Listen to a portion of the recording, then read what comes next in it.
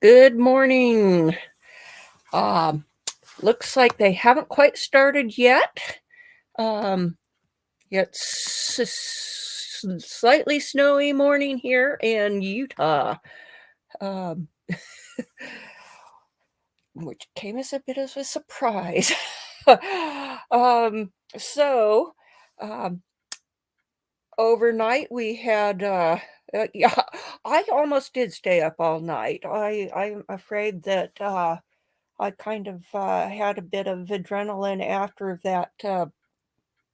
What do you call it? The police, or not the Michigan State University shooting, and the resolution to that in such quick order, which is always excellent.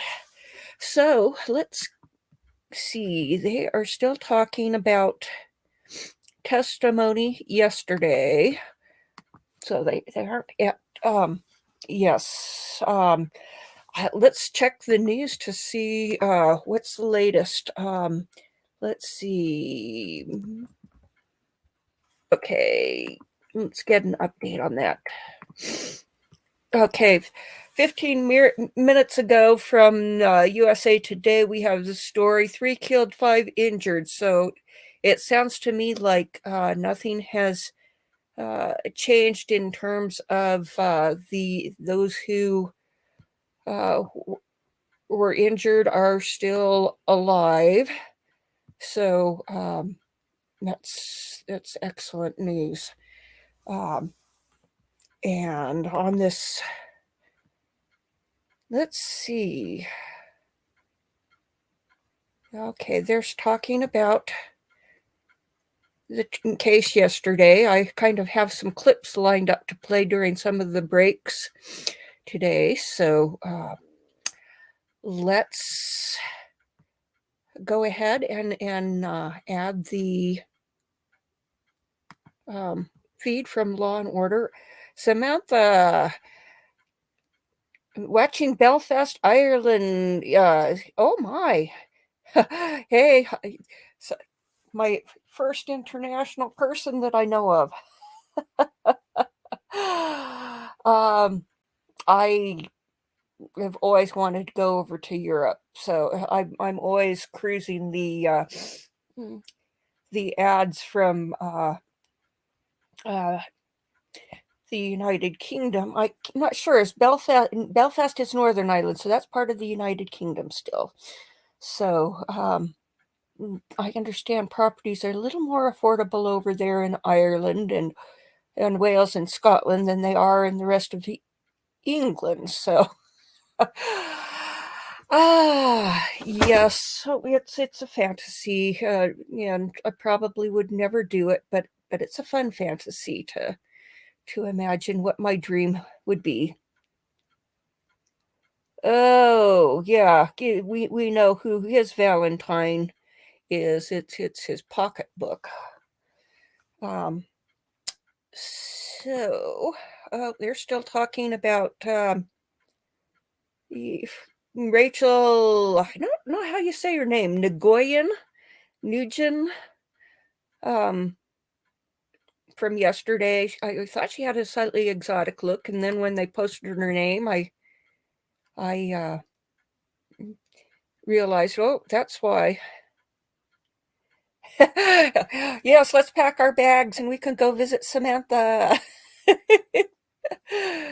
um, okay, yeah. In fact, I found the most darling little cottage in Wales for sale that would be at the top of my price if I could sell and go over there right now. And it's gorgeous, grade 2 listed cottage in a village and everything that one could wish for, except the proximity to my little great nieces and nephews. So, oh, thank you. Um, let's pull up the feed and add it in, and we can kind of make commentary on it while we're waiting for the court to actually start up. So let's see. I'm getting better at this. Okay.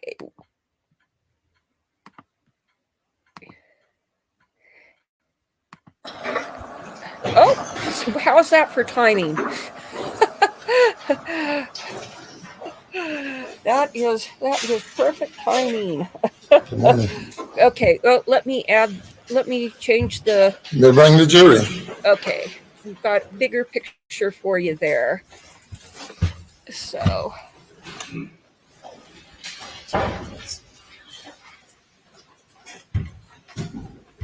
Yes, we are going to have the cross-examination of the coroner, who was an excellent witness yesterday. She's a professor, done like 5,500 autopsies, and is a professor and just extremely good for talking to the jury. So this will be good.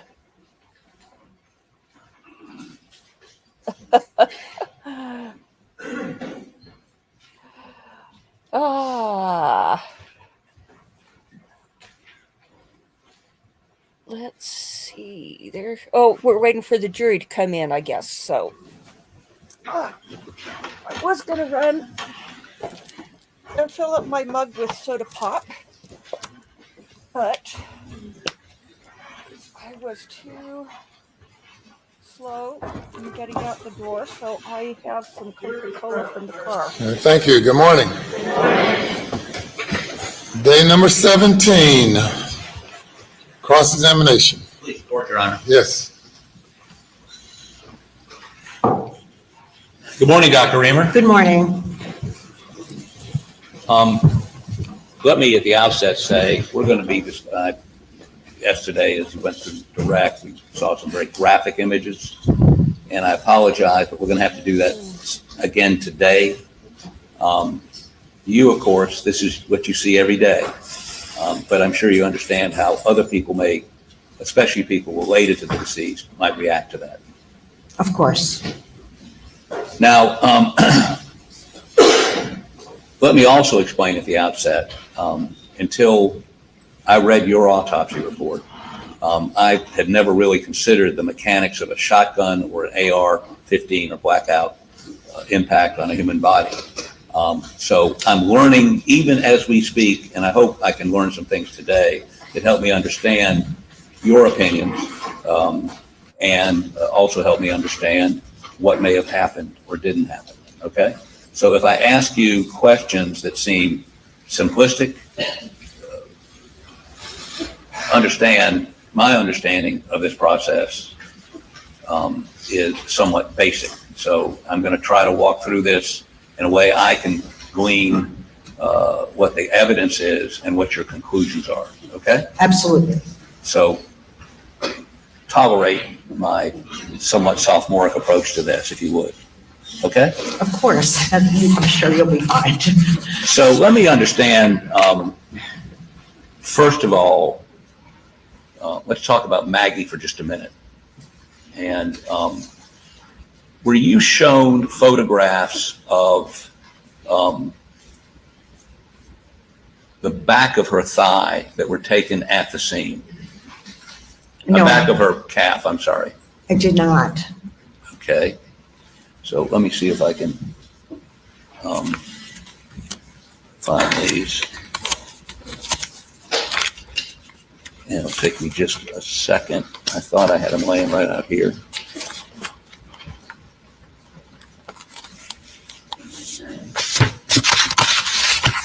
Thank you for indulgence. One moment.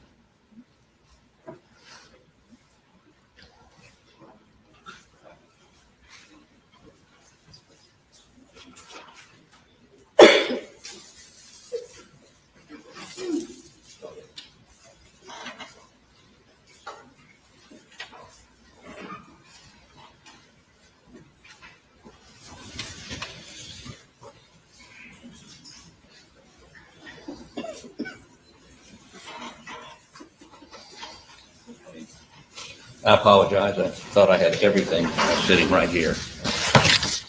Apparently I may.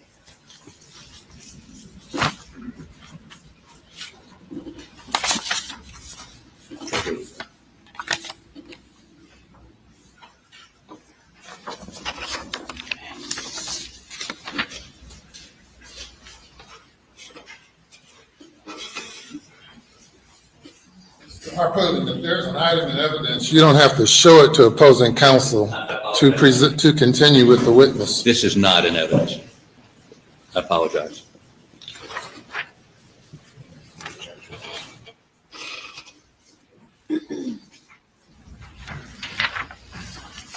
Your Honor, I would offer into evidence Defendant's Exhibit 115. Any objection? No objection on the site, Your Honor.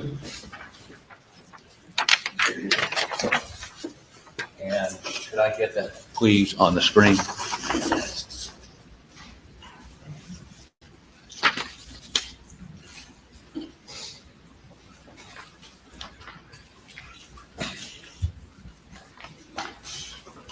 Have you seen that photograph before? No, I've not. Okay. In your, I noticed in your autopsy report, you remarked that there is a bruise on the back of the leg in that similar position, correct? Oh, I don't recall. Can I? Could you look, please? Thank you.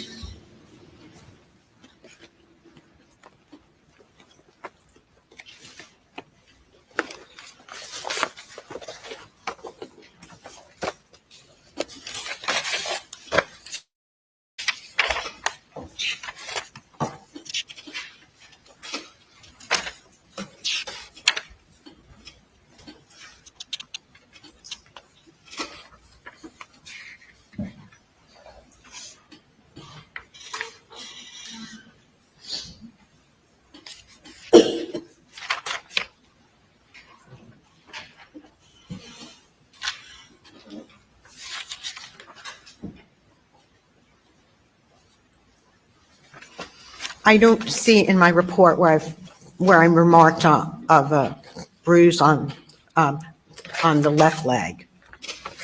Okay, so was there a bruise on the right leg?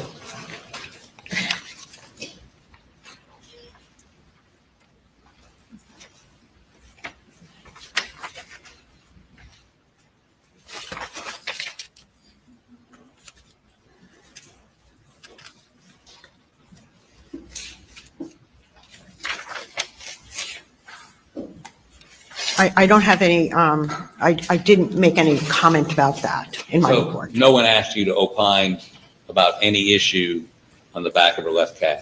No, and I did not observe that at autopsy. And by the time it got to autopsy, had her body been washed or? No, Okay, but if this is mud, you wouldn't necessarily expect to see it it. could have fallen off, correct? Correct. So, you were not asked to opine about whether this was whether there was bruising on the back of the left calf, which would have been consistent with somebody stepping on her calf. No, I was not asked about that, Okay. And you were not shown this photo. correct? Okay.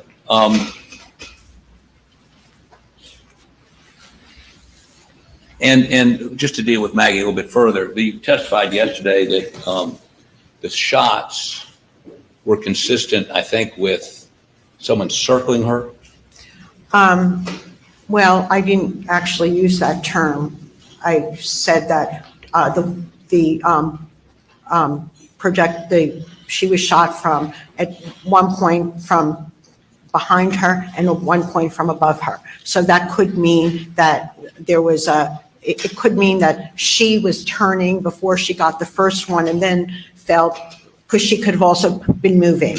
Well, So we know that the shooter was moving because some wounds have stippling, stippling and soot. Am I saying that correctly? well, there was no soot, but just Now, what we does have soot indicate? soot is a contact wound. Okay. So she had stippling, which is not quite contact, it's further back. 3 to 4 feet? Well, usually, we don't see it more than 3 feet away. Okay. So it's somewhere within 3 feet. Okay. And so she may have been turning. The shooter may have been moving straight on. I mean, that's as good an explanation for what you saw as somebody circling her, correct? Yes, I mean, from my perspective, based on the autopsy, that is a reasonable explanation. Of course. So the reasonable explanation is she's moving, trying to perhaps avoid being shot, turning around, trying to run, whatever, right? Well, she could be turning around after getting the initial shots. Right. And then if the shooter was still stationary, then she could have gotten that one. So it doesn't imply that she could have been moving, not just the shooter. Okay. And the ones without stippling were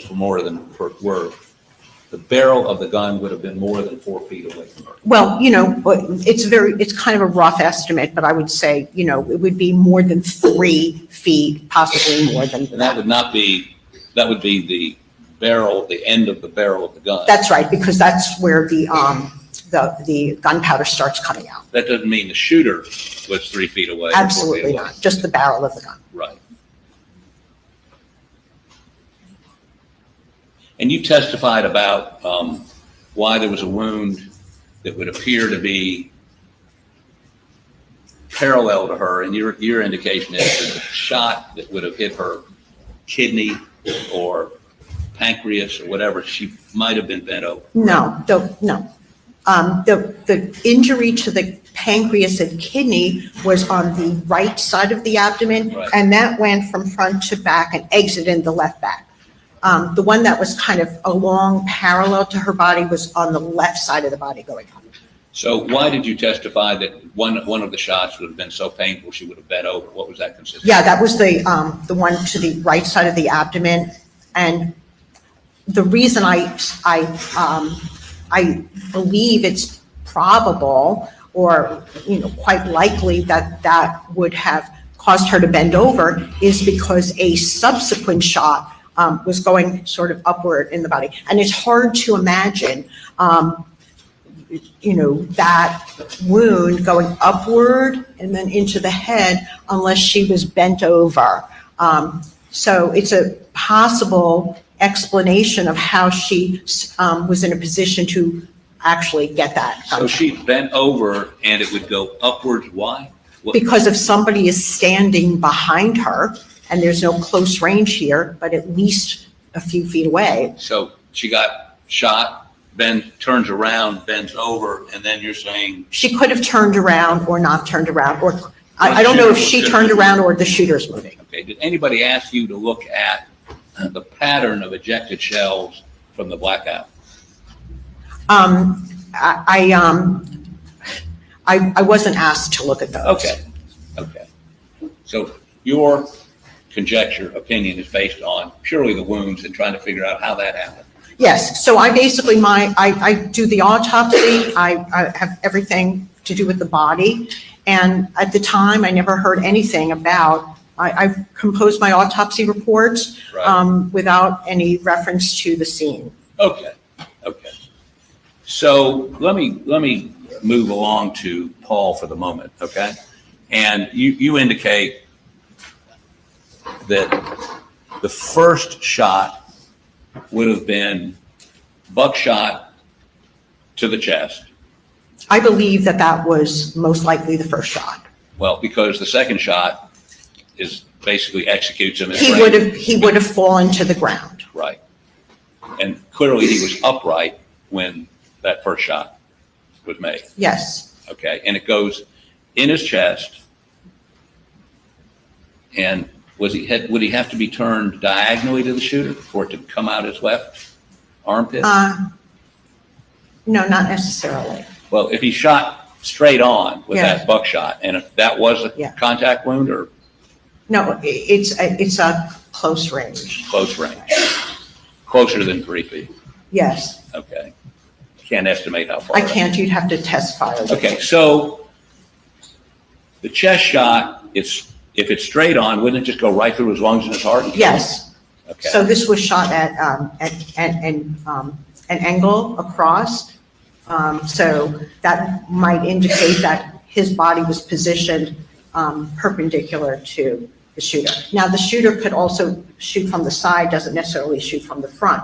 So we can't be 100% sure about So these things. if you're the shooter and Yes. I'm Paul and you shoot me with that buckshot, if I'm faced to the side would the results be consistent with your autopsy examination? Yes, Okay, and we know that some of those pellets, you think his arm was down by his side. I feel confident about that. Okay, and the reason for that is there are pellet holes in his arm, right? No, that's not the reason. The reason is because there's bruising around the exit wounds. They're kind of shored exits, and then we have corresponding bruising on the underside of the arm. So it indicates that they were in close proximity at the time the pellets exited and then re-entered.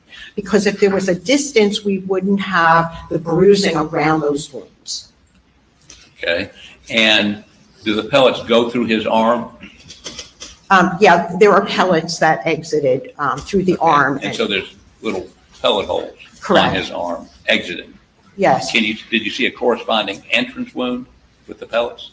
yes, the entrance pellet wounds were on the inside of the arm. Right, and then they go out, and I think they struck things after that, as far as you know. I don't know what happened to them after they left the body. So either the shooter is to his right, Yes, shooting across, yes, okay, and you think that shooter would have been closer than 3 feet, but you can't say how Right. close. right. He could have been to his right, or Paul may have turned his body in that perpendicular manner yes, But either way, there would have been almost immediate bleeding, well, not a fatal wound, there would have been immediate bleeding from that wound, correct? there would have been bleeding. It's hard to say how much, but certainly I would expect some bleeding. But if there were footprints found halfway into that feed room, and those are Paul's footprints, would that indicate to you that he had stepped in his own blood? Oh, that's certainly possible. Okay, not inconsistent with what you have. Correct. And that second shot would have come, I mean, as I understand it, Mr. Barber, can you take your coat off and come here, please? I hate to do this to him, but I can't really do it to myself.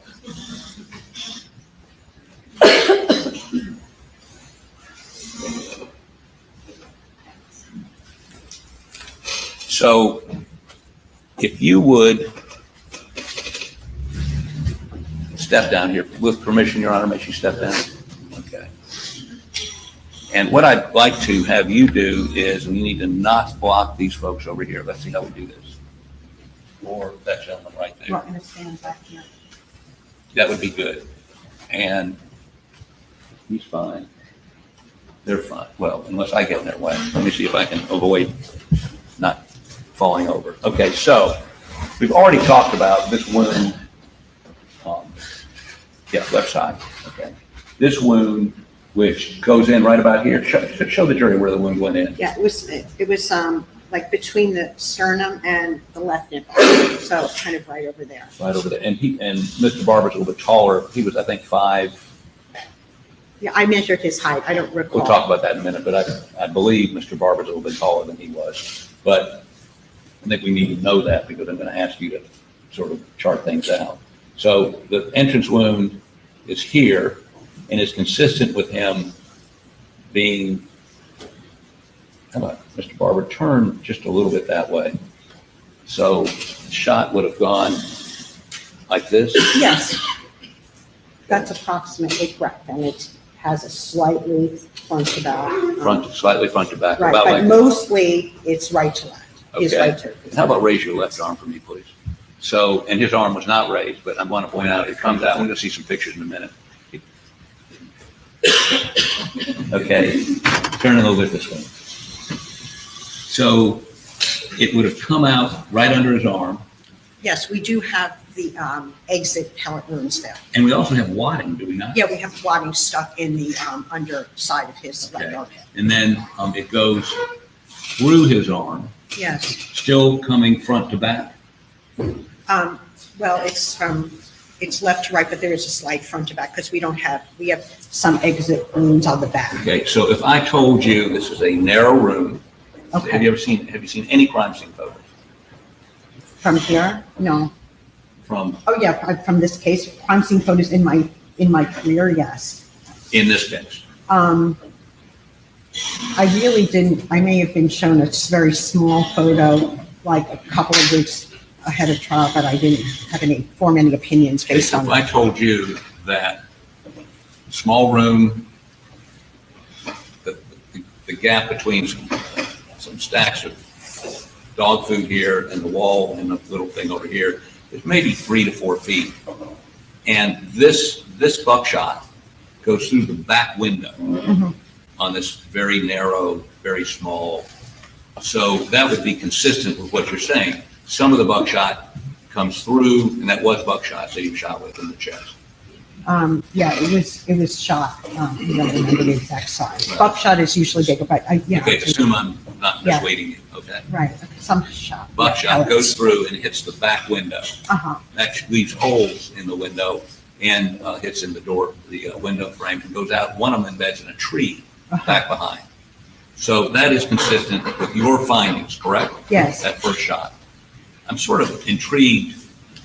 Is there anything about the exterior of this shot?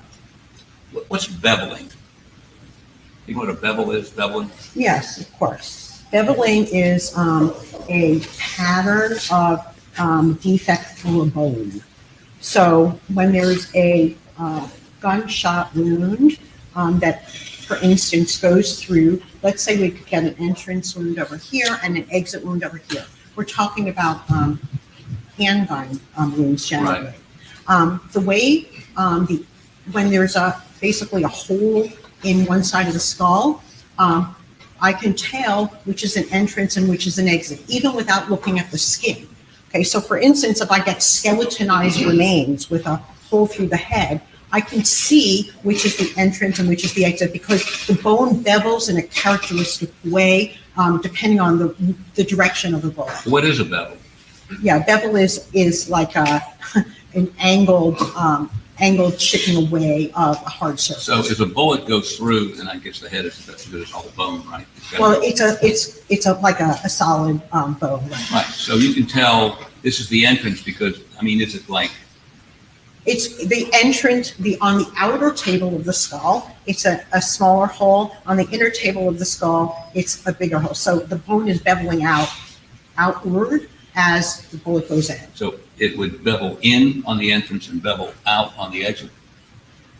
Yeah, well, bevel in, meaning sometimes people don't always use these words consistently, even forensic pathologists. But there is a inward beveling, but means it's kind of beveled outward. So Bevel the outward, entrance- inside the wound, you see something that would indicate. wider, yes, it's Wider. wider on the inner table of the skull than the outer table. And when it exits, do you have a narrower bevel, if you will, or defect on the inside than on the outside? Yes, That was a lot. Okay. So was there, since this didn't enter bone, is there beveling with the flesh? no, it doesn't bevel because there's too much elasticity Okay. and also just shredding. Frequently, we can't see beveling on long bones either. The skull is kind of a flat bone, so it has that characteristic. Okay, and the second shot, as I understand it, you indicate can you, well, first of all, assume that he is, I can't assume that. So maybe we just forget about the feed room for just a minute, okay? So show the jury, please, where the initial, I mean, there's a shot, it's shot with a shotgun, Yes, and it is more than, since there's no stippling or soot or anything that would indicate a close shot, correct? correct. So more than 3 or 4 feet away, More than 3, yes. more than 3. And where is the initial shot? Where does it hit? On the top of the left shoulder, When you say the top, the apex. okay, are there pellets in here? Yes, In the apex? yes. And I'm going to show you an X-ray in just a minute and have you demonstrate on Mr. Harper, where that hit. And they're shot in here. Yes. And you indicated you thought his chin was bent to the Yeah, left? this is something that I believe not necessarily have to be bent, but I do think it was at least tilted in this direction. The reason being, if this is in a horizontal direction and then goes through his cheek, let's say he's just your head up. And let's say it's just going through here and it would just kind of hit like over this side of his head. Okay, but meanwhile, it's kind of over here. So, and then the exit wound is back there. So at least we have a little bit of directionality like this. I don't know, if he was completely turned to the left, it would have gone through his face. But I think it makes the most sense knowing that a wound travels in a straight line, basically. Of course, these are pellets, so there's going to be a lot of destruction. But the fact that his face was spared from damage indicates to me that he had his head somewhat turned. I don't know exactly how much, but that it kind of coursed the top of the left shoulder into this left, neck, cheek area, and then exited the back of the head on the top. Let me find the X-ray pictures while he's standing up there. Here we go. Good. Wait 1 second. Let's see if we got one.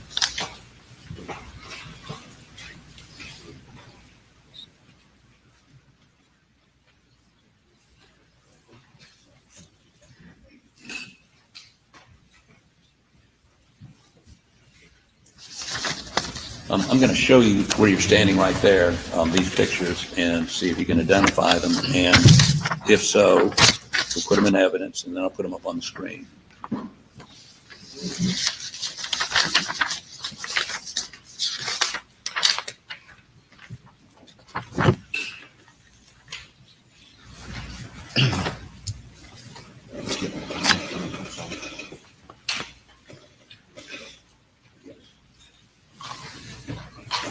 So I'd like you to look at these 3 photos and tell me if you can identify these. Am I speaking loud enough for the court report? Am I speaking loud enough when I'm facing that way? Okay. Yes, these are X-rays that were taken at the commencement of the autopsy. Okay. Your Honor, I would offer defendant's exhibits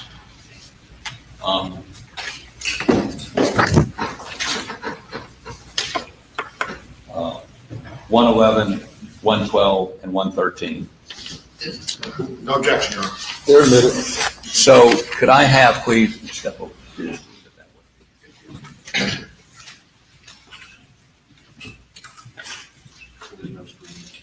There is. Okay, I'm sorry. Oh, that's much better. Okay, so let's see.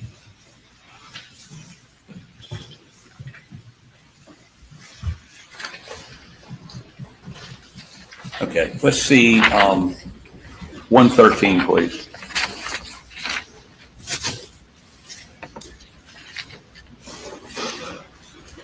Okay, so this is his left arm, correct? Yes, And this material up here, we see these little dots. What is that? yeah, those are the shotgun pellets. Okay. And they are, yeah, that's perfect.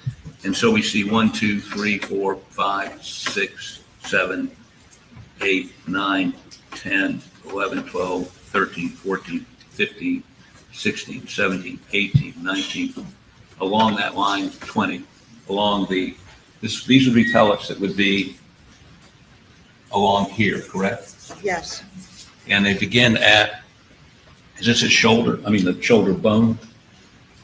Yes, it's, no, the soft tissue of the shoulder.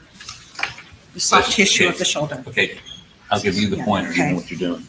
Yeah, this is the humeral head. Which would be- Humeral head, which Should is. show on Mr. Barber where Yeah, that this is. is the bone of the humerus. So our humerus is that long bone from the shoulder joint to the elbow joint. And we can see that this is basically, it's not really perforating the bone. There may be some defect at the edge of the bone, but it's pretty much on top in the soft tissues. Okay, and it goes on for a ways, and then if you would show me exhibit number 112. Okay, and would you focus on the upper right-hand corner, please? There you go. Now, that corresponds to this large picture, that orientation. Yes. Okay, so what is this showing us? There are significant numbers of pellets also in like the left neck area. Show us on Mr. Barber where that would be. Yeah, so the entrance is here, and pellets are basically spreading, so they're included, there are pellets in the left side of the neck area over here, and then there's also some going into the brain. Okay, and let me see if I can count those. So, I mean, are these part of what we looked at before? Yes. Okay, and how far down did the new one start? It's a different view, so may not include all of them. Okay, so, but a number of them. Yeah, I mean, the purpose of the x-rays is basically to show what kind of ammunition remains in the body, if any. Did you remove these pellets? Not every single one, a representative number. Okay, so there's an exhibit that was shown to you by Mr. Waters of some pellets that you Yes. recovered, but that's not all the pellets you recovered. That's all the pellets I recovered. I don't stay for days to recover each pellet. It's actually a lot harder than it looks. Here they look like you know exactly where they are, but you can fish for like an hour to find one pellet. It's fairly small and there's a lot of tissue, and So so you got- I you get a got- handful of them and that's sufficient. Did you keep the buckshot separate from the bird shot? Because this is bird shot.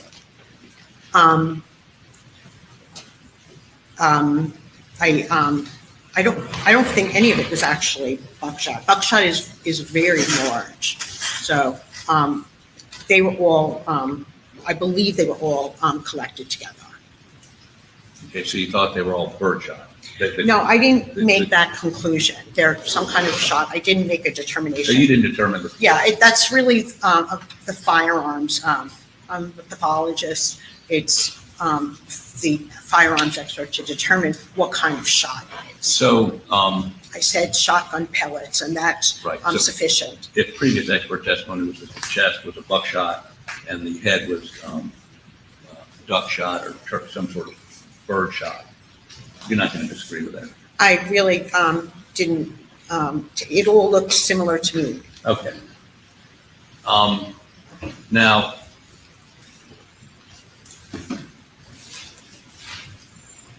let me see exhibit 111, please. And can you, I guess the lower left, well, maybe not. Let's start with the lower left of this, his left, lower, right there, okay? This is the total picture. Okay. And so what does this represent? Yeah, we can see his upper and lower teeth here, the upper teeth, the lower teeth. And so he actually did not have any fractures of his teeth. So the projectiles were going behind the teeth. His teeth were not all fractured out. So would you show on Mr. Barber where these pellets would have been? Yeah, this is just a two-dimensional image. So they're anywhere between here and here. Okay. It's hard to say based on a two-dimensional image. Okay, and I think, show us where you think the exit wound was. On the right side of the top. The back of his head. The top of his head. The top of his head. Toward the back. towards Yes. the back. And if you were to extend out the shoulder wound, the neck, the path of these pellets, and then the exit wound, I mean, did you actually see an exit wound? Was there?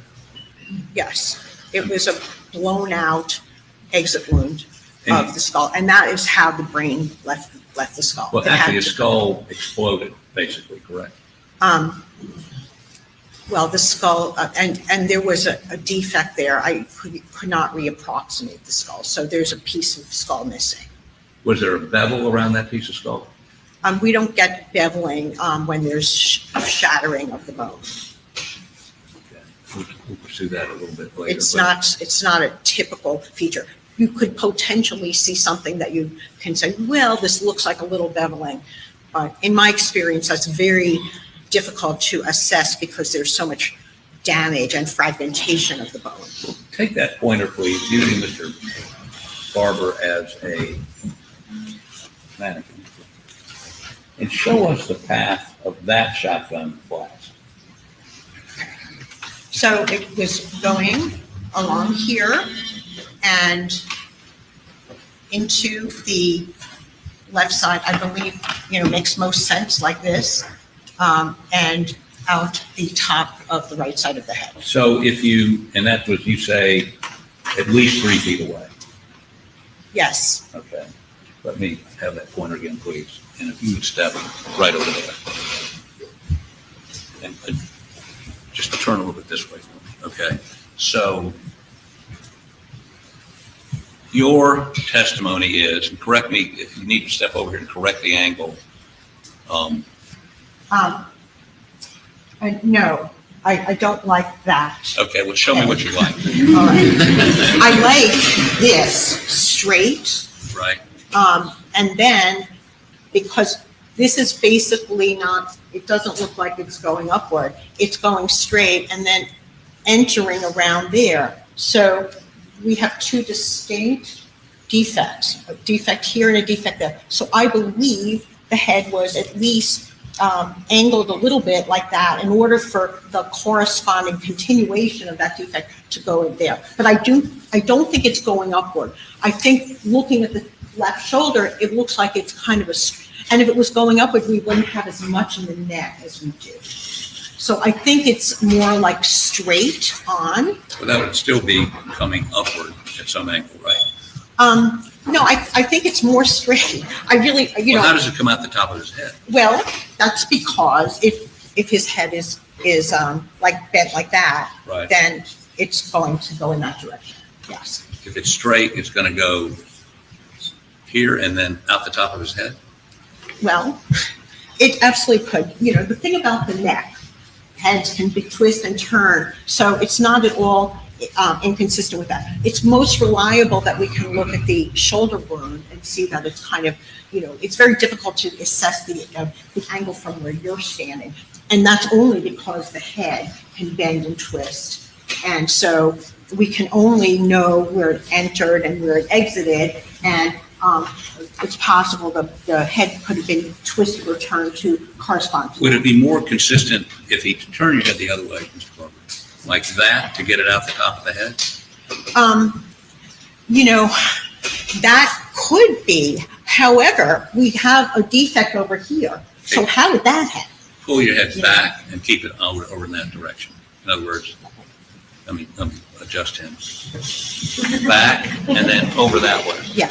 Is that consistent with it coming in here, going this way, and then out the top Yes, of the I head? think that the head tilt to the right, as you've just demonstrated, Right. is perfectly consistent with that. However, because the hole here is here, I think even if his head's to the right, it would still be turned like that.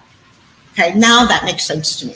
So, Right. So the shooter would be at least 3 feet away from that right there, right? Yes. And would he have it up or would he have it down or? It's hard to say, and that's because the head can tilt. We only have one area of an entrance wound here, and it seems to be approximately horizontal. But it's impossible for me to say whether it's the entrance is kind of below him or at his level, or potentially above him with Paul leaning over. It's hard to know. And that's because people aren't necessarily standing up straight. And they also, the thing about injuries on the head and neck, there's so much twisting and bending possible. Okay, Ms. Barber, stand up straight. You get the crick there? Okay, I'm sorry.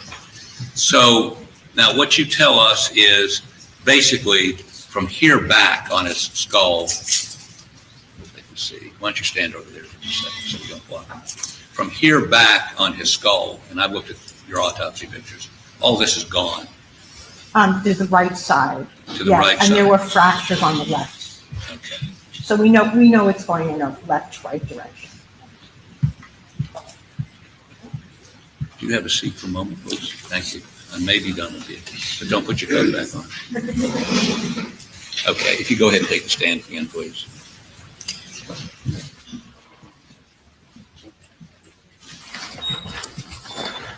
Okay, let me ask you a couple preparatory questions. Are you familiar with this book? Yes. Okay, and it is like a definitive, I mean, I'm told most pathologists have read this. And Yeah, it's a highly respected book on gunshot wounds. Okay, so if you go to page 228 in this book,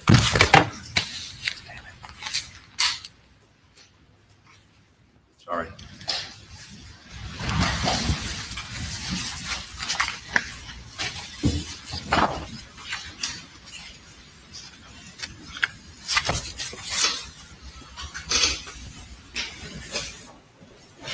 Can you identify this as page 228 in this book?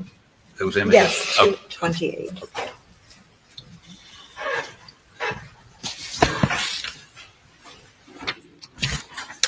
showing, let's say, a copy of page 228.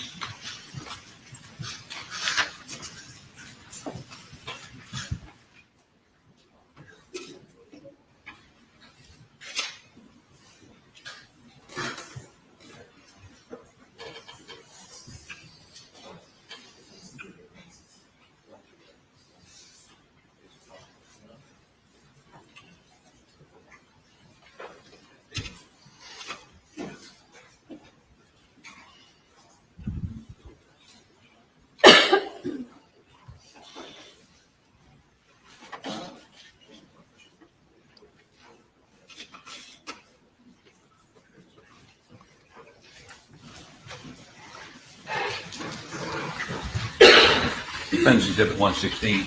Is this a copy of what I just showed you out of the book? Yes. Okay. Your Honor, we'd offer this into evidence.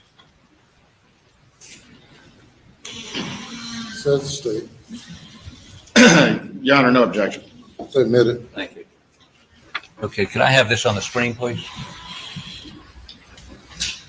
Can you do this for me? Would you start, show me the first two slides up top along with what's written there.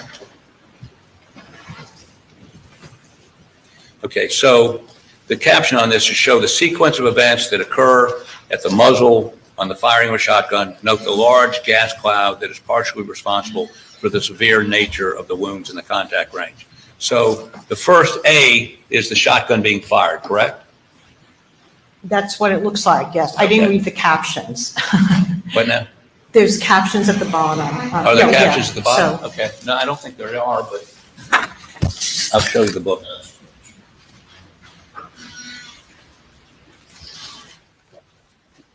okay. Okay, so I imagine that's sequence, right?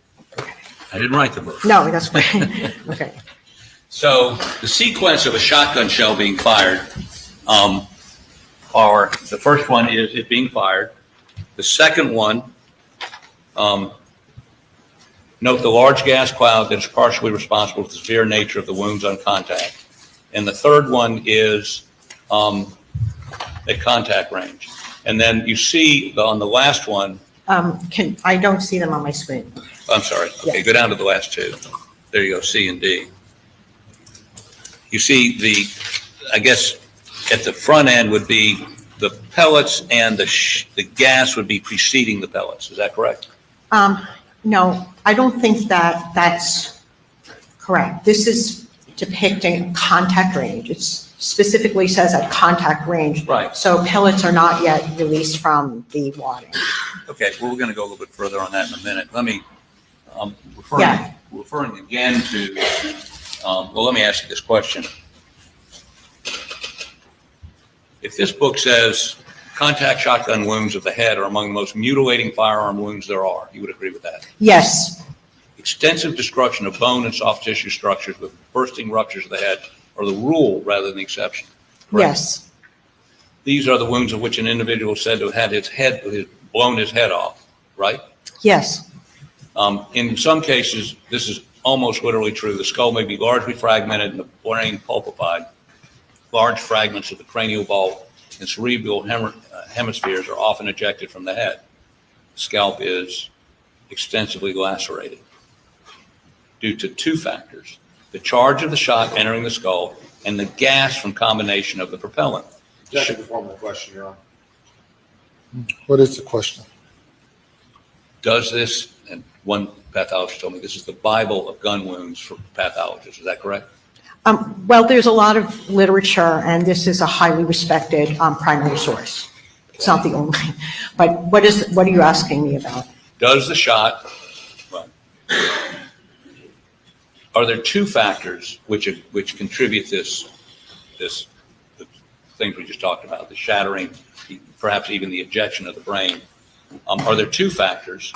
The charge of the shot entering the skull and the gas from combustion of the propellant. Okay, well, he's actually discussing contact Yes, shotgun ma'am. wounds, and that's not what we have here, but we have similar destruction.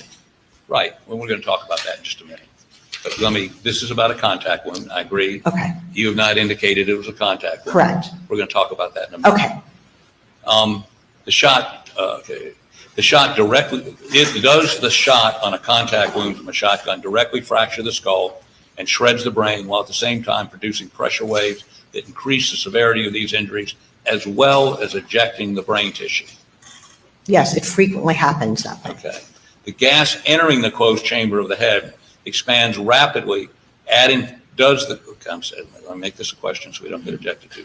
Does the gas entering the closed chamber of the head expand rapidly, adding to the pressure waves, acting on the bony framework of the skull? The only way for the skull to relieve the pressure produced is to shatter. I would agree with that. Okay.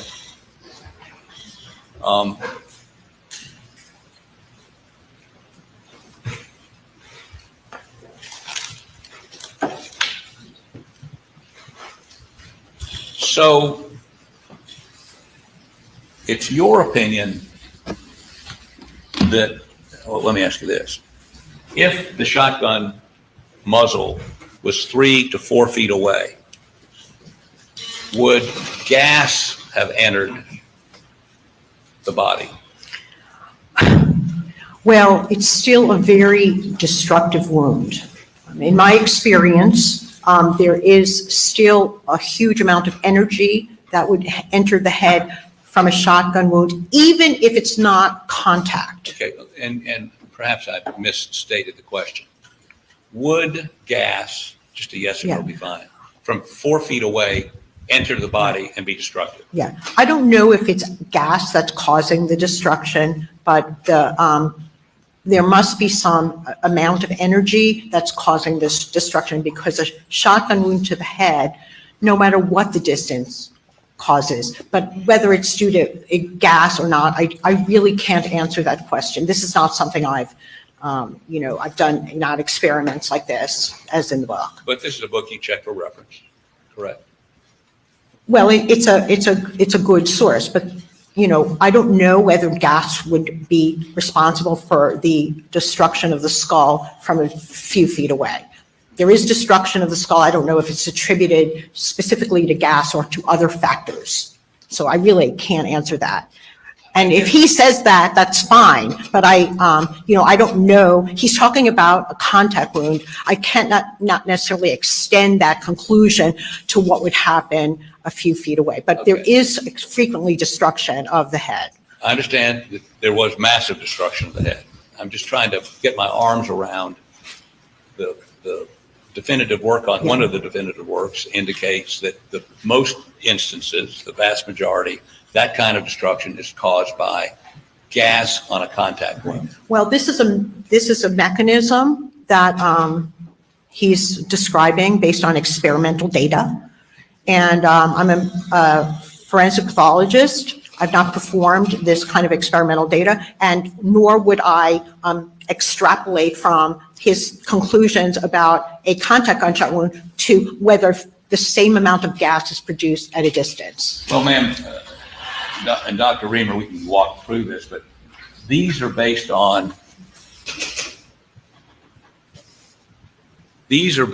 not on some experiment, but actually on people that typically shot themselves in the head, contact wound with a shotgun. Would that surprise you? Well, these are depictions of shotguns being fired. Yeah, contact shotgun wounds to the head cause massive destruction, and a lot of that is from gas buildup. Okay, now we're on the same page, literally. So it's your position, there's a lot of energy when it's fired from 3 or 4 feet away, hits the shoulder, hits the neck, comes through and hits the head, and the head explodes, correct? Yes. And have you had a number of autopsies you've done of victims whose heads have exploded as a result of a shotgun? Yes. Okay. And many of those were contact suicide wounds? Yes. Okay. Have you ever had one, and we can talk about the details of that, where someone was shot from 3 or 4 feet away, no initial contact with the head? You would agree, no initial contact with the head. Correct. It goes through the shoulder, the neck, and then the head explodes. Have you ever had one of those? Yes, these are very dynamic, and he still actually had a lot of his head there. Sometimes with the shotgun wound, the entire head is basically, you don't really see very much up above like the teeth. Right. So this was, there was obviously horrible destruction of this skull, but his face was intact, and frequently a contact causes fractures of the face. So, I don't see any evidence of contact range discharge on the left side of the neck. So it was not my conclusion. That was not my opinion that this is a contact shotgun wound. Well, let's talk a little bit about this. Your position is the energy by a shotgun blast that went through the arm, through the neck, and then up to the brain still had enough energy. Is it the energy caused by, is it pellets going into the brain? Yes, well, not just pellets, but there's also fracturing of the base of the skull, which is a bone that holds underneath the skull, and that fracturing with sufficient force can actually push the brain out. And so it's a variety of mechanisms that could contribute to the destruction and the loss of brain tissue. It's not only pushes, it fractures the skull. In this case, the brain was brought to you in a separate bag because it ended up laying at his feet. It went up in the air and then plopped down at his feet, correct? Yes. Okay. The entire brain? Most of it, yeah, except for the brain stem. It exploded out of his head. Yes. And the skull was at least almost destroyed around where you say the exit wound is, correct? Yes. Now, you've indicated the state did not show you any crime scene photos, correct? I really didn't look at them. Yeah. I mean, they might have said, oh, here, this is a picture of the wall, but I didn't look at them. And they were thumbnail size. So this is a couple of weeks before trial. Okay. Now, if you would put back up exhibit number, here we go. Exhibit number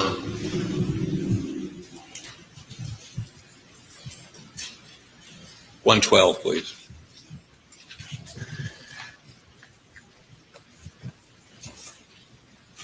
No, I don't think, is that 112? That's the chest. I apologize. 113.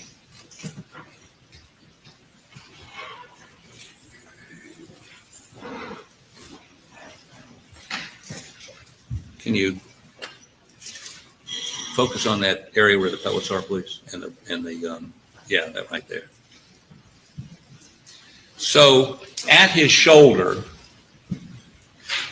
how big a spread is that? I mean, as it comes in, is it 2 inches, 3 inches, 4 inches, 5 inches, that wound? I didn't measure the spread of the pellets.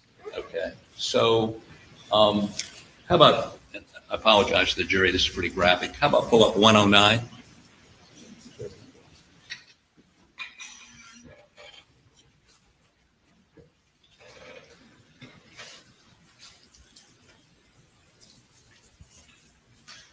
Okay, so this depicts a very big wound in the shoulder, correct? Yeah, that's a typical appearing shotgun entrance wound. Okay, and would you come down here for just a second, please?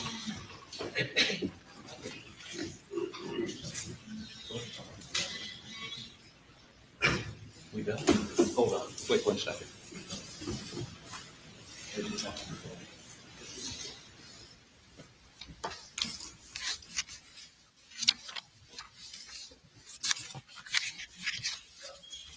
You're right.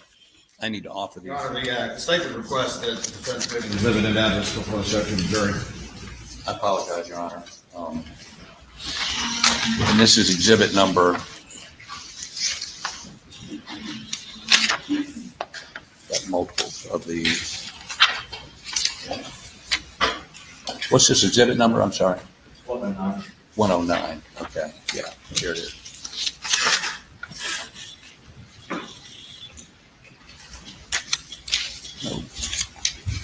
I apologize, Your Honor. I got ahead of myself. Won't take 2 seconds. 110, 109. Here we go.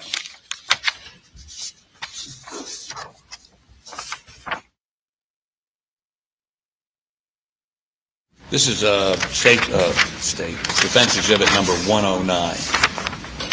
Have you seen that before? Yes, this is my autopsy photo. Offered in evidence, Your Honor. Submitted. Would you put it up the screen, please?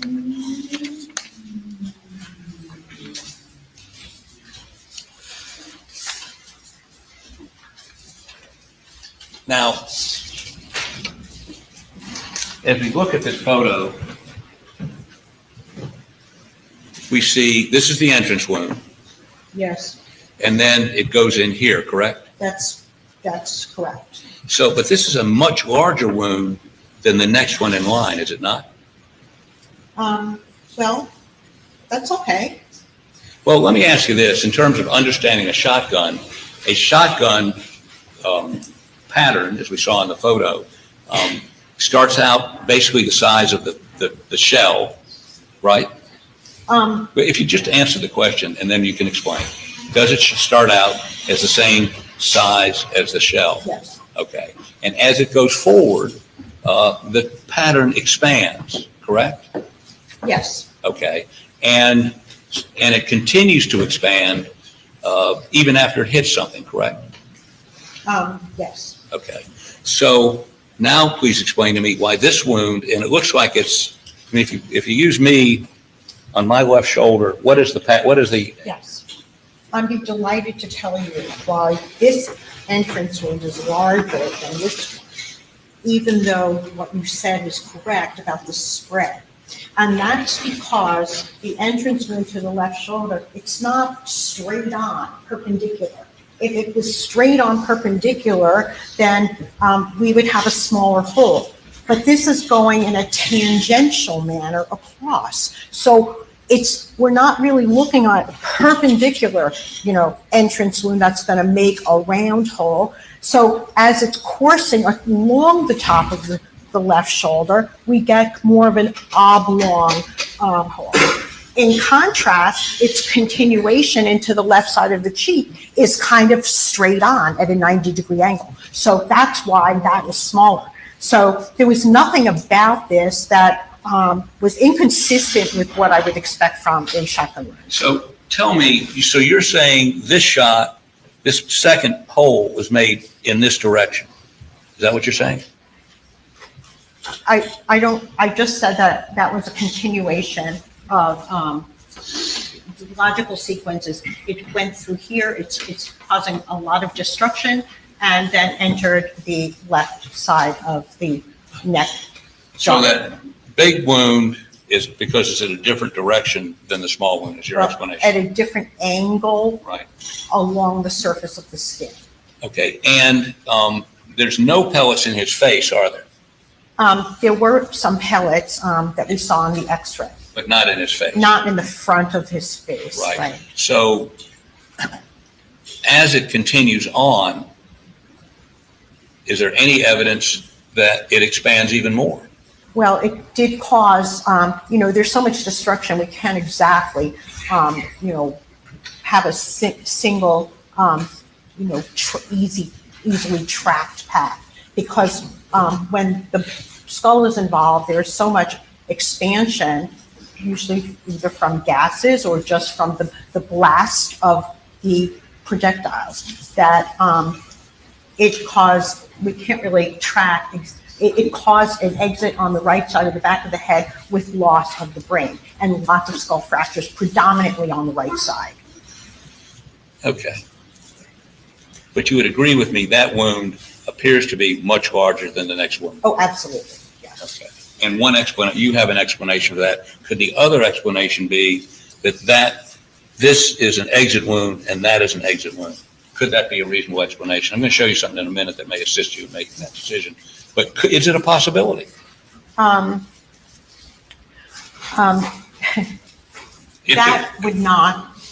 is not, I do not believe this is consistent with an exit wound from a shotgun. There would be a lot more destruction because, it had to be coming from somewhere, right? Somewhere else. How about a contact wound on the head, on the back, right back of the head? What would you expect to see on the bone structure of the back right of the head if that was a contact wound on the head? Well, I would not expect the brain to come out. We would have had opening of a lot of skull. We would have had a path through the brain, which is not at all what happens here. So if there was a contact wound, and we saw a moment ago, and you agree that the gas would enter first, explode the skull, the brain would pop out. Did you find any pellets in the brain? I don't remember if they were from the brain, but the brain was basically intact. A contact gunshot wound to the top of the head would cause, a huge defect of the brain. Right, because the gas going in on a contact wound would create such a pressure, as we just read, that the skull would explode and the brain would pop out. No, I don't think that would happen from a wound that was going toward the brain from above. I think we would have certainly destruction of the brain, but it wouldn't just pop out because it's in the path of fire. There's going to be massive destruction of the brain. It may end up on the floor, but it's going to be in multiple fragments. So in my experience, doing this for a long time, I do not think that the brain would have popped out the way it did from an entrance wound on the top of the head. Okay. Now, let me ask you to look at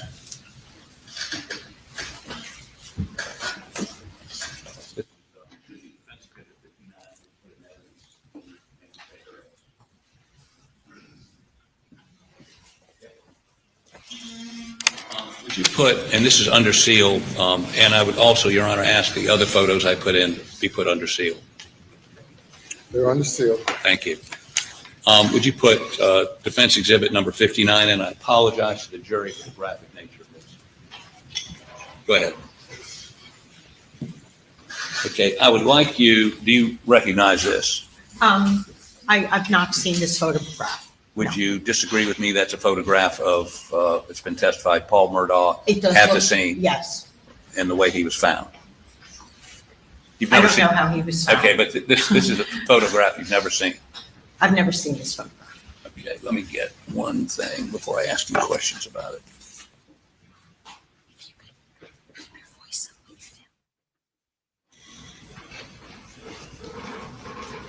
Okay, a couple things. If you would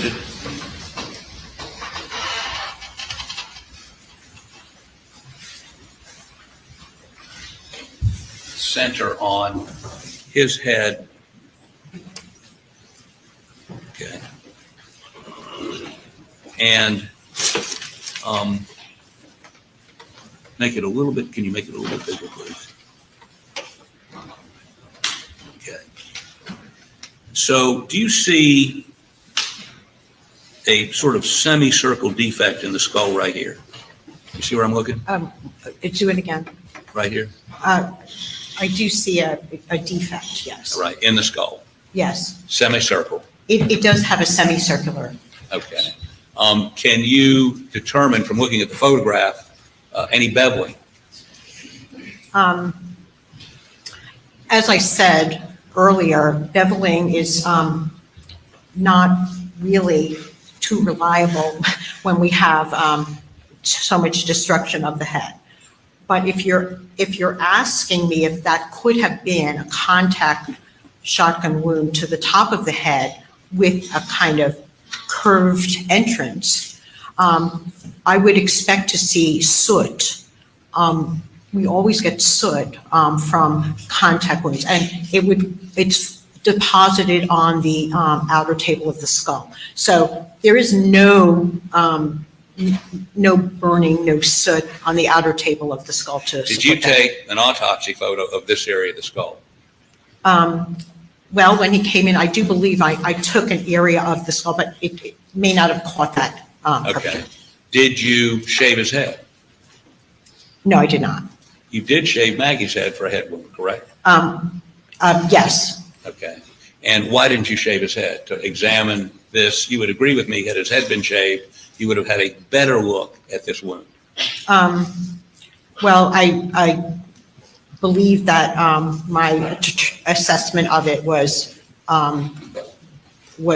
correct, and without, usually shaving is along an entrance wound, not an exit wound.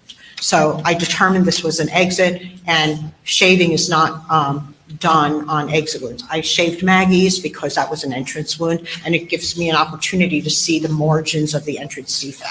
I guess what I'm asking is, you decided that was an exit wound without shaving the head, without looking for stippling, without looking for, so, because you would agree with me that to do that, effectively, you'd have to shave the head.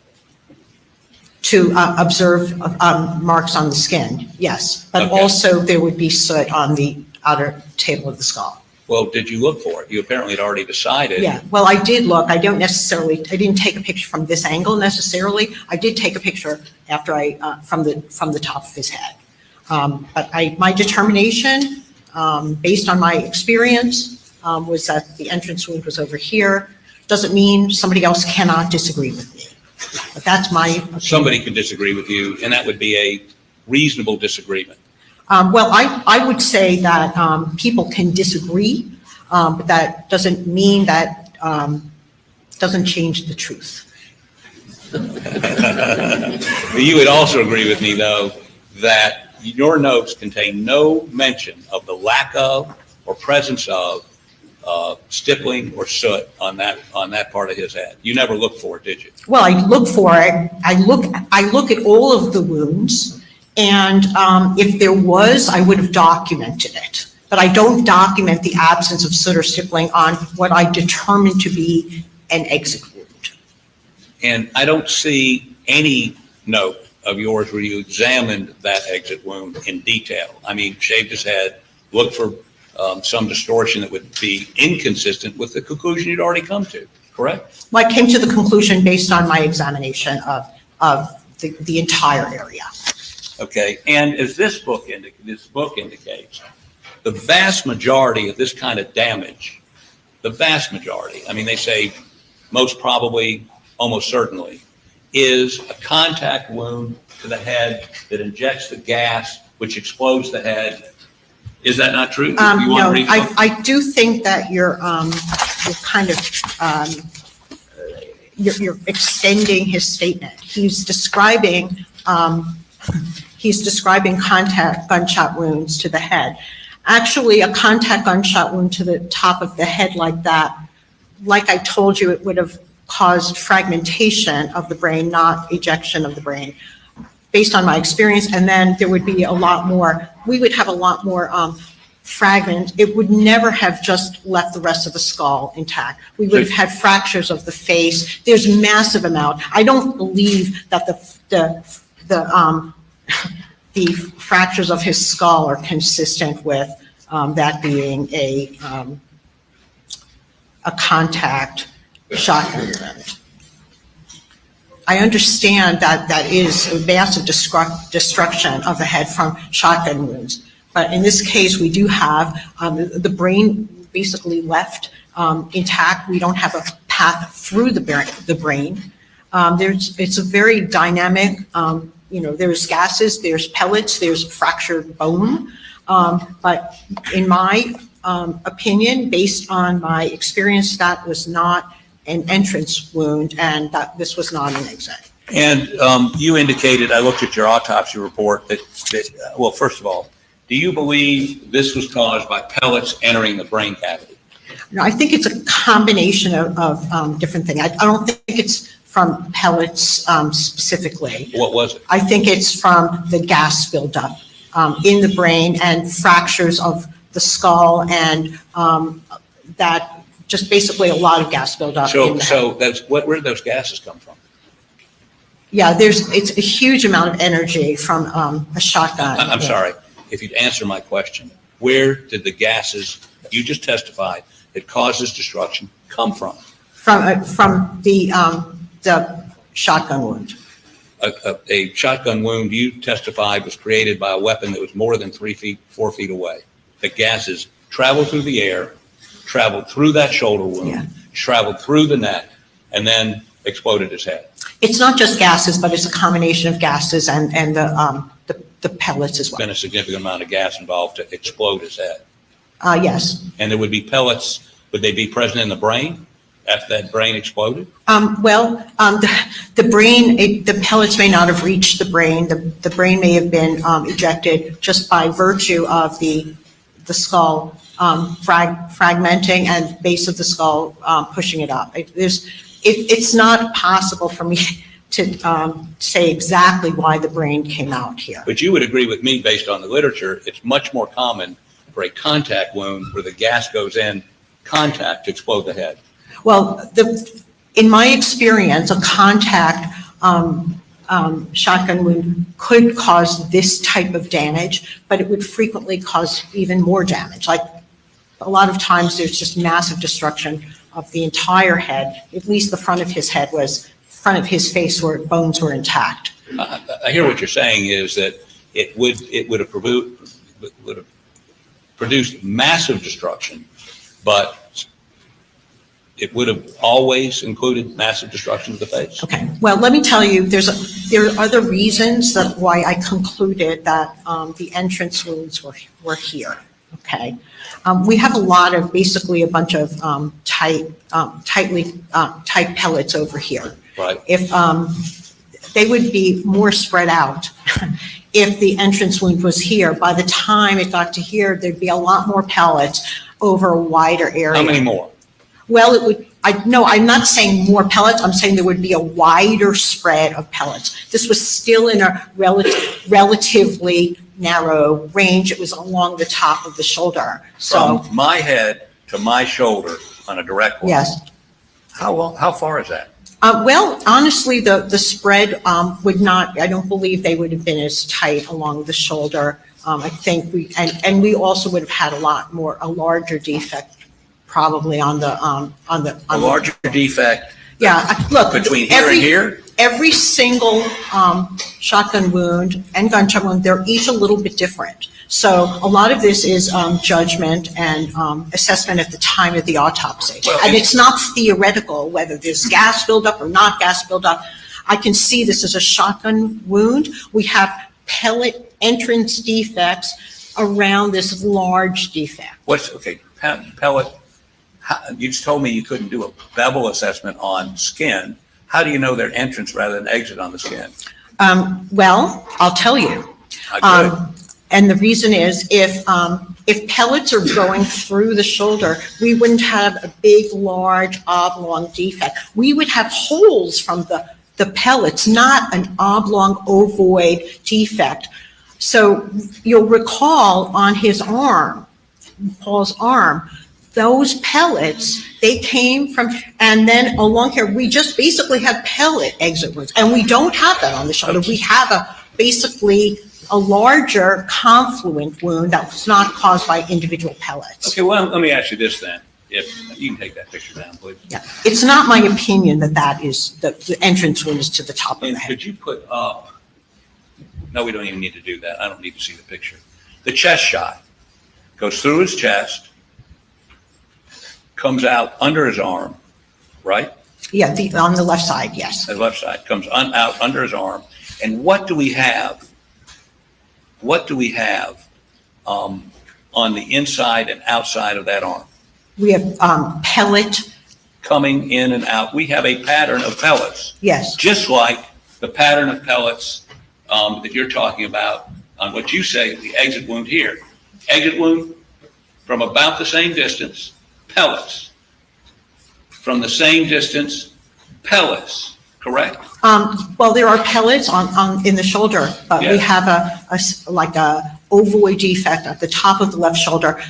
They're not a bunch of individual pellet wounds. We have pellets embedded in the tissue, but the actual defect, we don't have a defect like that on his arm, even though it may be the same distance. And the reason is because the pellets are exiting, but each one is going through the left arm individually. Okay. Whereas if this was the entrance at the right side of the top of the back of the head, it's a good thought. Let's think about this. And it was coming through the head, regardless of what happened to the brain, and then exited here and then went along here. We would have a lot more individual pellet wounds on the shoulder as opposed to a large, huge, big area of skin and subcutaneous tissue loss. Pellets don't cause that type of damage on their own. So you and I both counted something between 30 and 40 pellets in that shoulder wound a little while ago, right?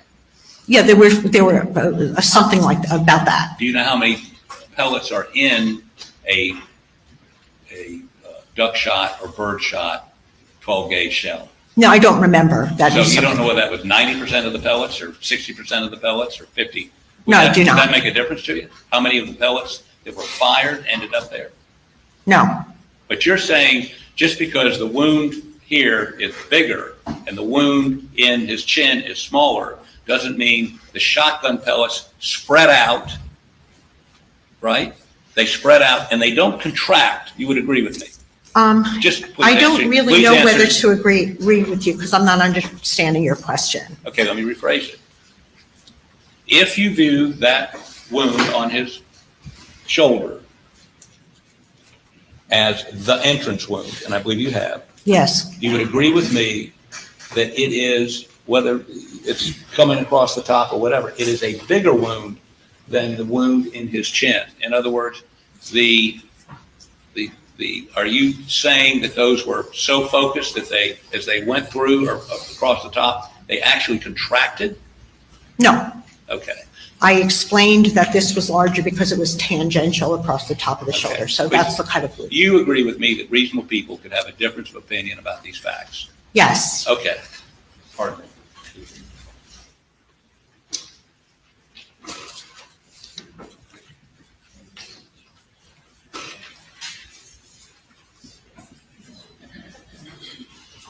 Just 2 seconds to make sure I put everything in the evidence I wanted.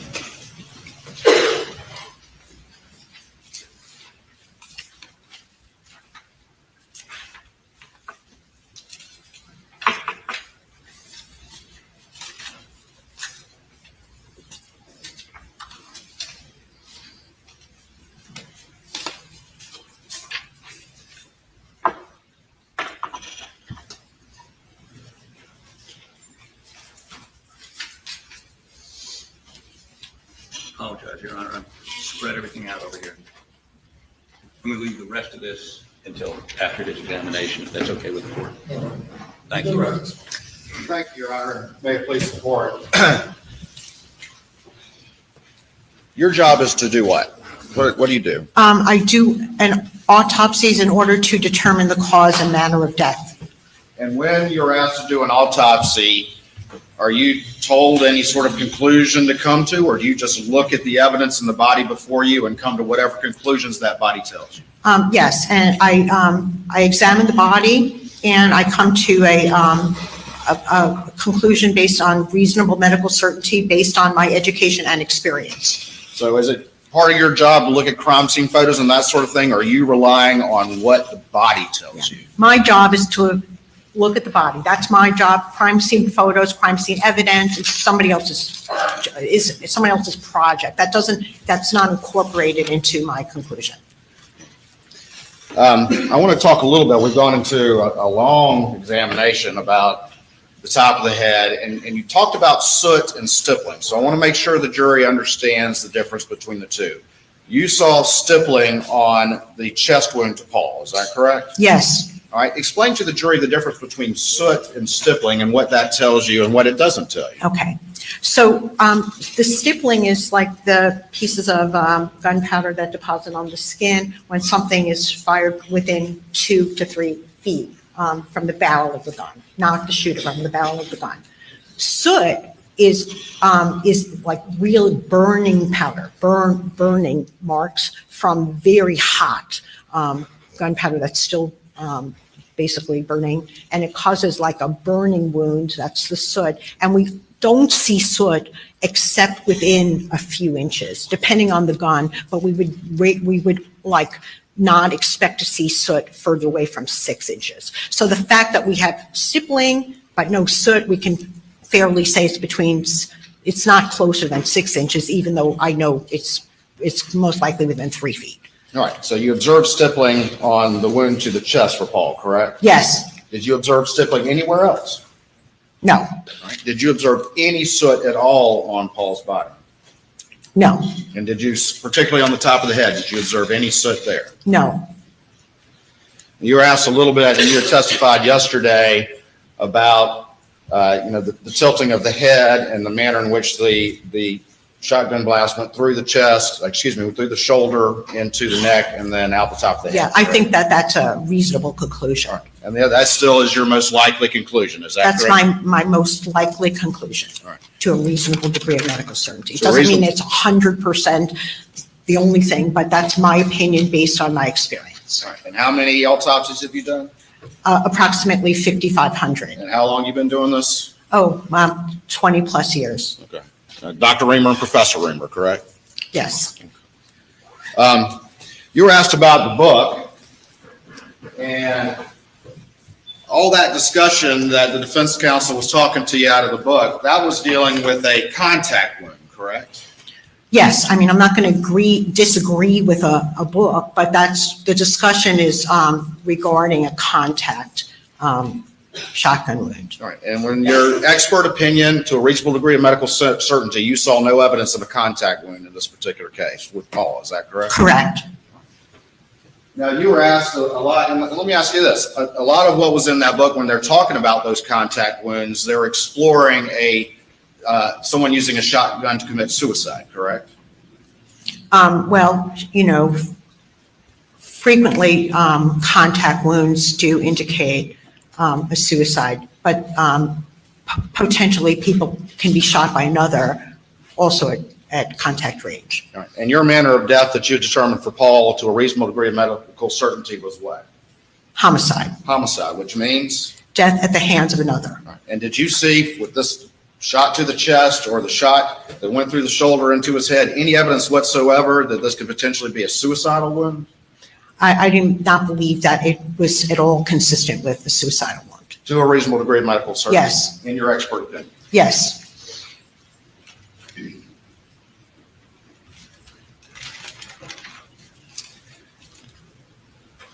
Let's talk a little bit more about the head wound. And you've been asked a lot of questions about the possibility that this was a contact wound from the top of the head. Is that correct? Yes, And your opinion, to a reasonable degree of medical certainty, is that it is not? it was not. Okay. Now let's talk about, just very quickly, without belaboring the point, some of the reasons. First of all, you saw no soot, correct? Correct. And then also with the damage inside Paul's head, did you see any evidence that would indicate that the force? Your Honor. Did you see any evidence that would indicate to you from the damage that Paul suffered that the force of the shot was going this way as opposed to that way? Going down from the top of his head as opposed to going? Yeah, I don't believe that it was going from the top of his head down.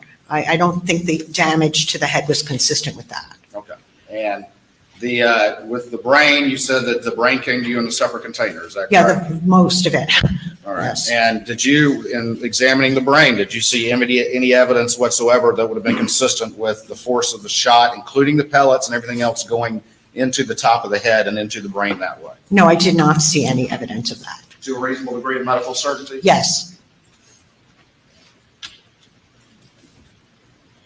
Did you find any wadding in Paul's head cavity? I don't think there was any wadding.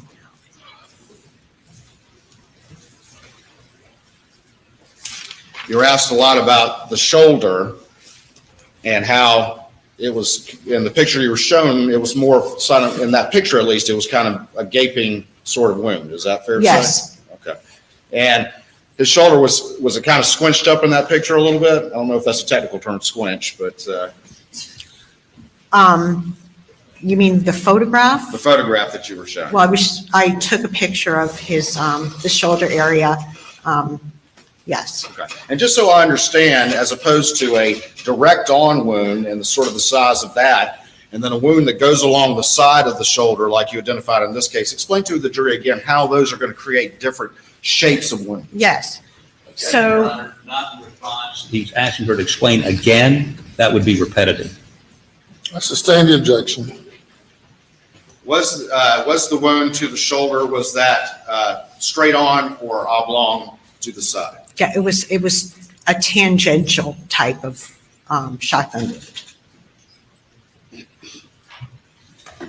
With that shoulder wound that you've identified that as the entrance wound, the initial wound, Yes, would you still expect to find the pellets in that wound consistent with what you saw in Paul? yes.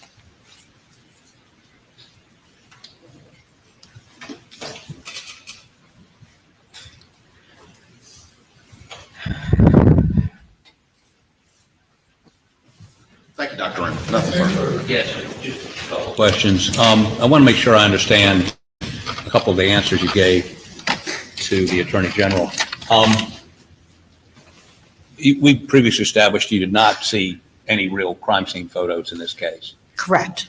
In many crime cases or some crime cases, do you look at crime scene photos to help you or assist you in your opinions concerning certain things on the autopsy? No, honestly, I don't. It's my job to examine the body, and I come to my conclusions, and I don't really, look at the crime scene photos. I could potentially ask for them if I saw something very unusual, and I'll say, wow, how did that happen? Or sometimes I'll see an entrance gunshot wound that has, I'll assess it. There may be a lot of glass around it, and I'll say, well, did this go through a window first? And I'll ask that question. I don't necessarily have to look at the photos. So there is information that I might ask, but, looking at the crime scene photos is really, not something that I do to help me come to a conclusion. Whatever's on the body, I will rely on what I see on the body, and if it fits with the crime scene photos, fine. But if not, I have my conclusions based on the body. But you just conceded you do occasionally ask to see crime scene photos. Occasionally. No, I don't ask to see the crime scene photos. I will ask to see, ask if something, like I just recently had a victim of multiple gunshot wounds, and I thought she may have been sitting in a car. Nobody told me anything like that because there was a bunch of glass fragments, kind of on it. All the entrance wounds were to the left side and all the exit wounds were to the right. And then there were like fragments of glass and kind of car parts, banging into the skin. So I was like, was she in a car? But I don't ask to see the photos. Really, it's not part of, my evaluation of the cause and manner of death, doing an autopsy. But like in this case, you had conversations with investigating officers, did you not? At their request. Did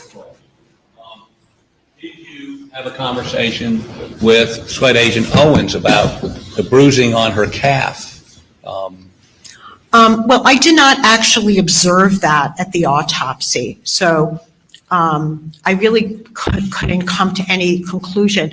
And it's very possible that was dirt from a shoe that was already gone by the time it came to me. I'm not autopsying the bodies at the scene. There's transport, there's movement into a body bag, but it may have been asked to me, but I distinctly said I didn't see that. But you did have a meeting after the autopsy and your report with, I believe it's Lieutenant Owens with SWED, the chief investigating officer, and discussed did he show you the muddy print? Objection beyond the scope. Objection is sustained.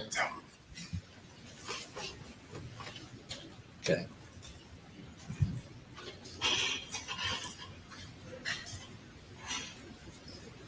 Well, I think that's probably all I have. Thank you so much for being here today. But an opinion is an opinion, right? Yes. Thank you.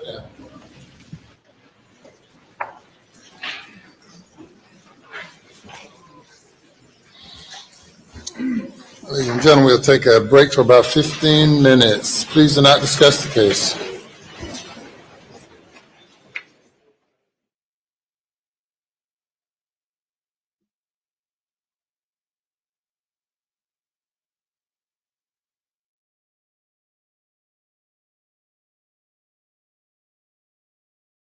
What was coming out of her mouth, but what was coming out of Alec Murdaugh's face. That was tears, that was stress, that was angst, and the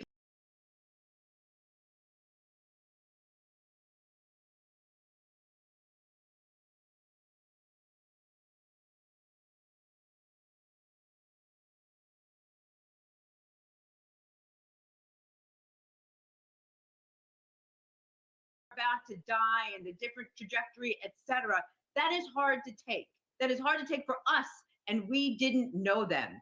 And if the jury was paying attention to his face, it matters not, I think, what the testimony was from this pathologist. We know they died from gunshot wounds. We know that. Did they really need to hear, did the jury really need to hear over and over again how Paul Murdaugh's brains were splatted out of his head? Did they really need that to prove or disprove who the shooter was? I say not. I think this was prosecutorial jumping the shark. Interesting, because the defense highlighted that in their opening statement. They're like, you are going to hear what happened to Paul, and you are going to have to consider that an hour before there's a Snapchat video where he's laughing with his son, and then an hour later he's going to blow his brains out. And I hate to use this phrase, but that's really what they're using, and they're using it for a specific reason. So I see that's an important point. Let's hit a break. When we come back, we're going to see where this goes next. Really, I got to say, not an easy day for the jury after hearing everything that they heard. We'll be back.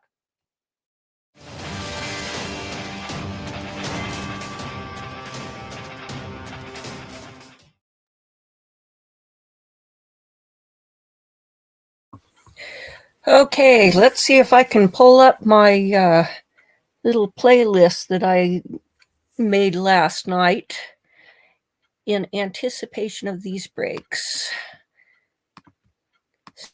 So I think we all agree we don't like we don't like the defense attorney. Let's see. About paying them per hour. I don't know. I don't see, I mean, it's just your opinion, you know. It's so condescending. So, let's see. Let me find my playlist here. Oh, let's see. No, it wasn't that playlist. It was a different playlist. So let's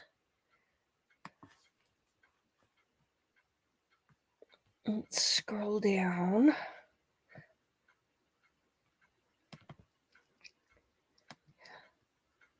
I've got too many playlists here. I started a Murdaugh trial playlist. So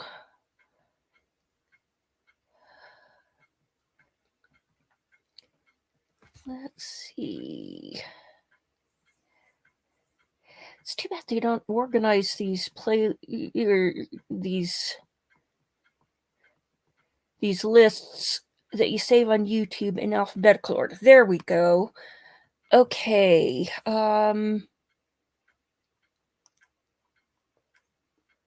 Here, this looks like a good one. Let's set this up. Okay.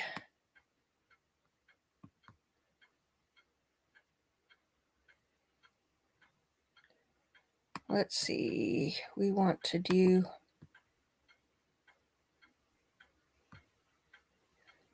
Okay, stop sharing that one. And start sharing.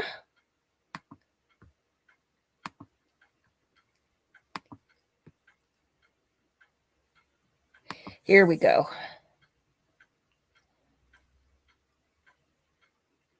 Oh, let's see. Let's get the volume. Okay, the volume is up.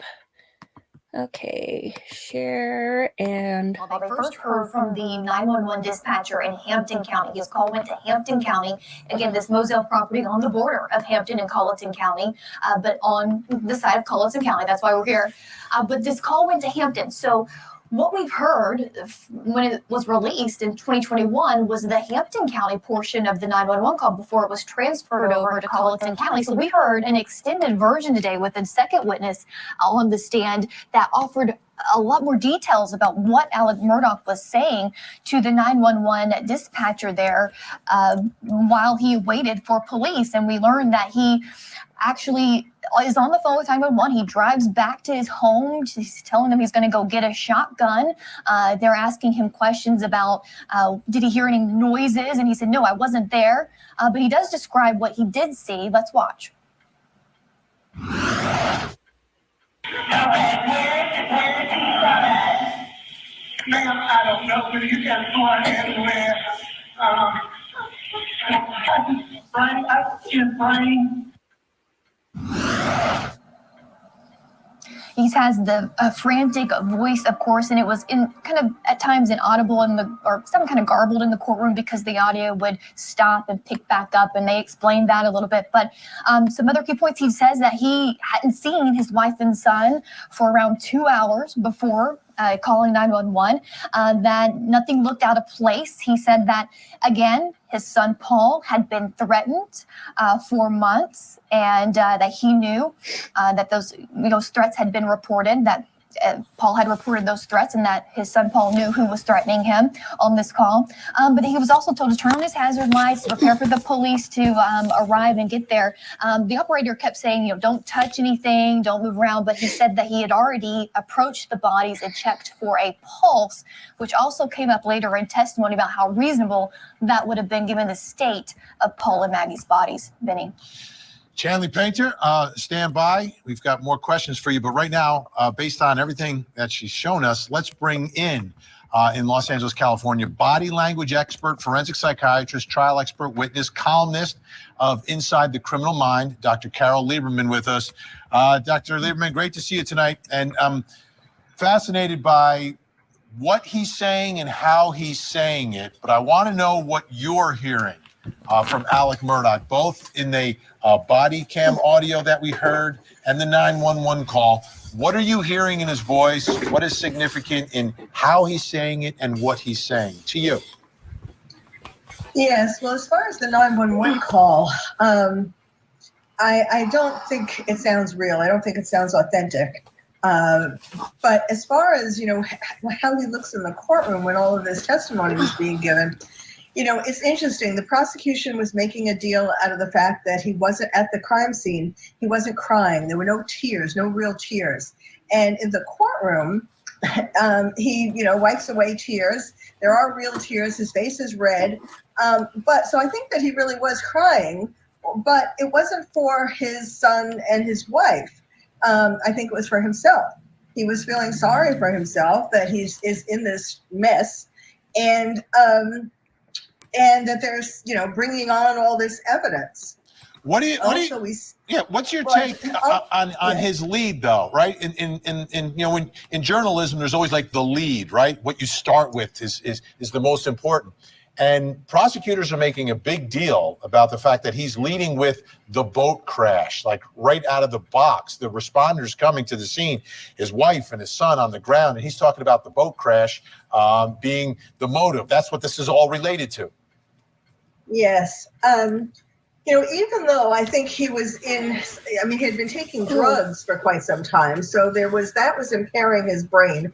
But at the same time, I think he had planned out so cleverly so much of what was there. Starting with having the story about the boat crash and blaming it on that. And, that is sort of a plausible thing. You would think that, yes, if there's proof that he has been getting hit or, and getting threats and so on, then yes, that would seem like a plausible thing. But the fact that he brings it up right at the beginning, instead of being really honestly upset about his wife and his son, is something that he had planned before he allegedly did all of this to begin with. He was going to blame it on the boat accident. It does. And I know that's where prosecutors are going with what they're saying. Anything else did you notice from his tone, the way he was reacting at the scene? Well, yes, he was he had a high-pitched voice. It was just bad acting. It's like what he thought you're supposed to be like when you see your wife and your son dead, and not just dead, but such an incredibly violent scene, gruesome scene, their brains splattered all over. And so I think he was, thought to himself, well, how would a person act? How are they supposed to act, a husband and a father, if they saw this kind of thing? Also, in terms of body language in the court, he's at times he's rocking back and forth, and that's a self-soothing action. And also, he's like chewing sometimes, and I don't know if that's because he has gum in his mouth or he's chewing the sides of his mouth, but it's anxiety. Dr. Carol Lieberman, great insight tonight. Thank you so much for helping us out. Thank you. Okay. Let's see. Get that. Oh. We have got to return back over to, let's see, share screen.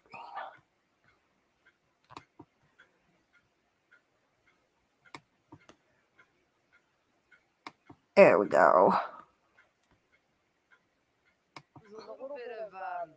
It was a bit of a disappointment to a lot of people because we just still don't have anything forensically linking him to the crime, although we've got circumstantial evidence. I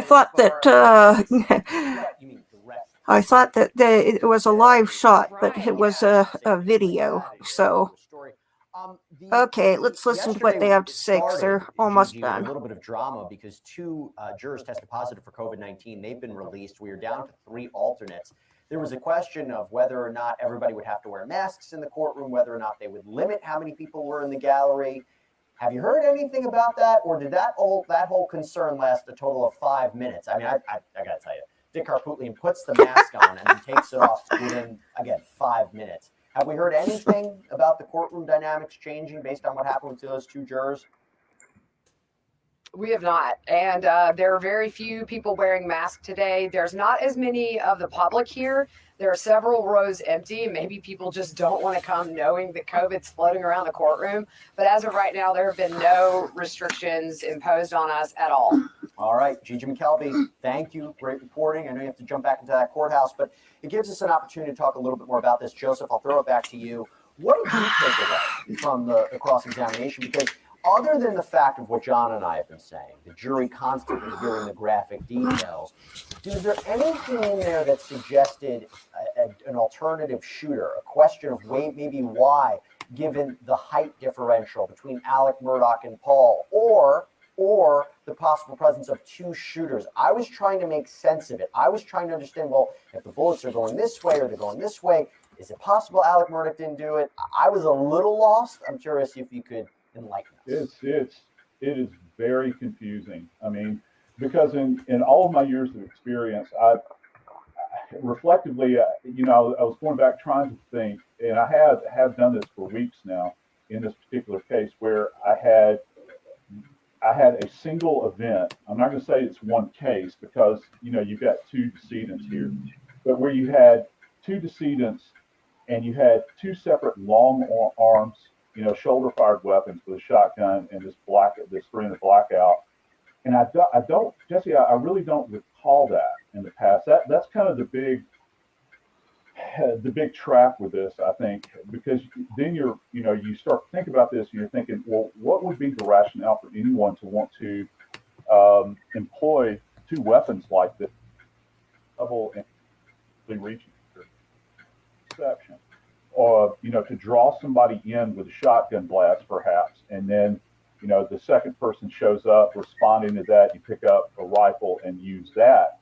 So because it's so hard for people that are familiar with shoulder fired arms, it's very difficult to wield both weapons and be able to access them to the point where you can get them up to your shoulder and you're firing them like this. You're having to dispose of one, and I mean not dispose, but essentially place it down, pick up another one, and utilize it in a very quick turnaround. Unless you have this thing strapped to your body somehow, like the military does. It's an odd situation. And I've thought about that quite a bit, relative to this, and I don't have any reasonable explanation for it. Of course, you begin to think about, is it possible that there were two shooters at the scene? I think the big threat to this whole thing is this gap of time. How much time elapsed between when Paul was shot and when Maggie was shot. And I don't know that we've narrowed that down sufficiently. Let me ask you this, Joseph, because I think we're working on getting Jonna back up. How strong do you feel about the prosecution's timeline of when these killings happen? If you ask me, I'm convinced it happened at 8:50 p.m. around that time, based on the cell phone evidence, based on the car data from Alec Murdaugh's car. Where do you stand on terms? No, I'm right with you, brother. I got to tell you, up until that time, I think that there was more speculation.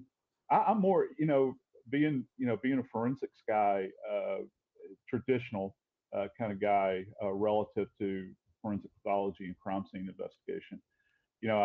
I list more toward that. I'm more fascinated by the digital forensics in this case, because I think therein lies the key. When you begin to think about movement, which was demonstrated early on, or at least the movement of the phone. We can't say the movement of the person, right? Right, because we don't know who was holding it. That was key. And then, of course, these other videos where we have a video and then we have a Snapchat video. And that's important to differentiate between those two as well. Yes. Because I think a lot of people are kind of conflating those two in some way. A lot of digital information, and again, the car data, because that's going to marry up. The key is, I think, though, Jesse, is, can the prosecution bring that home? Because it's so complex. We've covered a lot of complex cases. Would you agree in our time together? Yeah. I mean, layered cases. Maybe you do. I don't recall anything like this that had so many twists and turns. I don't recall a case where at this point, I'm still not sure. I can't recall a case where at this point, once the prosecution presents their case, I can say one way or another. I could say, I think the jury's going to come back finding him guilty or finding her guilty. Or I'll say, I don't know. I think that there's a strong chance this person's going to be acquitted. I'm split. Every day I switch, and maybe the jury's feeling the same way. Let's hit a break. When we come back, we'll get more into it. And of course, we're going to try to get Jonna back up and wait to jump live. Stay with us.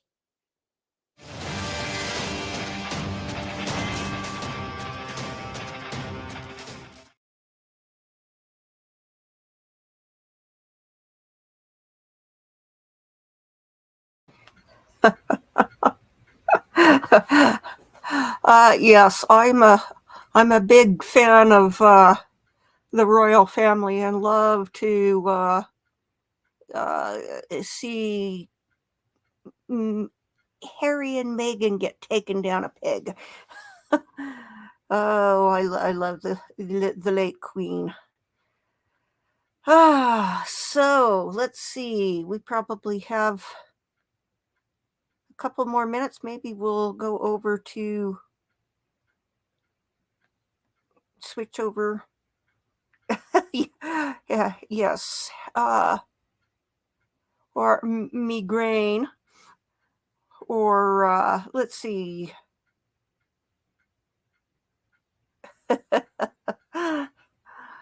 I see there's a new video from Lady C up that I'll have to watch later tonight. Yeah, talk about crime. They lived in the age of the Tudors. They'd be in the tower awaiting execution for treason. So okay, let's see if we can do the okay, stop screen. Now let's, for some reason this browser isn't behaving like maybe I was using a different browser yesterday. Okay, here is the footage. Get it.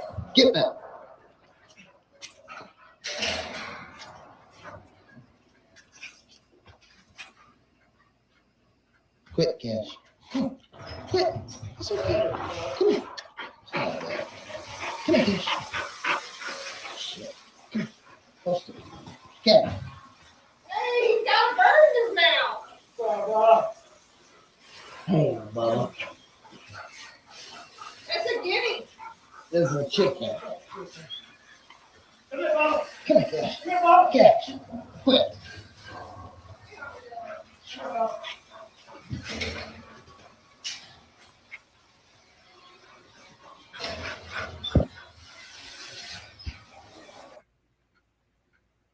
Close to me. Cash. Hey, he's got a bird in his mouth. Hey, Bubba. It's a guinea. This is a chicken. Come here, Bubba. Come here, Cash. Come here, Bubba. Cash. Quit.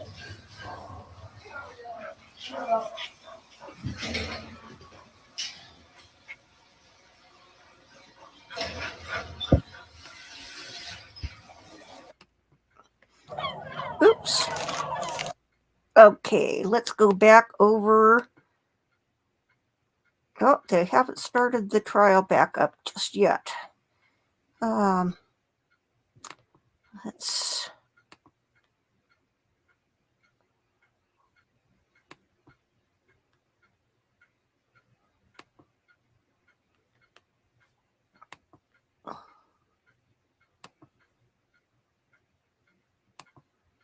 Okay, here we go. We are ready for as soon as it comes back. Okay, let's see.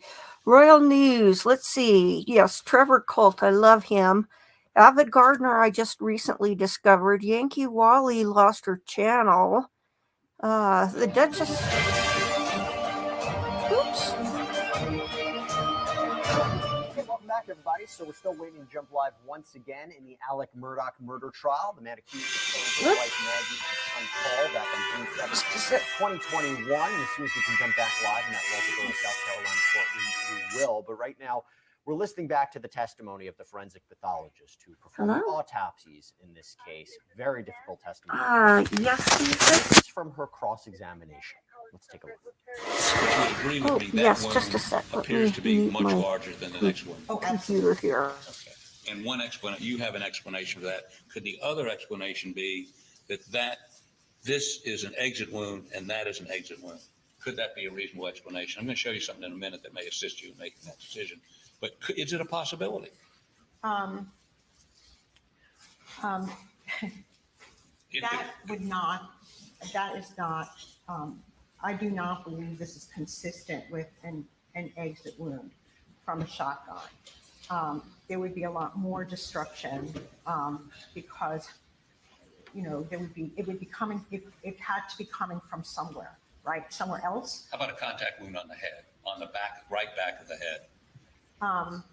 What would you expect to see on the bone structure of the back right of the head if that was a contact wound on the head? Well, I would not expect the brain to come out. We would have had opening of a lot of skull. We would have had a path through the brain, which is not at all what happens here. So if there was a contact wound, and we saw a moment ago, and you agreed that the gas would enter first, explode the skull, the brain would pop out. Did you find any pellets in the brain? I don't remember if they were from the brain, but the brain was basically intact. A contact gunshot wound to the top of the head would cause, a huge defect of the brain. Right, because the gas going in on a contact wound would create such a pressure, as we just read, that the skull would explode and the brain would pop out. No, I don't think that would happen from a wound that was going toward the brain from above. I think we would have just certainly destruction of the brain, but it wouldn't just pop out because it's in the path of fire. There's going to be massive destruction of the brain. It may end up on the floor, but it's going to be in multiple fragments. So in my experience doing this for a long time, I do not think that the brain would have popped out the way it did from an entrance wound on the top of the head. Okay. I love having Joseph on because he's reacting in real time to that and basically saying, no, she's right. She's right. That doesn't do it. Now, Joseph, you were kind enough to relinquish some of your time to Jana, which was very kind because Jana, we have you back up. So Jana, tell me where you think this case is at, right? So we haven't had a chance to really talk about it. We've been talking back and forth about where do you think the jury is? My mind is kind of split in between about it. Where are you standing on this case? If I use kind of my own personal little audience as a litmus test, I have not had one single person in my world say, yup, guilty as sin. Nobody has said that. By the way, is this little world like dolls that you have centered around the room and you're like, what do you think? What do you think? Okay, we're all in agreement, guys. But, they're all my mock jurors, right. My friends and family. But, I think what people are having a hard time wrapping their head around, and it is an essential question, is the motive, to distract from his financial undoing sufficient to murder his wife and his child at close range with big guns? And nobody that I've talked to can seem to, they don't say, yeah, I get it. Everyone's like, I don't get it. If there was a financial incentive, that would mean, well, he stood to get $10 million so he could pay off his debts. And all right, that's kind of obvious. This is something else entirely. And it makes no sense for a man, even one who has the proclivity to commit these financial crimes, to go to this length to, quote, distract from his undoing. It doesn't make sense. And if it doesn't make sense to my little mock jurors, it probably doesn't make sense to some of the jurors in the actual jury. And it just takes at least one, and that's it. I mean, that's a hung jury right there. I will tell you, Jana, just in response to that, I could have said this motive made no sense until I heard the testimony from the CFO and the paralegal and Mark Tinsley, who was suing the Murdaughs, and the inquiries stopped. The questions stopped after Maggie and Paul were killed. And that bought him time. That bought him sympathy. And I don't know. I thought the prosecution did a good job of pointing that out. Joseph, I know we're actually have to sign you off in a little bit, so I want to get back to you on something.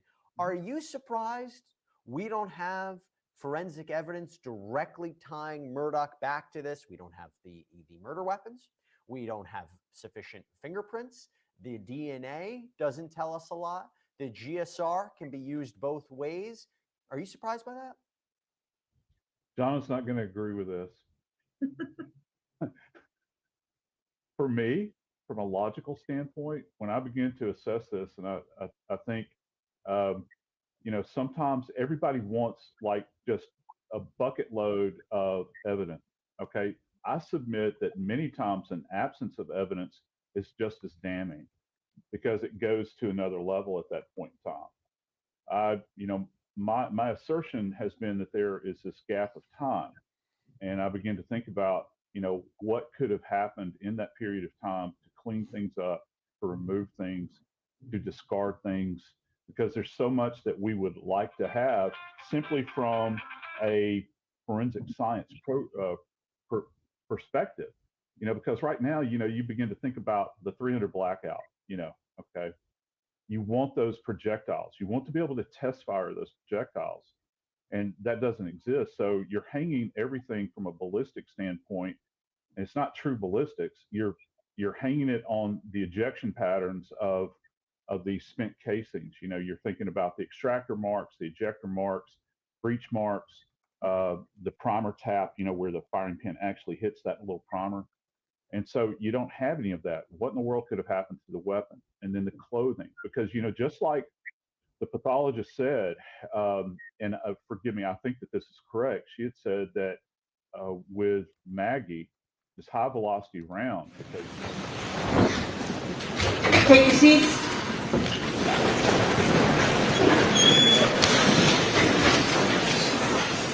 I mean, bring the jury.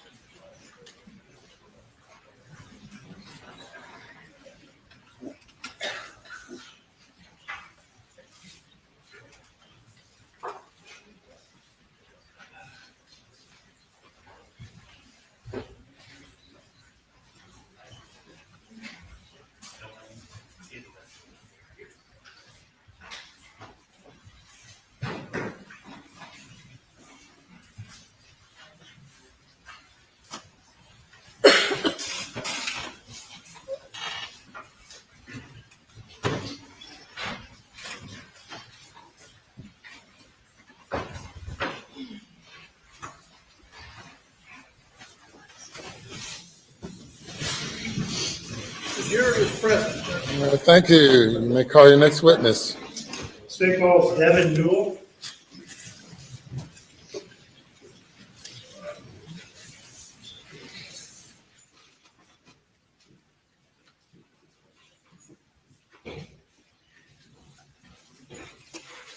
Good morning. Raise your right hand, left hand on the right. Your present testimony about to give the court in this trial shall be the truth so help you God. Yes. Thank you. Take a seat in the witness stand, please. You can adjust the microphone. State your name again for the record. Devin Patrick Newell, Newell. All right. Good afternoon, or excuse me, almost afternoon, Mr. Newell. Good morning. All right. Where are you employed, sir? General Motors. All right. And what are your duties there at General Motors? I'm a senior technical expert in advanced driver assist systems. All right. And can you just give the jury a very short version of what that entails? Very short, please. I investigate field performance issues and concerns with our advanced driver assistance systems. All right. And as part of that role, do you help maintain certain records that are kept by GM in a normal course of business? I don't necessarily maintain those records, but I'm aware of records that we keep on servers relative to vehicle data that can be of assistance in our field performance investigations. Okay. And when you say field performance investigations, that's something you do, correct? That's correct. All right. And that references generally what? What does that mean when you say field performance investigations? Understanding how our vehicles may perform in the field. Active safety systems include things like forward collision alert, automatic emergency braking. So as we look at how those things perform in the field, vehicle data and other data we collect can be helpful in understanding what is occurring with those events. understanding how our systems are performing. Okay. And do modern GM vehicles, under certain conditions, upload information to GM servers? That's correct. We've got telematics units in our vehicles. That's a fancy name for sending information over the air. Those, as part of a normal course of business, those electronic modules in the vehicle collect lots of pieces of data from different sensors and modules in the vehicle. And that information can be sent via cell phone networks and or Wi-Fi back to servers at General Motors. And General Motors then keeps that information in the course of normal business, correct? That is correct. Now, if someone buys a GM vehicle and they're not comfortable with uploading certain types of information, can they opt out of some of the things? Yeah, certainly privacy, customer privacy is a big concern at General Motors, as you would expect. We've got lots of teams that look at that, investigate, and understand that. And we've got various protocols in place to protect the customer's privacy. Okay. And just let's speak generally again. What specific sorts of information is routinely uploaded from GM vehicles to GM servers? It can be a lot of different pieces of information. Diagnostic trouble codes with your engines or brake systems could be information we upload. We monitor the performance of things like your battery to understand if your battery is getting low or needs some charging, and other pieces of information about what the vehicle may be doing. That can and does include, I would say, GPS information, your vehicle location, and potentially speed and things like that. Okay. And that sort of information is kept by GM in the course of normal business, correct? That's correct, sir. All right. And I'm going to draw your attention to March of last year. Are you aware, at least as of today, that SLED sent a search warrant to GM? That's correct. I believe a search warrant was sent to General Motors to generally request information we may have about a particular vehicle. All right. And I know you don't have the search warrant in front of you, but did you make a note of what vehicle identification number or VIN that search warrant was requesting information for? I do. I have that number here with me. I can read that. Can you read that, please? Yeah, VIN is a vehicle identification number that uniquely identifies the vehicle. It's a 17-character number. 1GN SK FK D0 MR 210998. Okay. And let's fast forward to last Friday, which I believe was February 10th, if I looked at my calendar correctly. Did it come to your attention that even though that search warrant had been served back in March of last year, GM in fact had some information that was responsive to that original search warrant? Yeah, that's correct. I wasn't necessarily involved in the search warrant back in March, but I did become aware Friday evening that additional information not previously given before existed. All right. And so GM did in fact have some information on servers for that particular event, correct? That's correct. That had not been previously provided to law enforcement prior to last Friday, correct? That's my understanding, yes. All right. And, okay. And I'm going to show you what's been marked as States Exhibit 515, 515. Thank you. And I'm going to ask if you recognize that CD, sir. Yes, that's correct. That's a CD with information on it that I reviewed on a laptop earlier today, and I've signed and dated the CD. All right. And did you verify that the records contained on that CD is the information GM provided in response to that original March search warrant? Yes, that's correct. I reviewed the 3 spreadsheets, Excel files that were on here, and those are in fact the same information that was stored in our databases and provide to you. And yes, I can authenticate that. Okay. And so those records contained on a CD are authentic copies of records maintained by GM in the normal course of business? Yes, sir. All right. And just briefly, what sorts of information is contained? And we're not going to ask you to go line by line or anything because there's a pretty voluminous amount of data, correct? Yeah, there's 3 different Excel sheets, information collected over 3 days. Again, as I kind of talked, I have not reviewed the details of this. I'm not asked to analyze it. Sure. The form and content is what we get there. But generally speaking, that information includes, it says vehicle diagnostic information, information on the battery systems, and GPS information. Okay, GPS information, including speed information? That's correct. Longitude, latitude, speed information are included in there. At this time, state would move to enter exhibit 515. Go check. All right. All right, not far from the state. By the defense. Thank you, Your Honor. Good morning, sir. Good morning. Just have maybe 1 minute worth of questions. So you were not part of you weren't working on this when the search warrant came in, is that correct?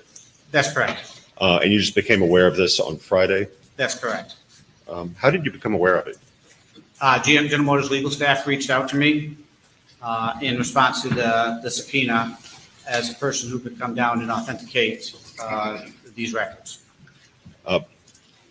The legal staff told you that you had information responsive to the search warrant? That's correct. Okay. I'm sorry, the General Motors had information responsive, not me personally. I apologize for that. Of course, General Motors. Thank you. Are you aware of the testimony that occurred earlier in this case regarding reverse engineering the electronics in the Chevy Suburban? I have general knowledge that some FBI folks have looked at some information inside of the infotainment system in the vehicle. But do you have any knowledge of any reverse engineering efforts the FBI conducted over the course of a full year? I have not been involved in those or not aware of any details of that, no, sir. Maybe you can answer one quick technical question. The timestamps in this data, where do they come from? Again, I have not reviewed this specific data, but the timestamps out of these things here, when GPS information is collected by a GPS receiver, included in that is timestamp information.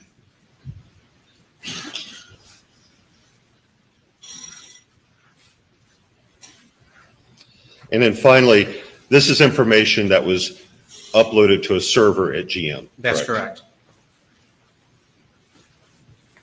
No further questions. Anything further? Nothing stated. You may step down.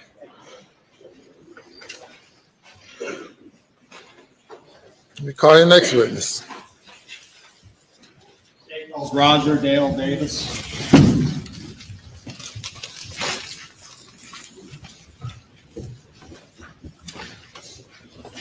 Oh, I'm sorry.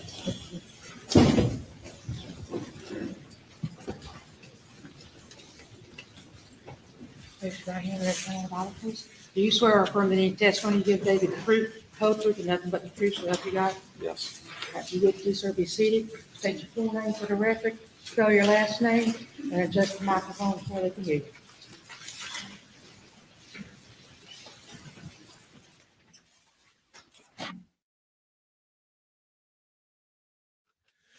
Name is Roger Dale Davis Jr. Last name is Davis. And Mr. Davis, do you go by Dale? Dale, Roger, either way. Okay. Or Mr. Davis? It don't matter. You could do me a favor, because it's a little hard to hear some folks in this courtroom. If you make sure that microphone's pulled close to you and speak into it, we all greatly appreciate it. All right, Dale, why don't you tell us a little bit about yourself? Where were you born? Where were you raised? I was born in Hampton County. I was raised in Hampton. Went to Hampton High School. Okay. And again, if you would, please try to get a little closer to that microphone. I know it's tight in there. What line of work do you have you done? Construction work all my life. Did you ever have an opportunity to work at the farm in Moselle? Yes. Okay. Is that close to where you actually live? Mile and a half. How did you become familiar with the Murdaugh family and the Moselle property? How did you start working there? I was walking and Alex would stop and talk with me, and he asked me one day about cleaning the kennels for him, and probably a couple months, 6 months later, then he asked me to come do it on the weekends. And that started about 4 years ago? About 4 years ago. And walk us through the process. What you do? How many times a day did you do it? Twice a day, once in the morning, once in the evening. What time in the morning, generally? Average around 7. You wake up early? Oh, yeah. So 7 a.m. and then what time in the evenings, generally?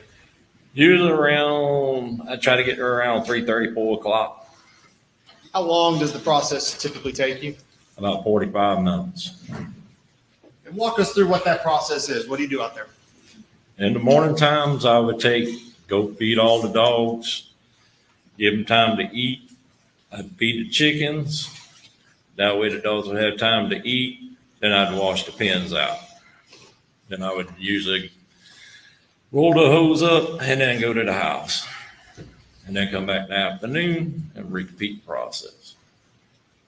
Now you mentioned washing the pens out. Now the dogs, did they have dog beds in their Yes. kennels? Yeah, Buster. Excuse me. Grady and Bubba had 2 dog beds. And if you're washing it out, meaning are you spraying it with water? Sprayed it with water. What did you do with the dog beds? I would stick them up on top of the dog boxes. And then did you leave them up there or did you put them back? Normally typically, once I wash the pens out, I would lay them back down, especially if it was cold in the wintertime, I would lay them back down on the ground. But during the summertime, you would wait to that afternoon to lay them back down on the ground.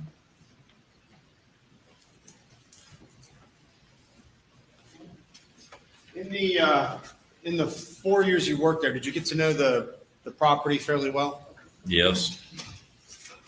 Did you get to know the folks that lived there pretty well? Yes. Did you get to know Maggie Murdaugh at all? Yes, sir. All right, well, tell us what your experiences with her were. Normally, she was just so laid back.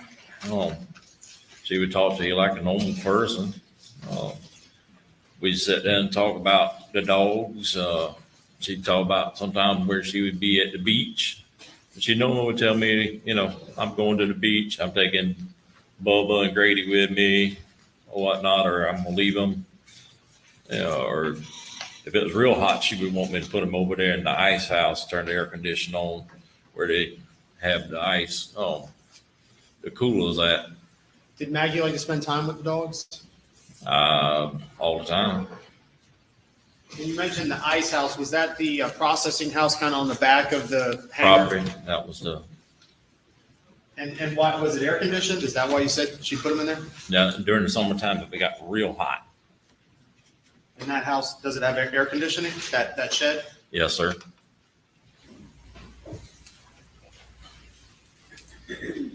All right. Did you get to know Paul at all? Yes. All right. What was your experiences with him? He was a little wild and crazy, but he would work. The boy would work. He liked being at the farm. He liked getting out and doing things, hunting, but he would work on the tractor or whatever, and Daddy needed him to do. And did you get to know Alex? I did. Where is he? He's sitting right over there. Could you explain what he's wearing? Wearing a suit, pair of glasses, blue-looking shirt. And where's Alex? He was always very particular. He would want the dog buckets washed out. If they looked like they started getting any kind of green or brown looking stuff in the water, you wanted to make sure, which I usually wash them out every 2 weeks anyway, with bleach. But I always dumped them every day. Was Alex easy to get a hold of? No. All right, explain that. What do you mean by that? He would either be in court or doing something with business. It would sometimes be a little bit difficult to get a hold of him. Who did you see most often when you were out there? Miss Maggie or either Paul. And how did Maggie and Paul typically come to and from the big house to the kennel area? Paul would usually be in his truck. We've heard a lot about trucks. Which truck was that? His white F-150. Unless his daddy had him doing something, then he would have to drive the F-250. But most of the time he'd be in his white F-150. What color was the F-250? It was also white. So 2 white trucks were what he typically used. Yes, sir. And how about Maggie? She normally drove her Range Rover until she got the black Mercedes. And then what would she drive after that? Most of the time she would drive the black Mercedes. And would she load her dogs, the house? First of all, let's go back. Which dogs were down there? Do you remember all the dogs? Bubba, Grady, Maggie. Then they started letting, can't remember his name right on. Dahlia was there, Armadillo, and I call her Taffy Toes. I don't know what they called her, but that's what I always called her. And I think the other dog, was that a dog owned by one of Paul's friends, Rogan? Is that the one you're referring to? Yes. What type of dog was it? A lab, chocolate lab. And which dogs were the family dogs, the family pets? Grady, Bubba, and Maggie. And what kind of dogs were they? Labs. And colors? Bubba was yellow, Grady was black, and Maggie was yellow. And would they where would they typically stay, those dogs, those animals? It all depended on, most of the time, because Bubba was very rambunctious, so they would got where they would lock him up in the kennels at night. And most of the time they would lock all the labs up in the kennels to keep them from roaming off. But Miss Maggie would take them out when she was home. Usually a lot of times after I done left, she would take them up to the house, let them roam around the yard for a couple hours, and then she would bring them back down to the pens. And would Maggie load them into her car if she was taking them elsewhere to the beach or wherever else she was staying? Wherever she was staying at, she would load them in the vehicle. Most times she would load them right in her vehicle.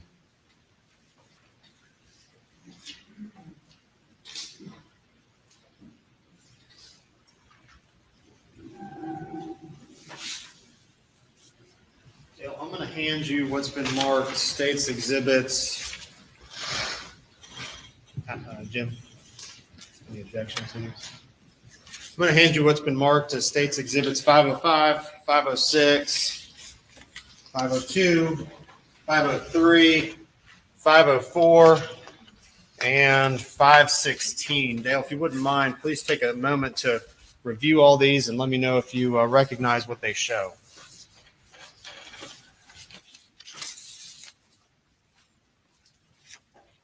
They showed a kennel. Okay, and then I believe there's one diagram there, if you recognize what that shows. It shows diagram drawing of the kennel. Very good. Your Honor, we'd move to place all those exhibits into evidence, I believe, without objection. No objection, Your Honor. They're admitted without objection.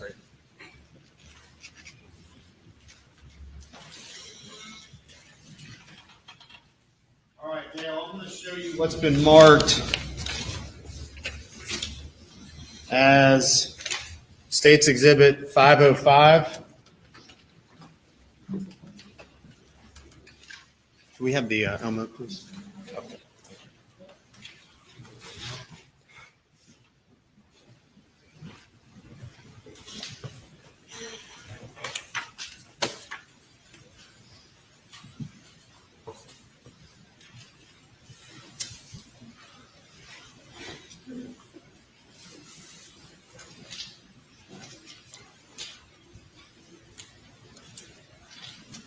Dale, while we get this loaded up, tell me a little bit. I know, did you have a particular way of hosing down and, with dealing with the hose? Tell us a little bit about what that was about. Oh, the particular way of me putting the hose away, or right. Normally after I got through washing, I would stretch the hose straight out. Into which direction? Back towards the shed room right there, the dog feed room. All right, and we now have the Elmo up. We're looking at Exhibit 505, and the feed room, I believe, is what you're referring to. Is that the structure on the far right? Yes. Okay. All right, and then where is in this picture? Where is the hose you're talking about located? It's back towards the left-hand side, back towards the forest end. Is that yellow? That's that yellowish wrapped up? green looking hose. All right, go ahead and explain to us what you would typically do after rinsing off and putting the hose away. I would stretch the hose out back towards the feed room. I would cut the valve off at the top, which is right up above as the hose come in. Then I would walk back down and cut the valve on at the end of the hose. That way it would release the pressure, and then I would roll it up slowly until I had it uniform. Were you pretty particular about how you wound that hose? Yes, And why would you do it that way? And did you do it that way every time? every time. And why would you do it so particularly? Because if you notice how the hose right now is kinked up, it would start making the hose, if you didn't do it right, eventually would it keep kinking, it would start making it where it didn't want to, and it would cause the hose to start having little splits in it. The picture that you're seeing there, that hose, is that the way you would wind it up? No, How do you know? I'm very particular how I roll that hose up, and it's kinked up. If you notice, there's pressure on that hose. Somebody used that hose after I did, because it is twisted, and the nozzle is too far up.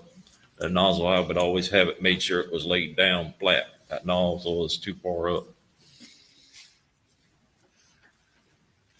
Dale, I'm going to show you what's been marked as State's Exhibit 516. And again, please briefly explain what it is we're looking at there. The drawing of the kennel. Okay. I'm going to hand you a pen, and with the court's permission, I'm going to ask you to go ahead and fill in well, first of all, let's back up. Did you work were you aware of the events surrounding June 7th, 2021, where Maggie and Paul were murdered? I received a phone call from CD that the sled wanted to see me because Miss Maggie and Paul had been murdered. And I thought he was joking, but he told me no. I told him, give me 5 minutes. I'll be up there because I was going to carry my trash off at the time. And I got up there, and the dogs was raising Cain, and I asked them, could I go ahead and feed the dogs so they would quiet down? And they told me to give them a few minutes, and then they gave me permission to feed them. As soon as I fed them, they just quiet down. They bark no more. Okay. So you were familiar about that incident? Event? Yes, sir. And you went out there what day? That morning. Was that the 8th, the morning of Tuesday? When the murders happened, yes. Did you work every day leading up to that day? Yes. And did you do that normal routine, which you already described? Yes. All right. And did you in fact do that normal routine on the Monday before the murders? Yes. Okay. Walk us through that day. What did you do in the morning? I got there probably around 7:27, 8 o'clock. It all depended on when I got up. But most time I got up early. I would be there before 6:30, 7 o'clock. I would go through there, feed the dogs, then go feed the chicken. That give the dog time to eat their food, and then I'd wash the pens out. And was anything unusual or out of place when you were down there in the morning? No. And did you repeat the process again in the afternoon, in the evening time? I did. What time did you, on Monday, June 7th, what time did you go back to the pens? I got there before 4 o'clock. I remember leaving at 4:30. All right. And was anyone there at the time you went to the dog kennels that day? No. Did you notice anything out of place when you went there at the dog kennels in the evening time? No. And what did you do after arriving? Well, once I arrived that afternoon, I got out. I fed Grady, Bubba, and Maggie. Because we fed them twice a day. The hunting dogs only got once a day. Took and fed them. I picked the dog beds up. I dumped all the water out because I washed all their bucket, gave it fresh water, washed the pens out. Stretched the hose out, cut the water at the valve off at the top, went down there, cut the water on, the valve on down at the end of the hose so the water wouldn't come out, roll the hose up, and pull 30 out of there. And you rolled it. Did you roll the hose up the way you've always done it that day? Every time. Do you remember how the dogs were laid out in the kennels that day when you left? When I left, yes, sir.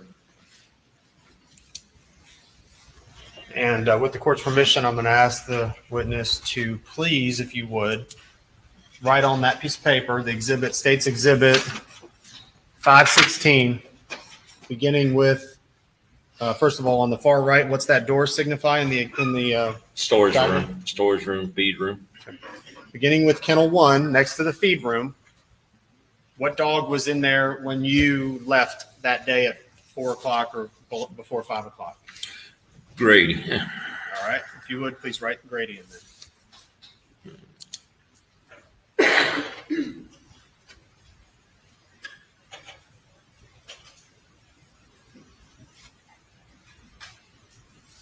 Okay. And then moving on to kennel 2. What dog was in kennel 2? Bubba.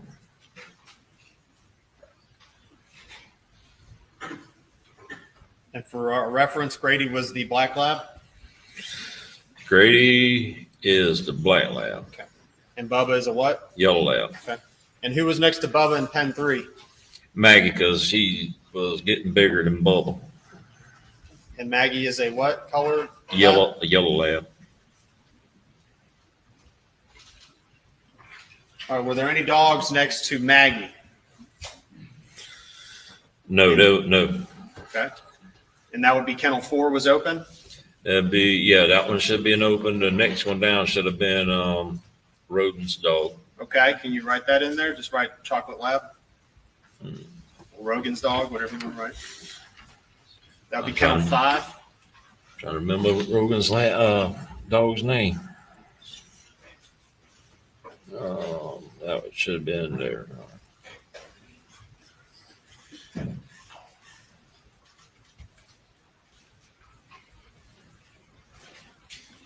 I don't remember what Rogan's dog's name was at the time.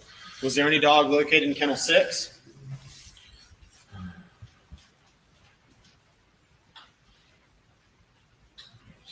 And if you want to work, however you want to do it, sir, if you want to just fill out the rest of the dogs, the working dogs, that's fine. Well, Dahlia was at the very end, kennel 10. I know that.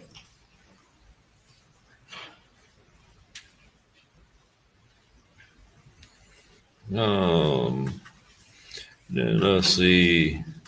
Armadillo should have been the next one coming back from Ken. Let's see, empty on 9. All right, that should have been on. Yep. Armadillo should have been right past the hose right there.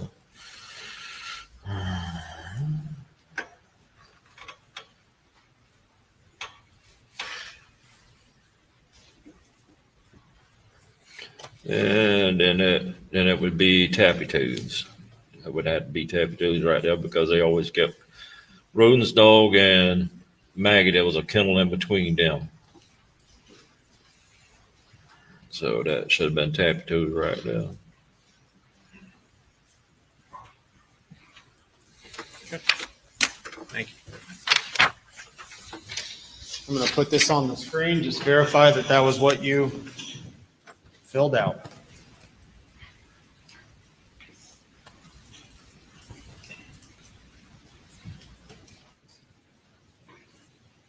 All right, Mr.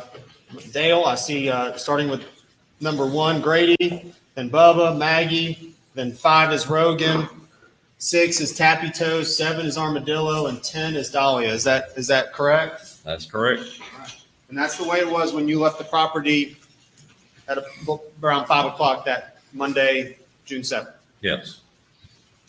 And for our reference, on this diagram, that green circle, that represents what? The hose. garden hose. All right, I'm going to show you a few more pictures. If you would just describe what we're seeing. Are you familiar with that angle? Yes. All right, where are we looking at from at this angle? Where are we looking at things? You're looking straight down the kennel where you got the hose and the walkway going down in front of the kennels. And on this picture, where would the feed room be located? At the very end on the right hand of this picture. When you in the 4 years you were washing out the kennels, did water collect or pool in certain areas? It did. All right. Can you identify in this picture those areas? Right under the hose and right there, which should have been Armadillo's pen. There should have right there, and then right below it should have been collective. And maybe one more little spot right down there towards the end of the post right there, but that'd be about it. For the record, I'd like to say for the record, this is stage 504. Moving on to stage 502, a very similar angle. Dale, do you see those pools of collected water that you mentioned just on the last exhibit? Yes. Okay. And also states 506. And again, do you see the same angle, just pulled a little farther back? Yes. Who's the dog there on the last pen that we can see in the dog shed, in the dog house? Dahlia.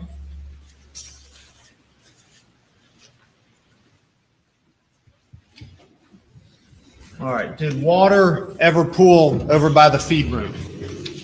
No, because usually that's the reason I would go in the afternoons, the sun would come down and beat.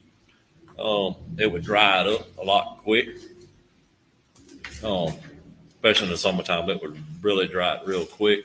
In the wintertime, the sun would actually still hit the concrete around 3 to 4 o'clock. It'd be usually around 6 or so before the sun wouldn't be hitting on the concrete.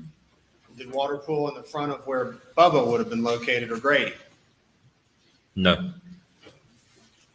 Showing you States Exhibit 503. Dale, are you able to see the water located near the feed room and in front of the two kennels, 1 and 2?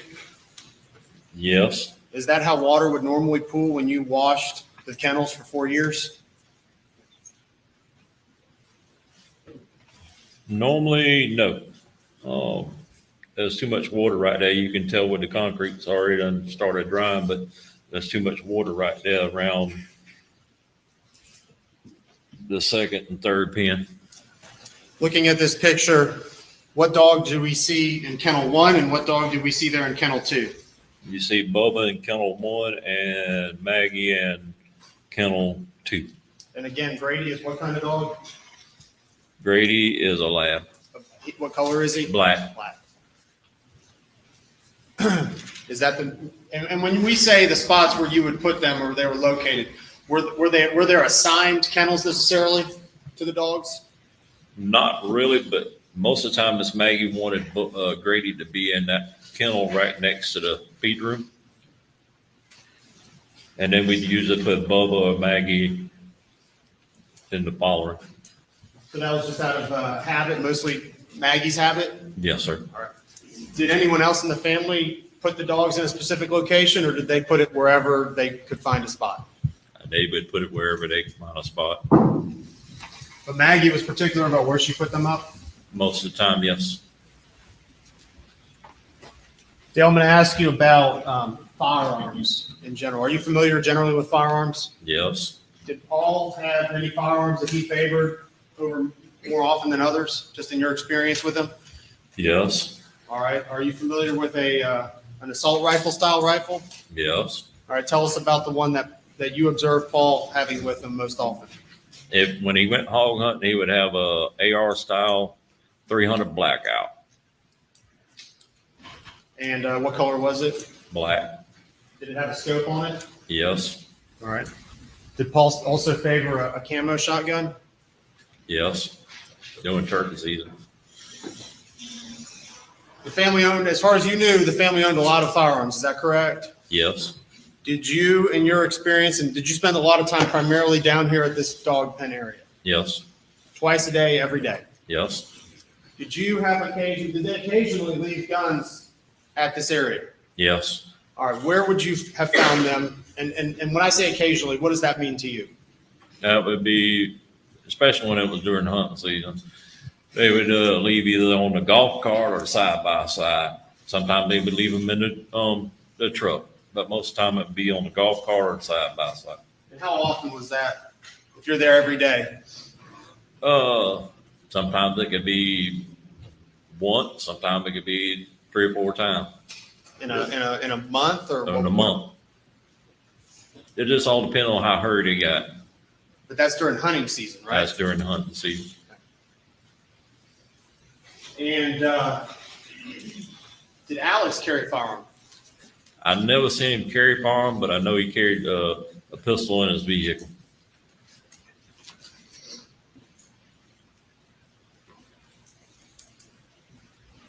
Did you have a chance to listen to a kennel video in meeting with law enforcement? I did. And did you identify the voices on that kennel video? I did. Whose voices did you hear? Paul, Maggie's, and Alex.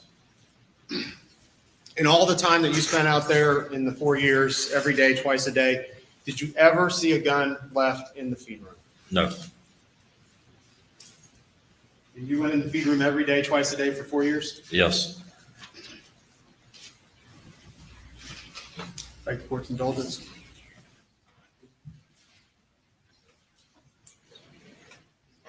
And when you refer to Alex carrying a pistol in his car, is that because how'd you know that? One time I had to drive his vehicle over to the law firm, and then every once in a while he would have to roll up the window or something up. It go to rain or something up. They happen to not be home. You mentioned the vehicles. Were the vehicles unlocked? All the vehicles on the farm? All the vehicles on the farm, keys in them. Keys in them, so someone could just open the door and drive them? Oh, yeah. If they wasn't in the switch, they would be in the center console.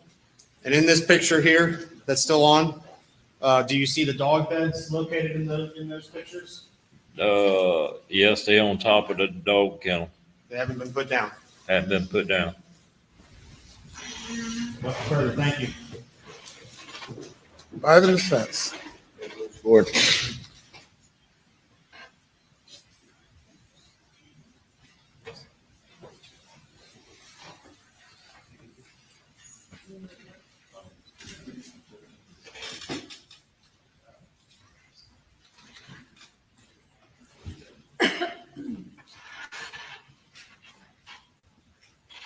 Good afternoon, Dale.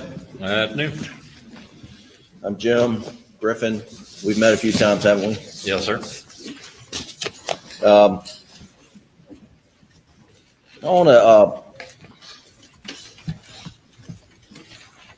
start by asking you just how long did you work at Moselle for Alec Murdaugh? About 4 years. And twice a day, every day? No, it started off on just the weekends. And then I went full time with him right before Ronnie quit. Okay. And that's Ronnie Freeman? Whatever his last name is, I know Ronnie. That's all I can tell you. Yes, sir. And couple things. You've said you've never seen guns left in the feed room, but you certainly seen guns left down in the work shed and yes, and in the what you call side by side, and that's a off-road vehicle that two people can sit beside each other. Yes. And then I guess they had golf cart down Yes. there, and you seen left guns there. Yes. And you have seen guns left in their vehicles. Yes. Unlocked, right? Unlocked. And hog hunting, there's really no season for hog hunting, is there? No. And a couple of those dogs in that kennel were used for hog hunting. We had got Paul had got rid of the blue tick, but he kept Armadillo, But he never really hunted him anymore after that last time he got hurt. Right. Now, let's just be, when you're hog hunting with dogs, I don't think you can use a gun, can you? Oh yeah, you can use a gun. Oh, you think, okay. The, Unless you're man enough to go in there and catch him by the foot and bring him out. Well, somewhere along the way, I heard you had to use a knife as opposed to a gun, but I don't.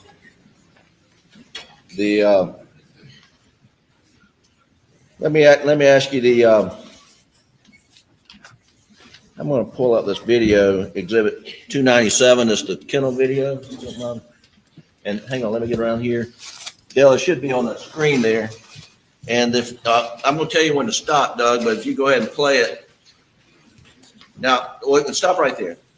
Is that Rogan's dog? Yes. Dog named Cash, you think? Yep, that was it. Cash. And Cash was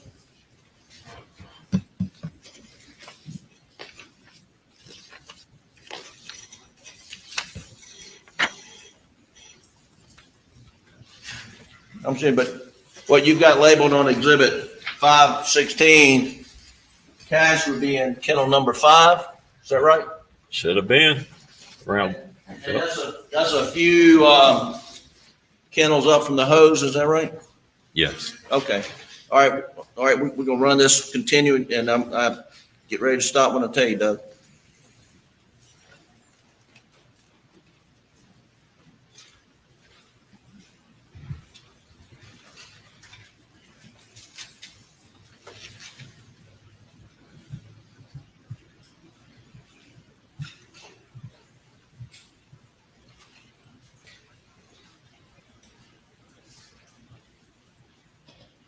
All right, stop. Oh, go back. A few seconds.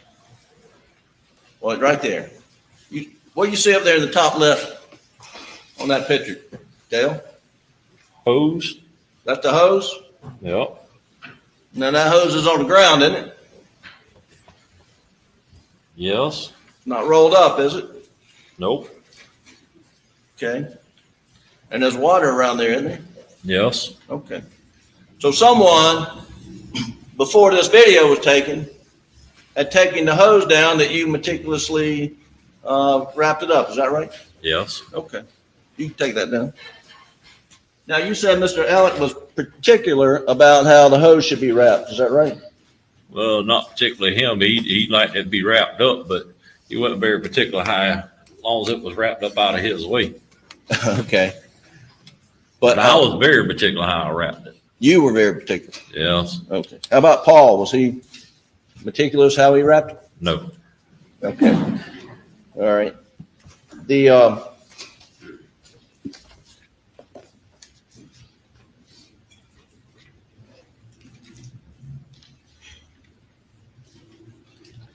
now you mentioned that water would not normally accumulate up by Grady and Bubba's because that's where the sun would come in the evening. Right. You washed it because if you didn't be very particular, right? They didn't seal up underneath that door, so the inside the jams started to rot. So I tried to make sure. Because if it was any kind of puddling or whatever, you'd have to make sure it was gone. Right. So you would try not to make sure there was no puddling there. So puddling didn't usually happen around the dog feed room. It would usually a couple of posts back. You would have under the hose, usually around about where Armadillo's pen was, and there was a few other little spots around the post that normally would puddle. And you were meticulous about not letting water build up around the feed room door because of the rot. Yep. And in fact, there was sealant in the feed room where you would have to routinely put by the door to keep it from rotting. Alex done it the last time. But you had to periodically do that, right? Yes. And you do that because water builds up, right? Well, because the water was splashed, they didn't seal up underneath the door jam right now. And it would just run up underneath the plate right there. for the cement. It would run and drain off. Now, can we agree that Paul was not as meticulous as you were about spraying around the kennels? Nope. We can or cannot agree? We can agree to that. All right. And so, and we saw the hose out, and you don't know what time that was, but I think the record reflects it's sometime 8:44 in the evening. I mean, that's about sundown, right, in June? Oh, yeah. And so there wouldn't be a hot sun burning the water off if the hose had been used, right around that period of time, would there? No. And if Paul had not been meticulous like you, it wouldn't be unusual to see water build up where you see it in the photo, right? Is that right? Yes. Okay. And sometimes the dogs would knock over the water bowl. They would. And I think maybe we can see in the photos that would cause water to run off too as well, right? Oh, yeah, it would run off. Okay.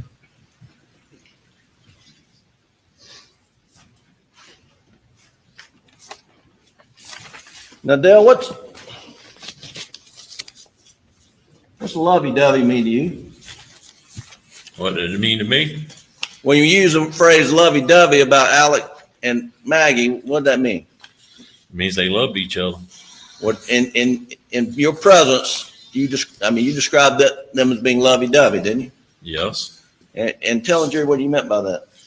Oh, every time I always see him, I've never seen that man even raise his voice at his wife or kids. Or his wife. I've never seen him none of them argue. But he always, anything she wanted or the boys wanted, he would try to get it. And what was your observation about the relationship with Paul? They like to hunt and fish together. I mean, they drink beer together. Okay. And his relationship with Buster? I didn't see Buster as much, but it was always friendly. I mean, just never seen any harmful way or anything with them. You remember, Dale, one time, one of the hunting dogs got hung up in one of the kennels. Yes. Choking to death. Yes. And that dog was badly injured, wasn't he? It was. It didn't survive. And the decision was made to mercy to put the dog down, wasn't it? Yes. And Mr. Allen couldn't shoot that dog. He asked you to do it, didn't he? Yes. And did you do that? Yes.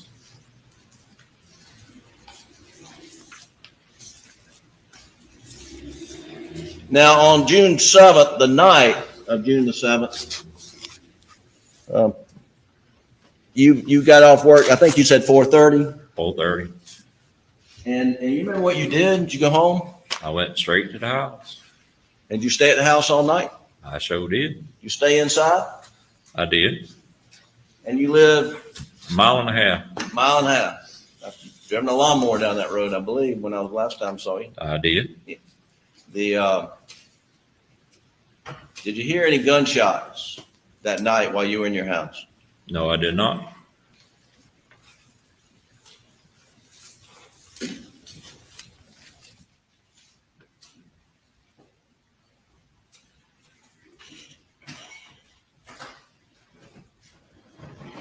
Now, you mentioned Paul liked to hunt with a blackout, 300 blackout, I guess? He did hog hunt. Yeah, before the murders, when was the last time you saw that gun? You remember? I cannot remember exact, but it was quite a few months. But he had said something about going hog hunting. He had it in his truck. Right. Okay. But it was a couple months. I know at least 5 or 6 months. All right. Two last points. Bubba's been getting a bad name, but Bubba's a little stubborn dog. Stubborn? No, he just rambunctious. But would he listen to you? Somewhat. You listen to Alec? He would. And in that feed room, did you keep shock collars back there for the hunting dogs and stuff? We did. What else was kept in that feed room besides feed? Shock collars, feed, chicken feed, the GPS tracking collars. Was there some medicine? There If was you need- medicine, there was all kinds of stuff in there. So if you need to put something on a dog's skin for rash or something, that had that in the feed room? Had that. And now Ms. Maggie would go down there. I mean, you said she'd take a Mercedes sometime, but she'd ride a bike down there too, wouldn't she? Bicycle, golf cart. And then sometimes she would walk. She'd walk. And she liked to get the dogs out. Grady and Bubba and Maggie, I think, was Mr. Randolph's dog, wasn't it? Yes, sir. And she liked to run the dogs in the golf cart sometimes, let them run She behind. would. Sometimes she just would get out there and walk. But Now those were pet dogs, but they stayed at the kennel, right? most of the time they did. And they didn't let those dogs in the house because Buster had eczema. Were you aware of that? I didn't wear that. I knew they would take them up to the house. Now, whether they went in, I didn't know. You didn't know whether they went in or out or did not? I know they stayed outside around the house. And you know they had electric fence? They did. And sometimes it worked and sometimes it didn't? Yes. Okay. But it wasn't unusual for Bubba, Grady, and Maggie to be down at the kennels at night, right? It wouldn't. Okay. And they like to chase chickens? Bubba the one? They never would chase chickens until Alex had got a rooster that would roost right over there. After he let that rooster out, that joker got there with taunting them jokers. And they got where they would chase the chickens. Because the rooster would be taunting the dogs. Yeah, they aggravate the dogs to death. All right.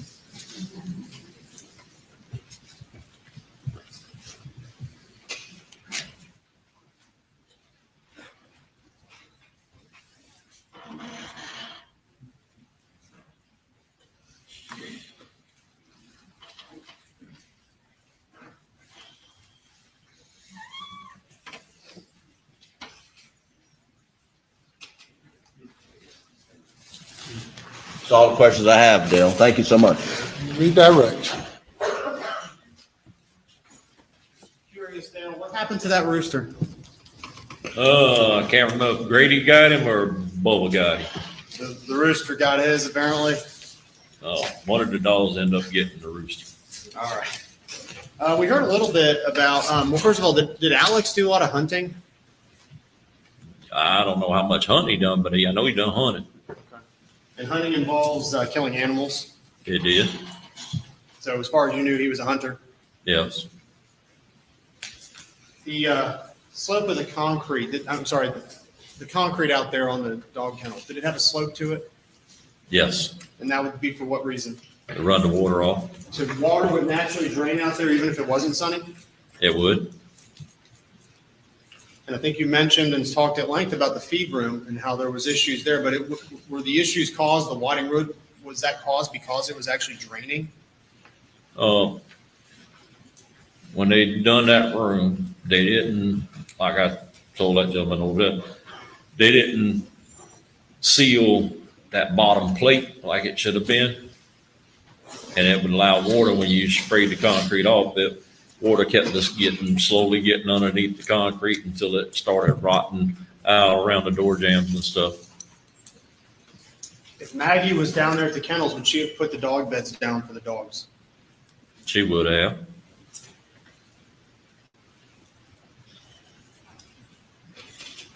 If the kennel lights and the hanger lights and the underneath lights are on, is it fairly well lit out there? It is.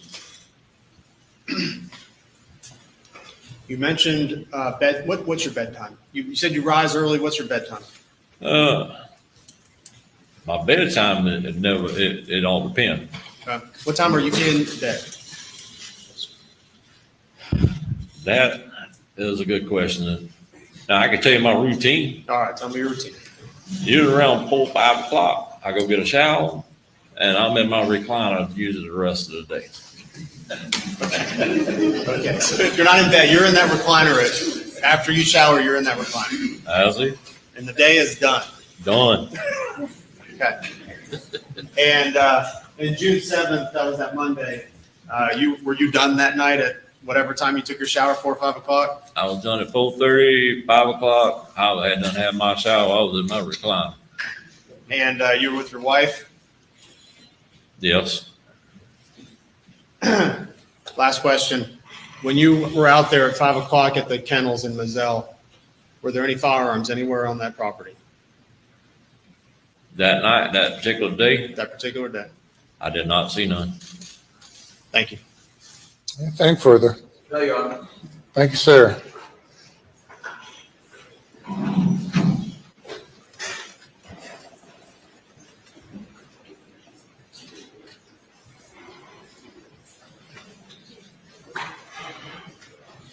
Call your next witness. State Post Carson Burney. You're good. Thank you.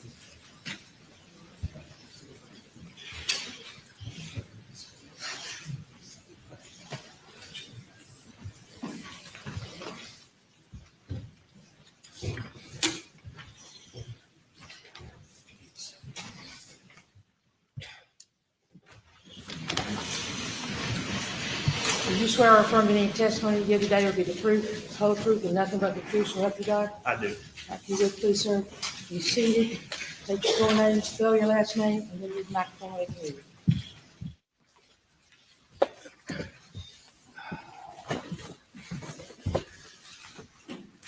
Carson Burney, Burney. Now it's the afternoon. Good afternoon, Mr. Burney. Afternoon. Tell us a little bit about yourself, Mr. Burney. My name is Carson Burney. As I mentioned, I've lived in South Carolina a little over 20 years. I graduated from University of South Carolina 2013 with a degree in finance. In 2015, I went back to USC, completed a 6-month paralegal certificate program there. 2019, I joined the Department of Revenue as a sales tax auditor. And in 2021, I was hired on as the forensic accountant in the state grand jury division at the South Carolina Attorney General's office. So we work together. We do. We used to have offices right next to each other. About how long have you been with the Attorney General's office again? Approximately a year and a half. And about how long were you with the Department of Revenue before you came over to us? A little over 2 years. And say again for me, what is your job title with the AG's office?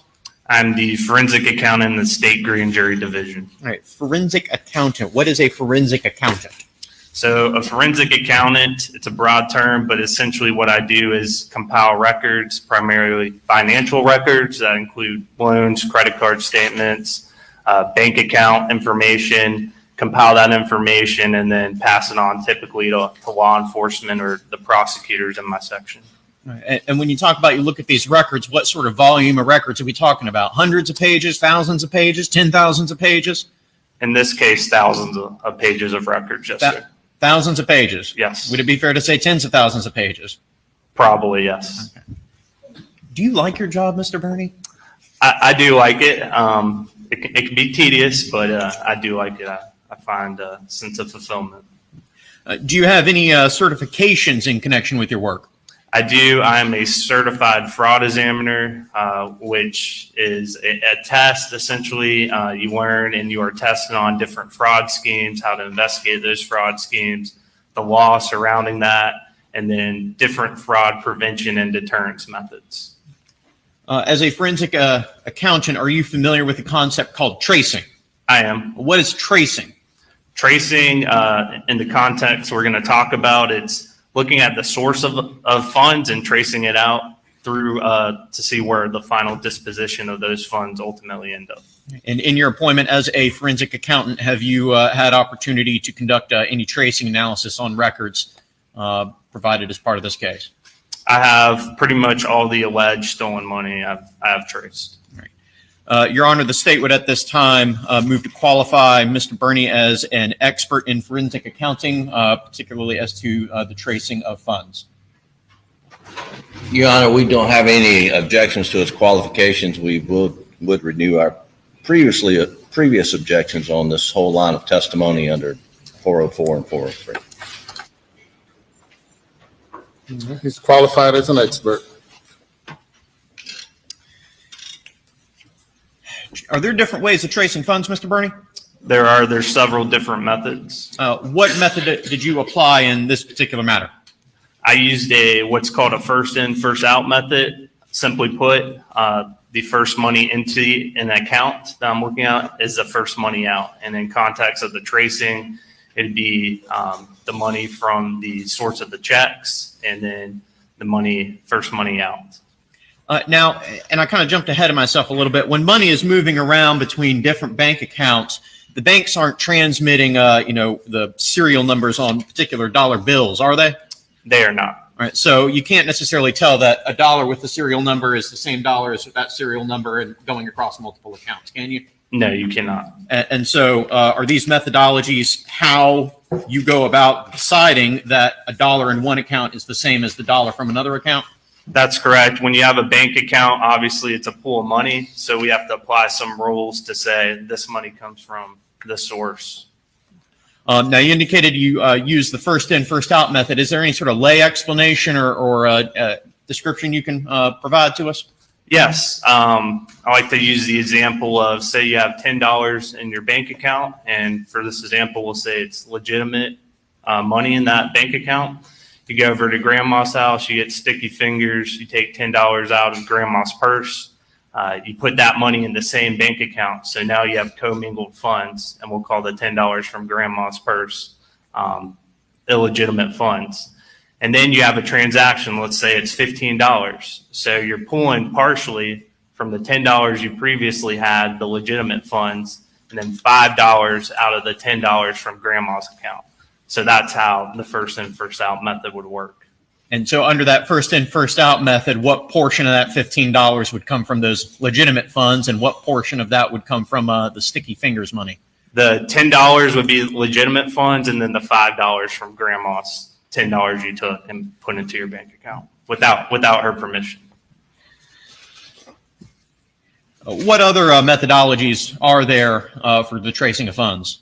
There's a lowest intermediate balance rule. Typically, you see it in trust fund accounting. It's with commingled funds. And typically, the principle behind that is any withdrawals out of those commingled funds are deemed to be personal funds, and the funds remaining in that account would be trust funds. You see it sometimes in bankruptcy proceedings. Another one is the one I mentioned, the first in, first out method. Then you have the reverse, which would be the last in, first out method, or last in, first out method. And then one I call essentially a proximity rule. If you see a large transaction, a large deposit come in and then almost immediately come out with a similar amount, you can draw a conclusion that those funds were to fund that other transaction. So to go over that last one a little bit, if you're looking at a bank account and you see $1,000 come in and then right away $1,000 come out, would that be the proximity rule that you just described? That's exactly correct. And in that circumstance, you wouldn't even necessarily need to apply that first in, first out, or last in, first out, or any of the particularized math. You just say 1,000, it's all the same. That's correct, yes. Okay. In this particular case, were you asked to look into the deposit of $792,000 into accounts under the control of Alec Murdaugh? I was. All right. When was that money deposited into which accounts? Can I review my notes? Please do.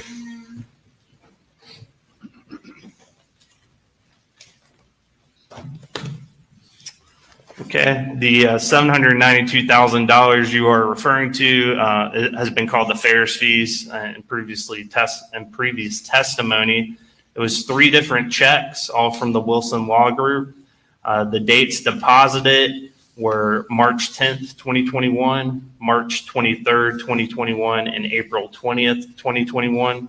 The first check was $192,000. The second, $375,000. And the third was $225,000, and all had a check date of March 10th, 2021. And I'm sorry, what was that last date again? The last date, the $225,000 was deposited on April 20th, 2021.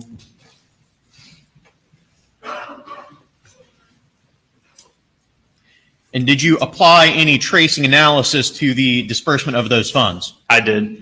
And which form of analysis did you apply to it? I did the first in, first out method. And without getting into any granular detail of the expenses from the account from that money, what generally was that money expended on? So a large portion of the money was checks to associates, known people to Alex Murdaugh. And then the remaining of the funds, primarily we see credit card payments. When was that $792,000 exhausted under that first in, first out analysis? So it was completely exhausted out of the account by May 25th, 2021.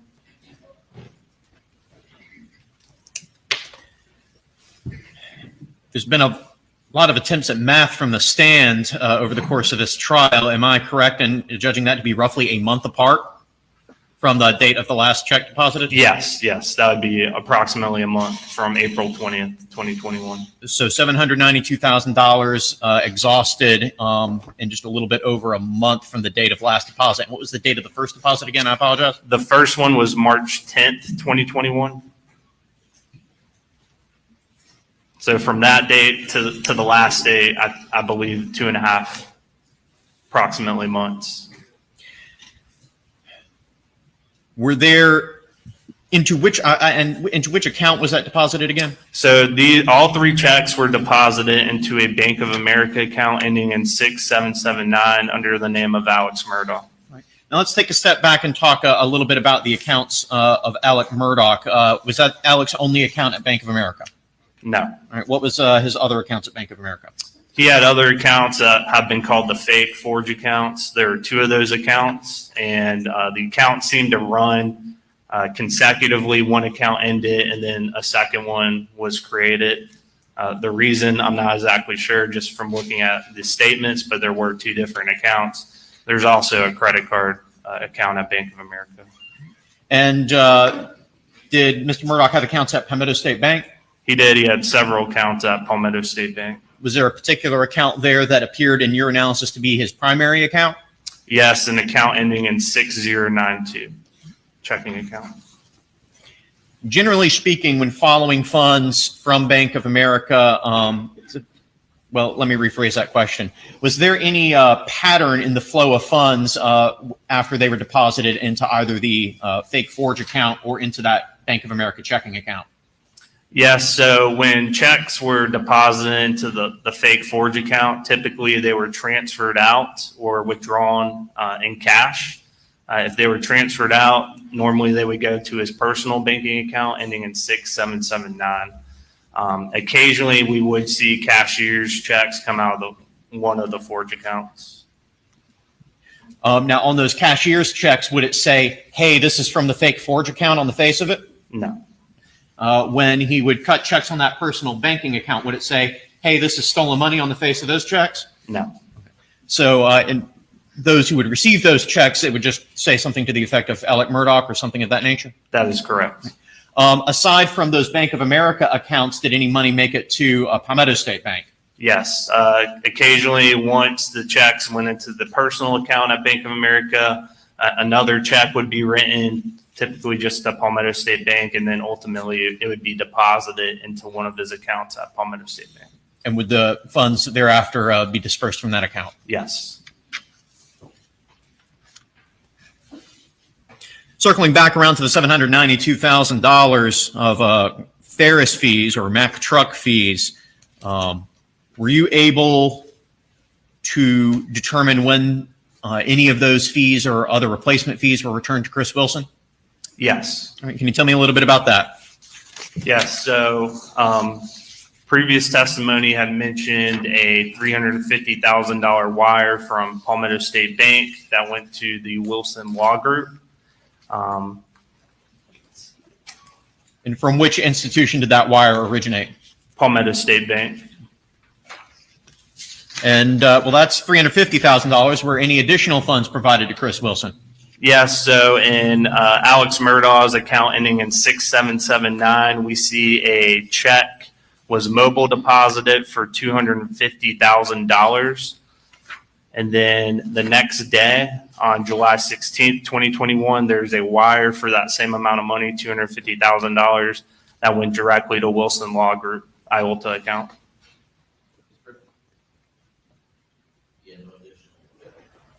I'm showing you a document that is labeled as States Exhibit 518. Do you recognize this document? I do. And is this the document that you were just describing of a $250,000 instrument deposited into Alex's account? That is correct. State moves to introduce into evidence Exhibit 518. My intentional objection, Your Honor. Admitted.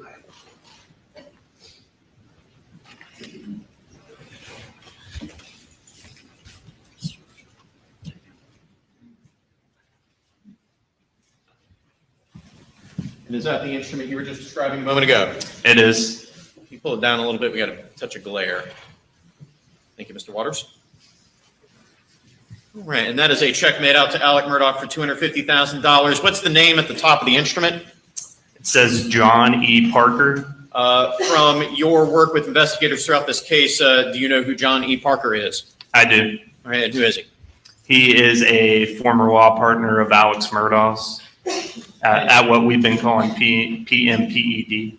All right, and right here above Mr. Waters' cuticle, there's something written in the memo line. What does that say? It says loan. All right, so on the face of this check, does it purport to be a loan to Mr. Murdaugh? It does.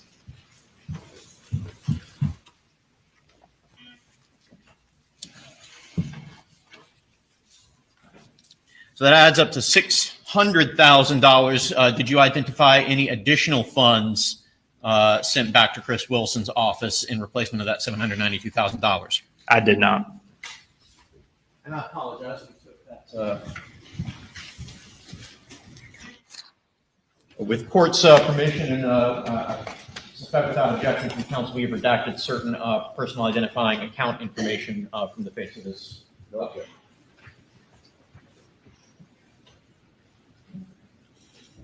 What's the date on this instrument, Mr. Burney? It is July 15th, 2021. And is that the same date as the wire of funds from Palmetto State Bank to Mr. Wilson's trust account? It is.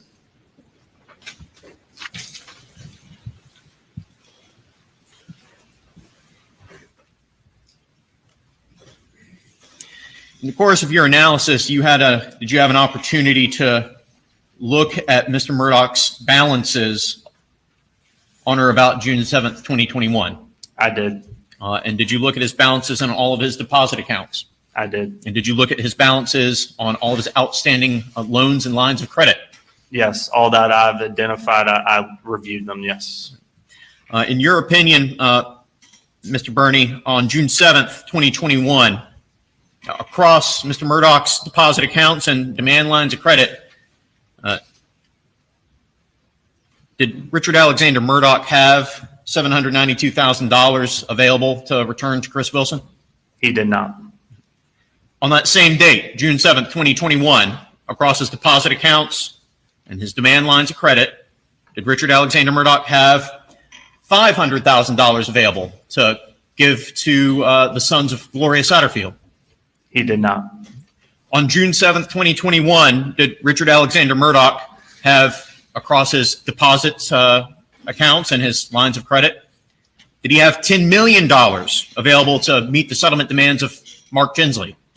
He did not have $10 million. And it might seem obvious, given that we went through each of those individual scenarios, but on June 7th, 2021, did Richard Alexander Murdaugh have enough money to fulfill all three of those conditions?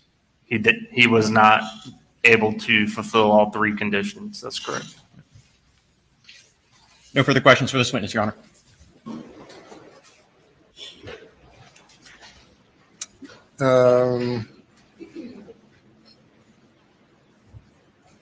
We're going to break for lunch now. You may step down, do not discuss your testimony. Let's just a moment, ladies and gentlemen. Great, step down.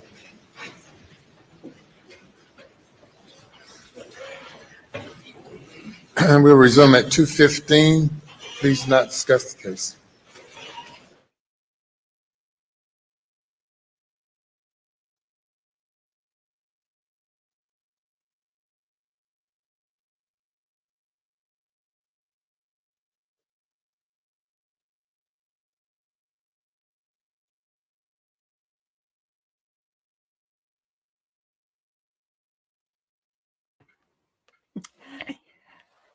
my computer kind of resized things, so it's a little harder to find things at the moment. Let's see, what was the next video here that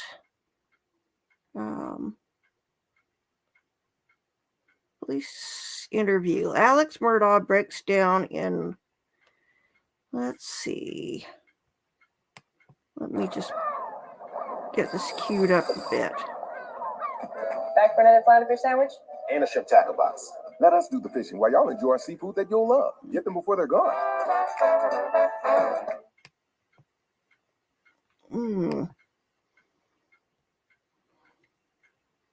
Okay, do we want to see the interview in the police car, or let's see, probably not that one. Let's see, what other... I need to find my playlist again. Let's see. So, wonder what they've got stored in store for after lunch.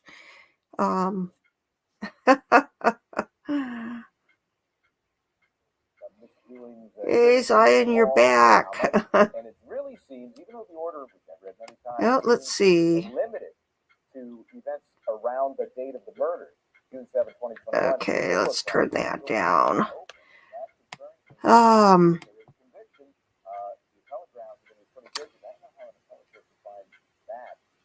Let's see.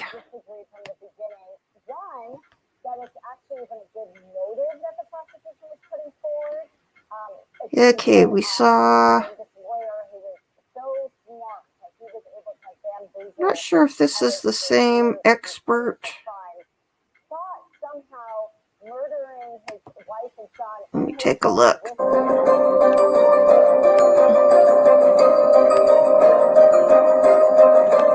Oops. Oh.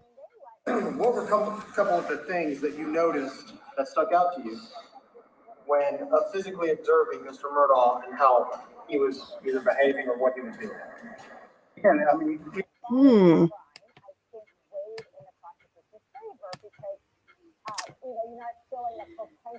Wow, I've got a problem here. It's resized itself to the point where I can't I can't now add the there's various things at the bottom. I'm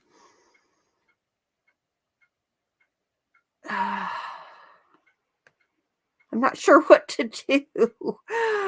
Let me try refreshing the page here.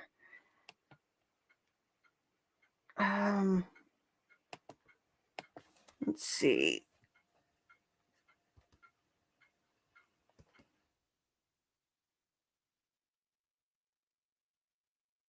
This may not work. If it doesn't, I might have to restart the stream. So, fingers crossed.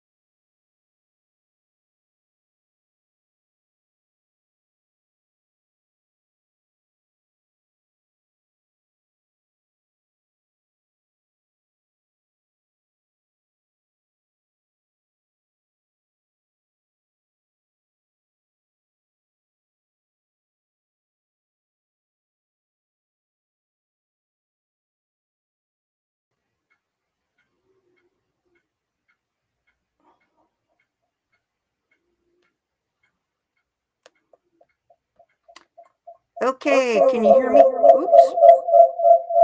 Oops. Just a sec.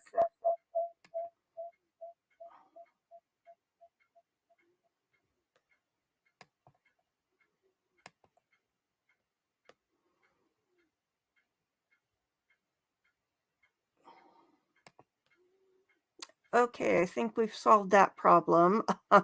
Sorry about that.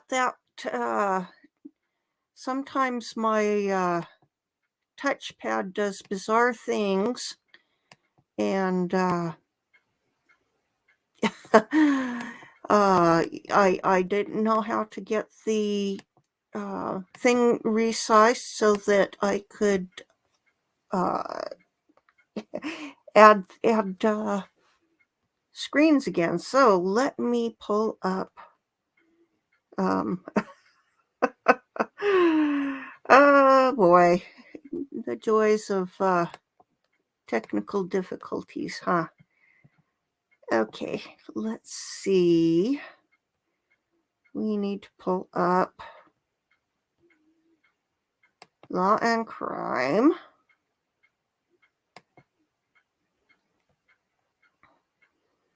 Who are still on a... Oh, looks like they're coming back. Thanks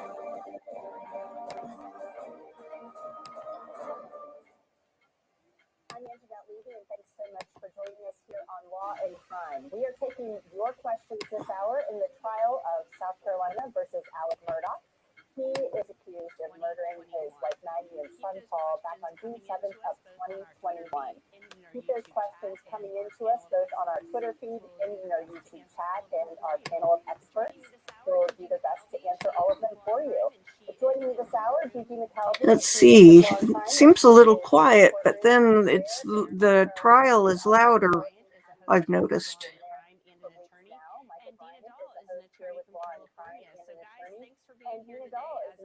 So let's see. Oh, looking bored at times, and it's just kind of been a... we've got more audio here. I'm not sure where that's coming from. Oh, okay. Okay, we've solved the double audio problem now. Okay, we have a poll here. Guilty, not guilty, hung jury, or undecided. How should we vote?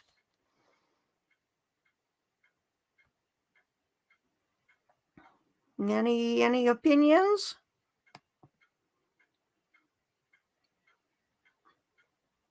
I think he's guilty. Let's see what other people are thinking. 65%. 9% not guilty. Hung jury 14. Undecided 11. Well, that's hardly a dispositive. 5 Alex. I like that. What isn't the quote from Shakespeare? First thing we do is kill all the lawyers. Let's see what this talking head is going to say now. He did try to check the pulse of each of the victims. Couldn't do much with Paul's neck. You would check the pulse of the neck or the wrist generally. Paul's neck in that area was such a mess, he really didn't even try. But if there is no blood on his clothing, as the police have investigated it, we're pretty sure those aren't the clothes. If this guy did it, those aren't the clothes. And so it would make perfect sense that there was no blood on those clothes, because we don't know where those clothes are. I'm guessing the Sperry topsiders or some sort of boat shoe, as they've been described. Those haven't been found. We don't know where they are. Mm-hmm. We do not know where those are. And we still have a third police interview. We have yet to hear from SLED. I'm wondering if we are going to hear that third police interview that took place in August of 2021. It's my understanding Alec Murdaugh is confronted at that point about a number of things, and including the shirt he was wearing that night, the clothing he was wearing that day being different in that Snapchat video that Paul took from the clothing he was wearing when the police arrived. Our next question is from Debbie Hall from Facebook. And Dina, this question has to do with the book that Dick Harpootlian kept referring to during the cross-examination of Dr. Reimer this morning, the forensic pathologist who performed the autopsies on both Paul and Maggie. Debbie asks, why did they let that defense attorney continue to bring up info from the book about results of contact wound when the coroner had already said it was not contact? He was comparing apples to oranges. Is that the case, Dina? That's a really great question. And I mean, it was within the realm of the subject matter of the direct. And so that's why they were able to cross-examine on this. That's really the only, or not the only, but that's really the basis for whether or not a cross-examination question is appropriate, is if that was subject matter is brought in a direct. And so you can ask whether it was relevant or not, maybe not relevant, but you can ask whether or not it was revealing, but that's why they were able to ask those questions. And this is another question. Gigi, I'll throw this one to you and get your thoughts on it, because you were actually in the courtroom when this is going on. I'm listening to it and I'm trying to follow where Dick Harpootlian was going. I think I know where he was going, but Lisa Hahn from Facebook asks, was the defense trying to suggest that Paul killed himself? I didn't think that's where Harpootlian was going. That's just what was in that literature. The book that he kept citing was about contact wounds from suicide. So Gigi, what was your take on what he was trying to suggest? Yeah, that's a good question. I mean, she said repeatedly this was not a contact wound, but he kept referring back to that book. And I do want to add that a few of the jurors did again today have some issues with the testimony, the pictures mainly. But yeah, I mean, it seemed like he was trying to get somewhere with it. I never got the feeling that he was trying to insinuate Paul had committed suicide. But still, it's just, she repeatedly said it's not a contact wound, but yet he kept going there. I'm surprised there wasn't more objections. Just, I mean, she answered that question 5 times.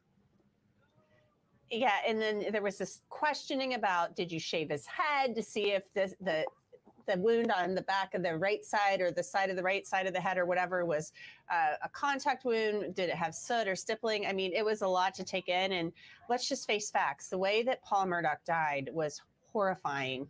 The way anybody dies being murdered is horrifying. But he was standing and his brain was ejected from his body. They took his brain to the autopsy in a bucket. And I hate to be so gruesome, but just think about that. And I think they're trying to say, at least my opinion was that he was trying to say that the entrance wound, the exit wound, what the doctor said was an exit wound, could have been an entrance wound. I'm thinking they're going to call an expert to talk about this. It's horrifying. I feel bad for that jury. Susan Coriel from Twitter, if Alex took Maggie and Paul's pulses, why wasn't he covered in blood? Wouldn't he have had to kneel down by the bodies? Michael Bryant, he didn't have a spot of blood on him anywhere. I think this proves he lied about checking them. Michael, is it possible to check a pulse on someone and not get blood all over yourself? Well, probably normally I would say yes. In this particular crime scene, it doesn't sound like it. But we haven't seen the crime scene photos to see to what degree there was blood on either of the victim's wrists. Even if you have some blood there, it's not like you're grabbing the wrist and you're gripping it. And I mean, you're barely putting a finger or two on the inner side of the wrist. So I don't think that leads to being covered in blood, even if the victim has blood all over his or her wrist. I just don't see that. And again, it was addressed early on in the prosecution's case to try to minimize the fact that it wasn't that kind of a scene if you're just taking the pulse. Mm-hmm. And here's another question. This is a good question, Dina, because a lot of people, we've been bouncing back between scientific testimony, financial crimes testimony, lay witness testimony. Jim Roach, one from Twitter, asked, do you think the difference between the strong evidence of the financial crimes and the weaker circumstantial evidence of the murder may backfire, especially with the prosecution putting all that evidence in front of the jury that connects to absolutely no one? Your take, Dina. Mm-hmm. Okay, I love this question because I said the exact same thing, I think, in my last appearance, that I think how strong the financial crime evidence is really shows how weak the circumstantial evidence is. I mean, they have proved that financial crime evidence like beyond what they need to. And I think it really shows the lack of it. And it also shows how savvy he is, right? He was able to hide his crimes from these sophisticated lawyers, from the CFO for years. And yet, in order to distract them from that, he does this very unsavvy crime of killing somebody in your home with your shotgun. That seems like the worst way to distract people from another crime. How would that not put attention on him? So I think that it does hurt them to show how smart and conniving he was with his financial crimes, because if he did do these murders, he did it in a really bad way if he wanted to throw off any suspicion on him. And he would be the number one suspect, finding the bodies, number one, and being the spouse of one of the victims of Maggie. So he would be suspect number one all the way. Twitter, a question from Twitter, @whispers2loud asks, will either Murdaugh brother be called to the stand? Gigi, John Marvin, or Randy Murdaugh, do you think that they will indeed be called to the stand? It's a good question. I think Randy may be on the state's witness list, and I think John Marvin and Buster are on the defense. I guess Randy because of the affiliation with the law firm and being a part of that when that came out. It's a good question. I don't know. I mean, 255 witnesses. I don't even think they've called 60 of those at this point. So I guess it just depends on, I mean, I think maybe defense-wise they might do it. I'm not sure about the state, though, with Randy. Yeah, and Randy, the clock is ticking on that because the state said they will rest on Wednesday, and we still haven't heard from Randy Murdaugh. He was in court sitting with his brother a couple of times with John Marvin behind Alec Murdaugh, but the state has yet to call him, and it seems like if the state were to call him, it would be about the law firm stuff. Our next question is from Ravastrav 7609 from Twitter. Whose DNA was under Maggie's fingernails? I will take that one. Unknown male DNA. We don't know, but it was under her fingernails. The next question comes from @tiredofit10 from Twitter. I think he was trying to infer Paul died execution style, but why the shot to the chest that left him still standing? Michael, I think that was probably what Dick Harpootlian was trying to get at, that somebody walked up to Paul and shot him directly in the head. But why the shot to the chest? What do you make of that? Well, you could assume, I think, that the first shot, if it was to the chest, was to debilitate the guy, and the next one was to make sure he was dead. And the second shot, as the ME described it, was from the shoulder and kind of created this oblong wound and then a more cylindrical wound right at the neck, which left the face virtually intact and took off the rest of the skull and the ejection of the brain. And so that sounds less execution style and more just let me get it over with style. It's just not very precise. You want to put a gun to somebody's head, shotgun or otherwise, it's not that difficult to do once you shot them in the chest. So I don't know that the execution style analysis works here. I think really that what Harpootlian was doing, among other things, was continually pounding away at the goriness, the brutality of these murders, because he's going to say there's no way this guy who you see breaking up every moment of this testimony sitting here, he could not have done that to his son. It just wouldn't happen. Well, and the saddest thing about this to me is that the first wound to the chest, the coroner said yesterday it wouldn't have been fatal. It sounds like with treatment, he could have survived. So it's horrifying to think about.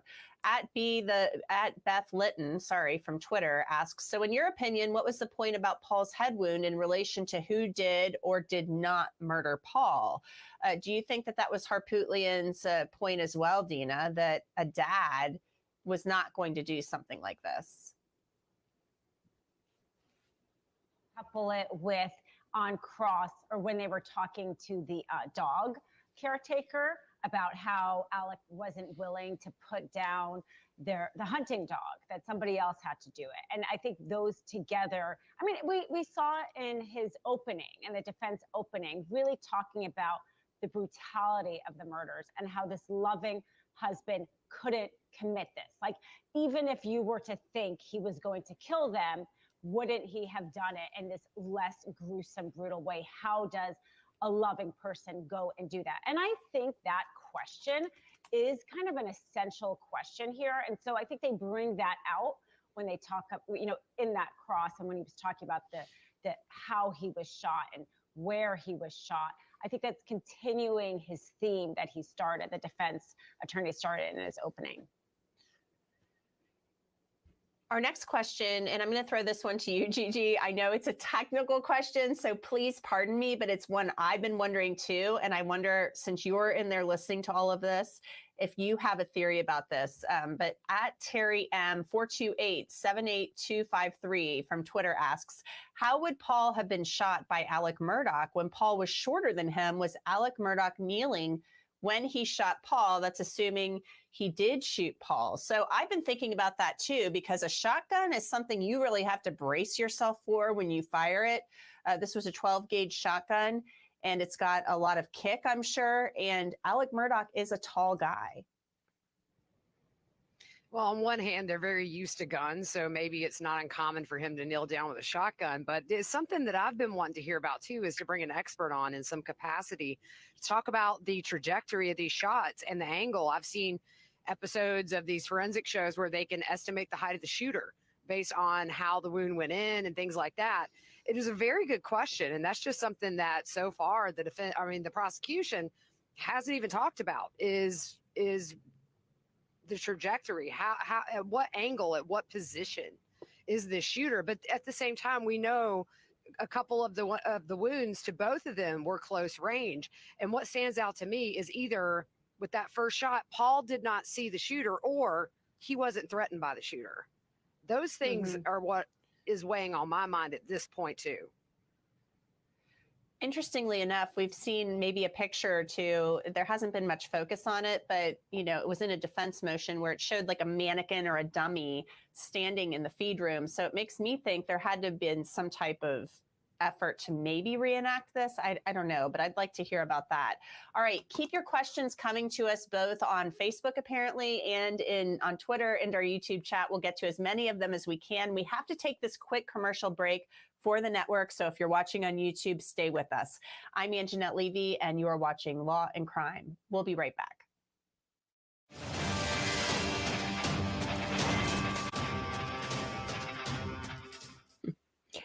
Okay, let's see what I was pulling up. Okay, let me see. I've got one here from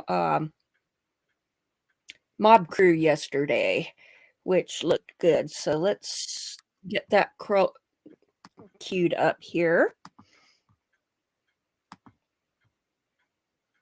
Oops, that's not what I meant to do. Come on. Okay.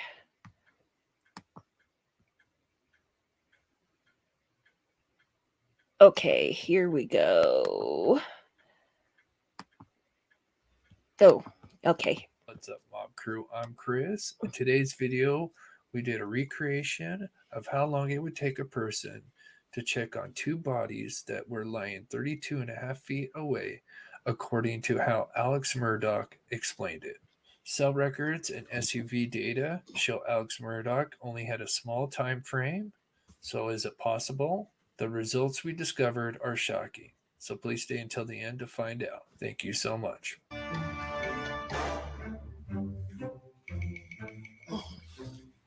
Welcome back to the channel, everybody, where we cover murder, mystery to the paranormal. In one of my recent videos, I discovered that Alex Murdaugh most likely wouldn't have been able to have enough time to check on both Paul and Maggie. Using the data taken from Alex's SUV gives us his movements just after the shootings, and working backwards from the 911 call made at 10:06. Just before the call, Alex said he had checked on Paul and Maggie. Before that, he said he had checked the house for a couple of minutes and even called Maggie's phone at 10:03, which all lines up. But after checking the house, Alex figured that they were at the kennels, so he drove over to the kennels and saw both Paul and Maggie's bodies. So Alex parks at 10:05 and 55 seconds, then checks on Paul and Maggie, then calls 911 at 10:06 and 14 seconds.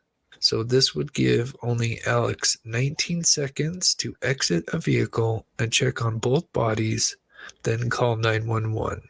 So Steve from True Crime Web and I wanted to see just how long it would actually take if we positioned everything as close to how the crime scene was laid out, with the two bodies being approximately 32.5 feet apart, and according to Alex, said he parked facing the scene. So let's see how long it takes according to how Alex Murdaugh described the events. And I ran over to Maggie, and actually, I think I tried to turn Paul over first. I tried to turn him over, and I don't know, I figured it out. His cell phone popped out of his pocket. I started to try to do something with it, thinking maybe, but then I put it back down really quickly. Then I went to my wife, and I could see. As we can see, it took at least 37 seconds to check on the two bodies, according to how Alex explained it. But there's even more stuff wrong with this scenario. Maggie and especially Paul were both lying in a pool of their own blood. If Alex were to kneel down to either of them and especially tried to roll one of them over, Alex would have most likely been certainly in contact with blood, and not only with his hands, but most likely his clothing as well. If Alex immediately went to call, he would have transferred that blood to his phone or the pocket that his phone was in, and also the vehicle. But there was not a single drop of Paul or Maggie's blood on Alex or anything that was found at the scene. What all was around Paul when you walked up? Blood. Any other? We'll also be releasing the recreation of Maggie's shooting soon, and have already released the one for Paul. We have discovered very shocking results for both, so please check those out. I really hope you enjoyed today's video. Let me know your thoughts in the comments down below.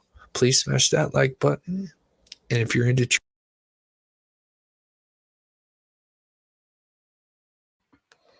All right, let's see. What else do I have? Is there something else that is on their playlist?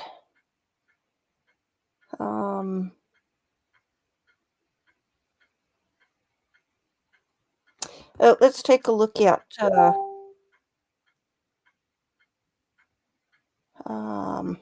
let's take a look at this one here. What's up, Mob Crew? I'm Chris, and today's short video is a big one. I discovered something huge in the OnStar records of Alex Murdaugh's SUV versus his timeline of events. Please stay until the end to see what I discovered. Thank you so much.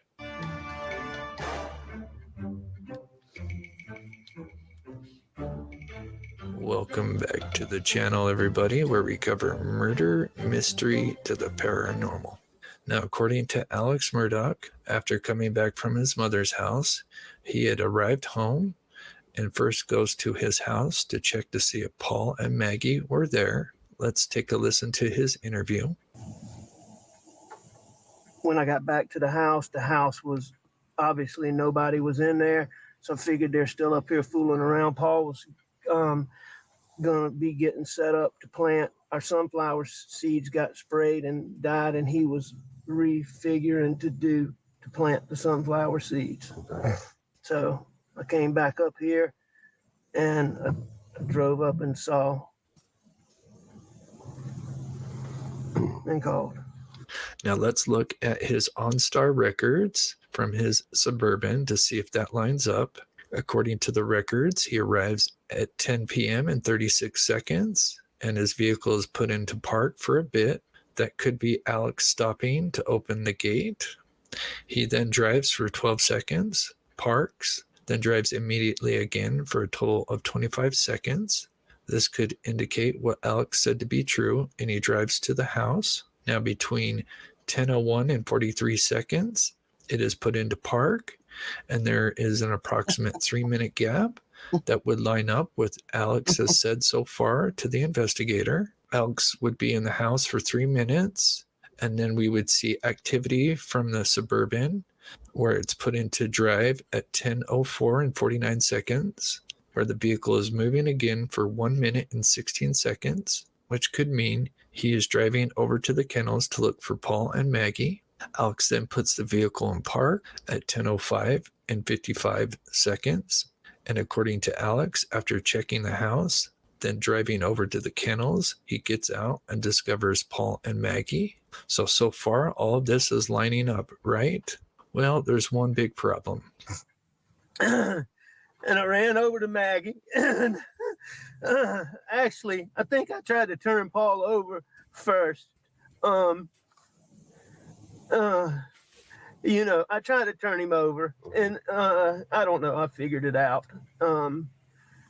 His cell phone popped out of his pocket. I started to try to do something with it, thinking maybe, but then I put it back down really quickly. Then I went to my wife, and I mean, I could see, but I tried to take their pulse on both of them. And, you know, I called 911 pretty much right away. According to the records on the vehicle, he calls 911 at 10:06 and 14 seconds, and actually misdials, causing him to call again at 10:06 and 18 seconds. But there's one big problem. If he had just put the vehicle in park at 10:05 and 55 seconds and calls 911 at 10:06 and 14 seconds, how was he able to check on Paul and Maggie, who are at least 35 feet away from each other, in less than 10 seconds? This would not be consistent with Alex's timeline of events. So I know some may try and poke a hole at this and say that Alex could have drove over to the kennels first, and during that 3-minute window between 10:01 and 10:04, he could have been checking on Paul and Maggie. But there's one big problem with that. Phone records show that Alex Murdaugh tried calling his wife at 10:03 p.m. So if you had just discovered their bodies, why would you be trying to call them, then drive around for another minute and 16 seconds, then wait another 19 seconds before calling 911? Clearly, this was a crazy discovery I found after looking at the OnStar records of Alex Suburban and the data they released, and going back and discovering that his story he told to investigators does not line up with the records. So I really hope you enjoyed today's short video. Let me know your thoughts in the comments down below. Please smash that like button. Please subscribe to this channel. Oh, okay. Oh, let's see. I keep getting messages from my family chat dinging. Everybody's wishing everybody happy Valentine's Day. Let's see. Is there anything else that was really good here?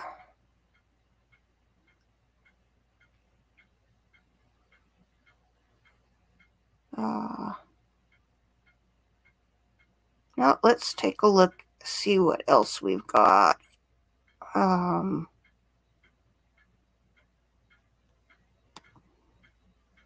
Nope.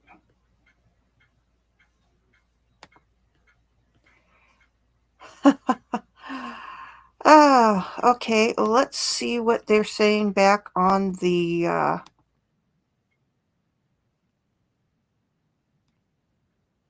thing here.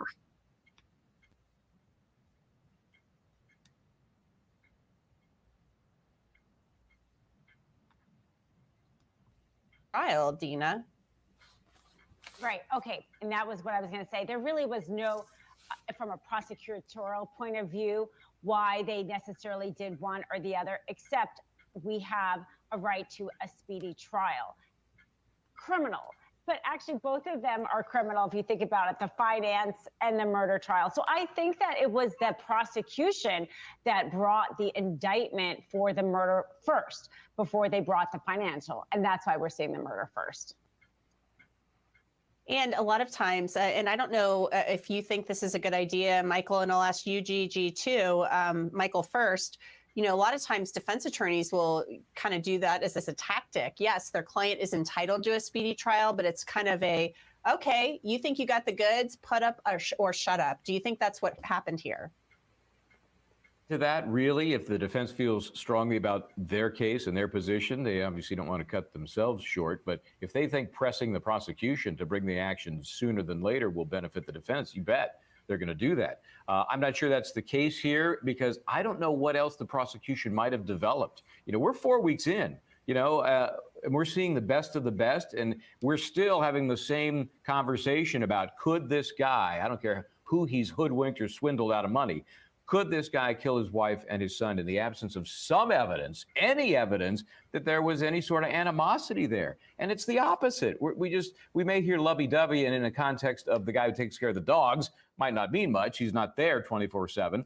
But still, where's the negative stuff? Where's they battled all the time. They were always arguing. They never seemed to be able to coexist. I haven't seen anything like that. Were you surprised that the defense pushed for a speedy trial in the murder case? Just briefly, Gigi. Gives the state less time to prepare. I mean, look, they're getting evidence from GM on Friday afternoon.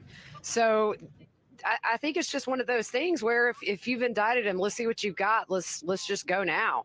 I think that it puts the fire under the state to get this case wrapped up and ready for trial. And maybe we're seeing a little bit of that disorganization where they really could have used some extra time to get their ducks in a row. Seems a little bit scattered at times to me and a lot of people. It was really surprising to hear GM coming out of the woodwork on Friday. I guess we heard Monday that on Friday they came up and said, hey, upon second look for the search warrant, we do have this data. So here you go. And then we heard it basically brought into evidence today, but we didn't hear anything more about it. So maybe we'll get to that. William Luther from YouTube asks, what did the panelists think the state was trying to get at with the question to the dog caretaker? That was Roger Davis, from whom we just heard. It seems like they are all answered by Alec Murdaugh's story and video of cash. So, Dina, what did you think they were getting at with the caretaker questions? I think they're trying to say that he may have rinsed himself off there after the murders. That to me seems the only reason why a puddle of water would be relevant at all to their case. But again, it bothers me because I want to say if that is true, if he really did rinse himself off there, then where is all the evidence? I mean, we know now with collection of DNA and blood that the most microscopic samples left over can be collected, and he would have had to pick up the hose. So did they swab the hose? Was there really nothing on the hose? What about the door handles to the kennel? Could they really not find anything on any of those? Did the police just not do that kind of search? Did they not do those kind of collections? So when I'm hearing this emphasis on the fact that it wasn't organized, the hose, and the fact that there was this water puddle, I'm just screaming about what about all the other evidence? Did they look for it? And if they did look for it, did they just not find any? And if they didn't find any, then I don't care if there was water on the floor, because if he went in there as bloody and gory as he should have, they should have found something somewhere in those kennels. Well, here's my thing too. And the hose is on in the 8:44 p.m. video. Would that water have still been there at 10:06 or 10:20 or whenever these crime scene photos were taken? That there's still water there. So we don't know exactly what time those photos were taken. We may have to go back and look at that. Melissa Dotson from YouTube, the timeline is very important, yet the state did not spend a lot of time on that evidence. Do you think that was a mistake? Gigi, what do you think of that? I feel like they've talked a little bit, we've heard a lot about timeline, maybe not from all witnesses, but we've heard a lot of discussion, I thought, about the timeline. Do you think there hasn't been enough? I think there's only so much you can do with that timeline. I mean, really, I think when we got the information about when that car was put in park and when it was taken out of park, as well as the phone records, it kind of gives a really good roundabout of the timeline of that night. Now, this new GM stuff that's going to come in yesterday, both attorneys said that I didn't see where the defense had a problem with it. It doesn't seem like it's going to offer anything that discredits what we already know about that timeline. But yeah, I mean, I think the biggest question of the timeline really is just was confirmed by Miss Shelley, which was that 15 to 20 minutes as opposed to the 30, 40. And that was also confirmed with the car being put in park and drive. So I don't know if there's much about the timeline really that we have wiggle room to make something happen in. I think it's pretty solid, you know, minus how long he stayed at mom's. Yeah, I mean, it seems to me that both sides were, you know, happy to get this new info, or at least they were saying publicly in court that they believed it helped them at least. So we'll see once we actually hear about what's in the meat and potatoes of that data. And it sounds like it's a lot of data. Our next question, how does he shoot one and then have time to get the other gun and shoot for the second time? Those are big, somewhat bulky, heavy guns. This is from Lisa Chambers English from Facebook. That's one of the things that's confounded me, Michael Bryant, is the fact that you have to shoot one person, I assume, and then get a second gun and shoot the other. So that seems like a lot to do. I don't think so. What are your kind of thoughts on that? Have you kind of worked through that in your mind? I haven't had the props to play with, but I know a little bit about, you know, the AR rifle, Armalite rifle. It's a light rifle that can be strapped over your back. Yeah, it's one of the reasons it's used by the military, because it's very light and maneuverable. So you could have that strapped over your back while you're holding a traditional 12-gauge shotgun. Boom, boom. Put that aside. You're done with it. Whip the other one from around, you know, the backside of your shoulder, and we know that Maggie was shot effectively, if not fleeing, in the direction facing away from the shooter, shot in the legs, debilitated, and then shot, it sounds like from the ME's examination, shot as she was falling forward perhaps, and it came up from below her left breast and up through and into her head. There was even an abrasion on her stomach before the bullet entered. So that all makes sense. And I think it could be done by one person with two weapons, like I described. All right. Well, that is Michael Bryant's theory on how this could have been done. Keep your questions coming to us both on Twitter and in our YouTube chat, and we will get to as many as them when we come back. We are taking a quick break. We have to do this for the network. It's a commercial break. If you're watching on YouTube, don't go anywhere. Stay with us. I'm Anjanette Levy, and you are watching Law and Crime.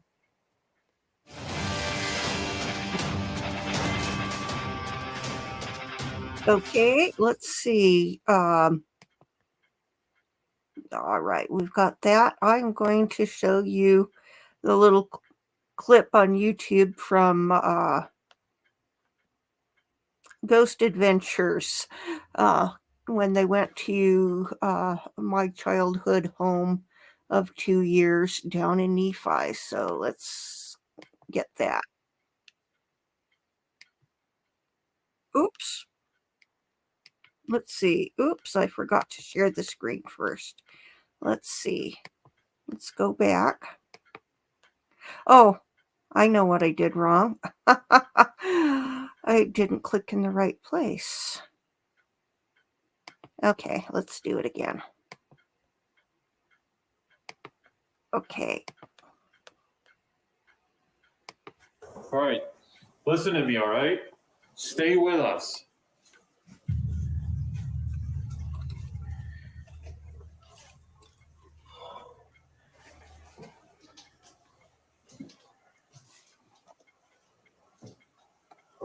I thought I walked through Spiderwood. You feeling it? I'm feeling it. Whoa, that was weird. It's just us now. The energy in this house has completely shifted after coming in here with the psychic medium. Aaron has a strong feeling to go to the basement with the polterpod. Someone's telling me to go to the basement. I don't know why. That's all I hear in my head. Let's go. Give me that polterpod. Here.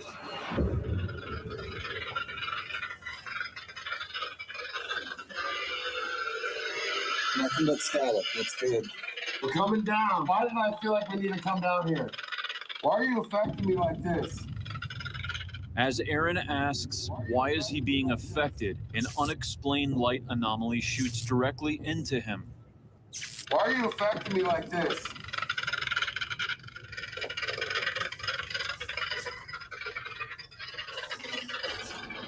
Whoa! What is that? What? What is this all about? Right? Oh!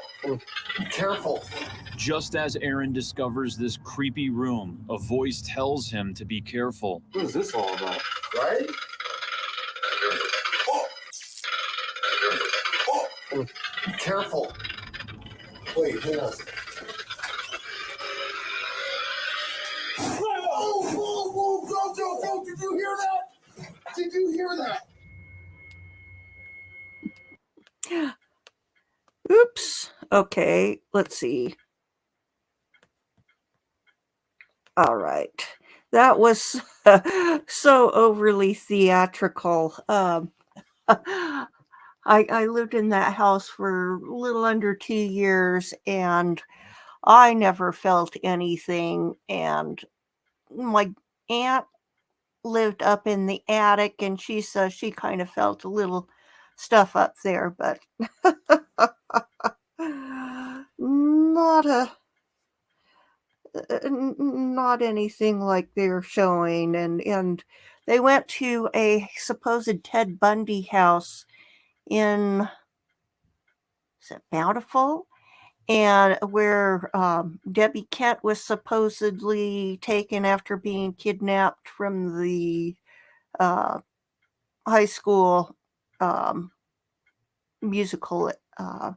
And the local news did a story and interviewed the family that actually was living in this supposed Ted Bundy house at the time. And I'm sure that if Ted Bundy had come in with a teenage girl and killed her, that they would have noticed.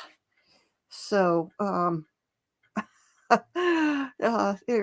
Ghost Adventures is extremely theatrical, but I think it would be interesting to go and see. I know that the place had been used as a senior citizen home and possibly a hospital for a time before my family moved in I think it was 71, 72. So anyway, let's see.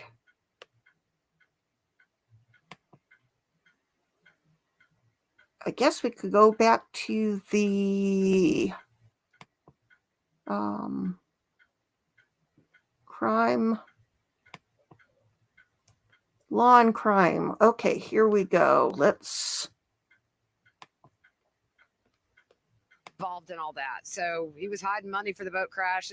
Yeah, I don't know. Maybe somebody else could give insight of whether he could have gotten money should that have sold.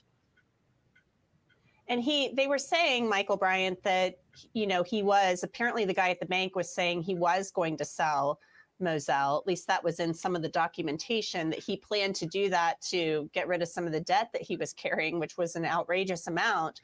So, I mean, does that matter? He would have probably gotten Maggie's, would have gotten Moselle as her spouse, right? I mean, she passes away and he gets everything that she owns. Well, but if there's this lawsuit going on, there's maneuvers that can be done, right? Well, and a will, remember, handles anything but a contract or an inter vivos gift, meaning a living gift. So house is transferred by title, not by will. So if she had a joint tenant on there, or if the right of survivorship will be dictated by the way title was held.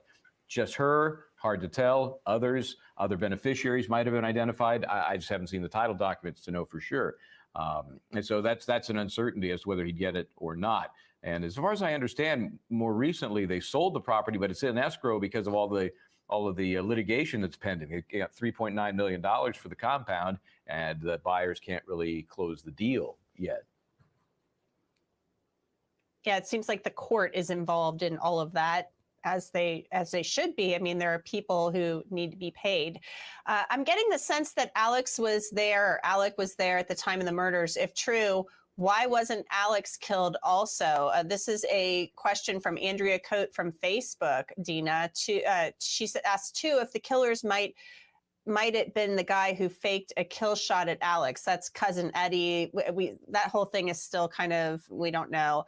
But what is your thought on that, Dina? If you're going to kill Paul and Maggie, why wouldn't you kill Alec too? Or would you wait for him to leave? I think that that's a really good question. And I've thought that too, that it seems like it would have been better for the prosecution to argue that he paid somebody to kill them. I think that would kind of have erased the defense saying that he wasn't capable of killing them. It's much easier to pay somebody else to do it, right, than do it yourself. But they obviously didn't have any evidence of that. Otherwise, they would have for sure presented it. But that would have been the theory for why he wouldn't have been killed, was if this was a kill for hire and he was present. Otherwise, really, the argument just is that he just wasn't there at the time. Otherwise, he either did it, he wasn't there, or he paid or was in cahoots with the person. And there doesn't seem to be any evidence that he paid or was in cahoots with somebody. Otherwise, I think they would have shown it. We definitely, I think, would have seen that from the prosecution if they were able to unearth that evidence, of course. Why is Murdaugh's opioid addiction not being contributed to these murders, or attributed, I think is what they mean. He is a self-admitted addict. Cindy Gaskin-Woods from Facebook asked that question, Gigi. We've heard from some testimony that he was in rehab, but they haven't really gone deep into this alleged opioid addiction. And I say that because Alec Murdaugh says he was in rehab for opioids, and as well as his attorneys, but it seems like other people don't buy that he was actually an opioid addict. Yeah, and that's been the discussion the last couple of days here just amongst us, which is, to the extent that he said, I mean, people could definitely be raging addicts and function very normally in society. You never know. But he just didn't have the appearance of somebody who's been addicted to massive amounts of opioids for decades. And I don't know if that's really something you want to touch on, because then you're introducing a whole other element. But look, I mean, motive wise, I think anything would have been better than to deflect from financial crimes, to be honest. I haven't met anybody who says that motive makes sense. So I don't know. They missed the boat on that one, though. Well, and let's face facts. Alec Murdaugh, everybody can say, well, he was fully functioning. He was this, he was that. Well, it didn't really sound like it. If we literally look beyond the surface, I mean, he's showing up in the afternoon to work. They say he's all frenetic and frantic. His paralegal said that. I mean, was he really functioning? He was, accused of stealing $9 or $10 million. That's not exactly functioning normally. He might have been able to hide the addiction. But functioning normally, yeah, maybe on the surface, maybe he was good at hiding stuff. Addicts are really good at hiding their usage. I want to do a quick round robin before we have to sign Gigi off and take this next break. Guys, there's been some mixed reporting out there over the last 24 hours. Some local stations there in South Carolina saying that Alec Murdaugh's defense team is entertaining putting him on the stand. Maybe it's going to happen, maybe it's not. Let's go around the boxes really quick before the break. Do you see Alec Murdaugh at this point taking the stand, Gigi? Yes and no. I mean, I think any lawyer will tell you don't ever get on the stand. But look, this case is so crazy and there's twists and turns. I wouldn't doubt it.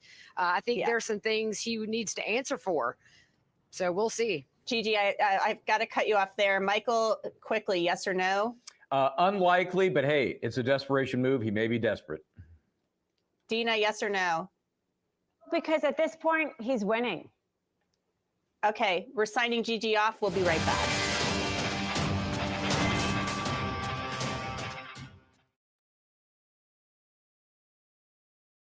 Let's see, there doesn't seem to be any updates after June, so maybe they haven't done the exhumation. That's really strange that there isn't anything.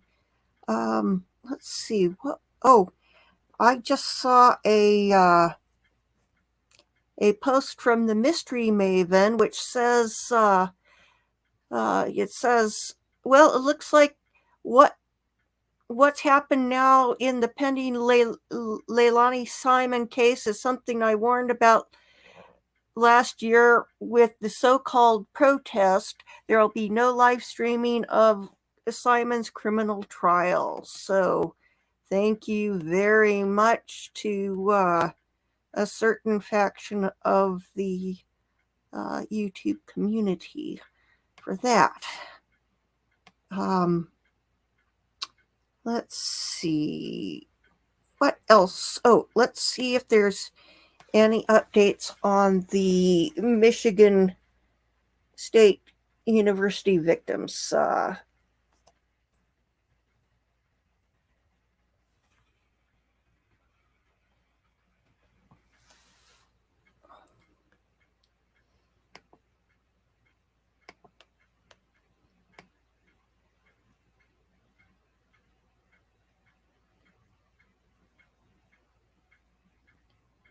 Let's see.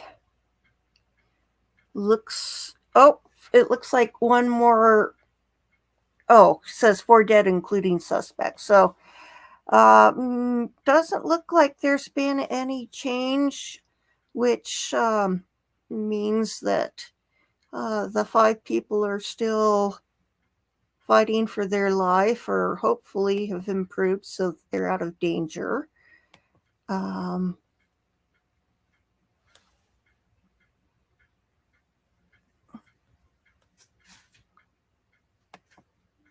Oh, on Lori Vallow.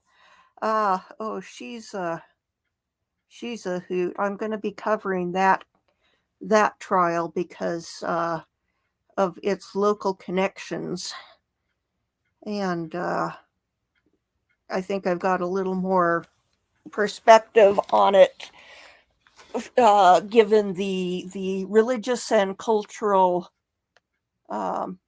aspects of the trial, which a lot of people can't grasp, and it's rather mind-boggling.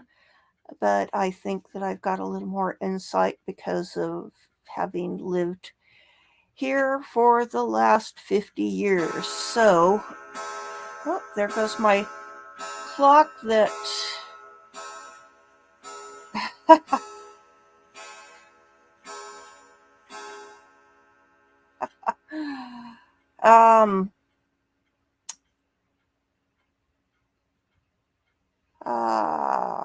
no, clock made my train of thought derail. Oh, Lori Vallow, yes. Oh, and here comes Galadriel. Hopefully she won't try to chew on me again. Let's see. Yeah, Lori Vallow, the trial is supposed to start on April 3rd. And I think we're slated to have audio. Hopefully the judge will decide they can do video, because the whole point of not doing video in the hearings was to preserve the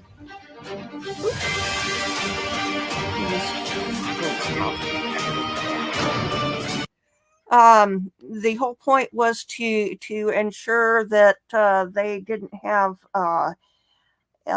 any bias and so forth for choosing a jury and so forth. But once you're having a trial, the jury's already selected, so the problem for having it is moot.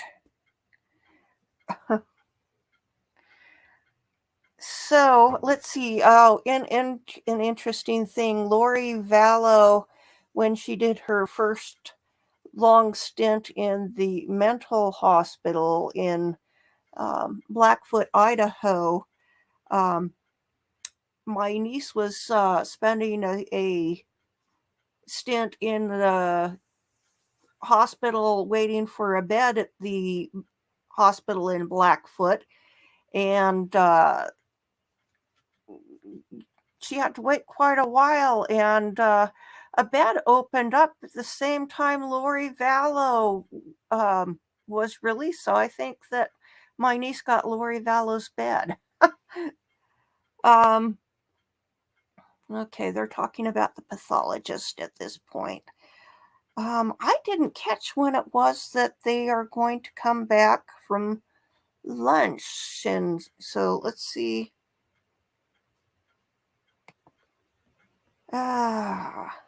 Let's see when they started this lunch.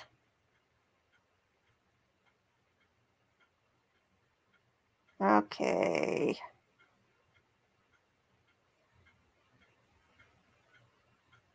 It's looking back.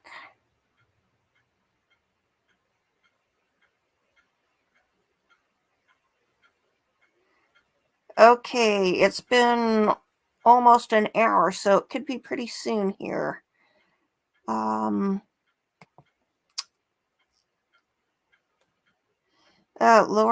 Vallow, what a piece of work, and the accounts coming out from people who knew her, that sounds like she and her brother were having a physical relationship. It's kind of like, oh my gosh. So, yeah,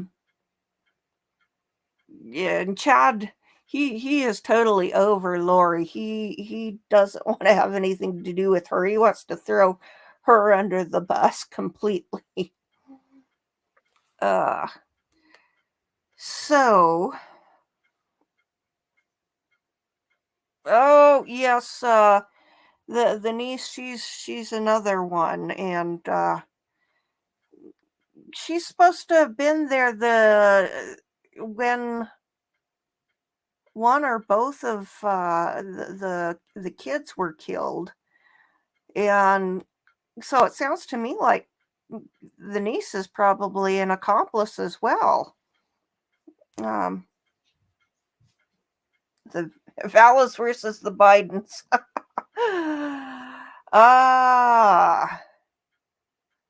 I think that, well, at least what we know of the Bidens, Joe Biden isn't quite as bad as the Daybells. So, Biden gets a thumbs up compared to Lori Vallow. Oh yes, they're definitely going to blame it all on brother Alex. So another Alec, isn't that a coincidence? But I don't see how they could have murdered. He could have murdered Tammy without the cooperation of Chad, and the fact that Lori was buying the wedding rings and so forth before Tammy died, and so forth. It's just all too coincidental. So I think that. Oh, but the big danger is that Lori Vallow, Daybell, and her speedy trial issue. That one really has me nervous that she will get freed on appeal after being convicted. So that's a huge concern that I've got. You'd take a Hunter painting for free. I haven't seen any of the paintings. I can't imagine they're that good. So let's take a look.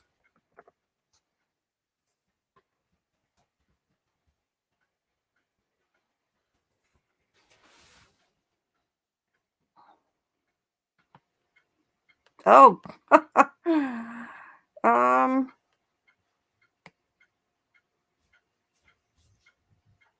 some of them actually don't look too bad.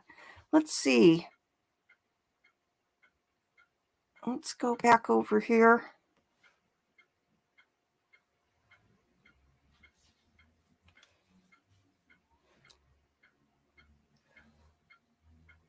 Fire put me off. Loin chops for life. Oh, I had a house fire, so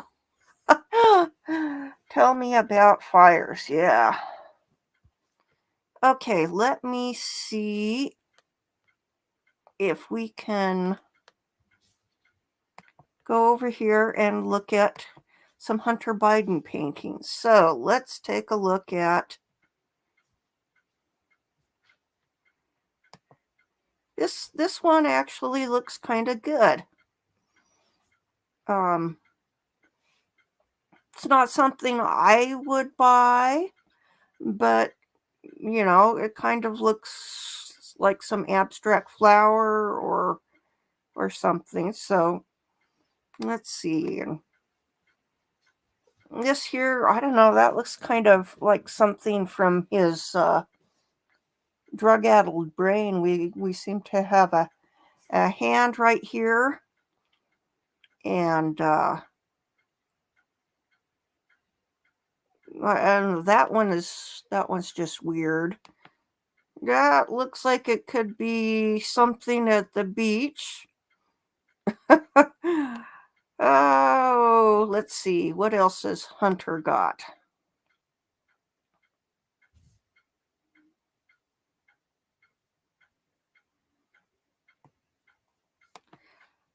I'm assuming this is Donald Trump.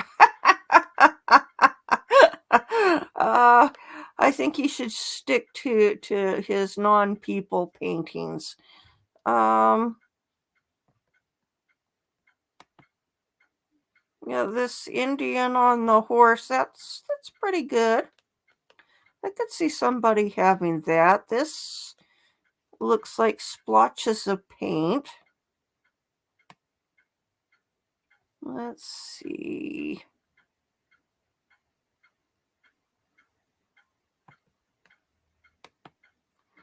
This one in the background here, that actually looks pretty good. I kind of like that, even though it's abstract.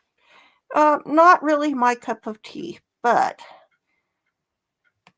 okay, let's see. What are they doing back over here on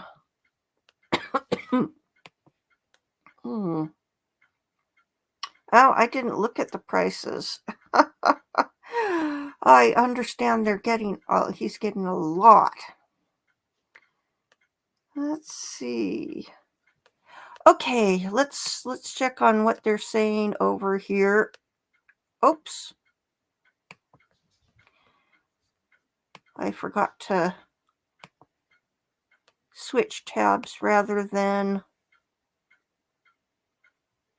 Okay, here we go. That wouldn't make a lot of sense to me either.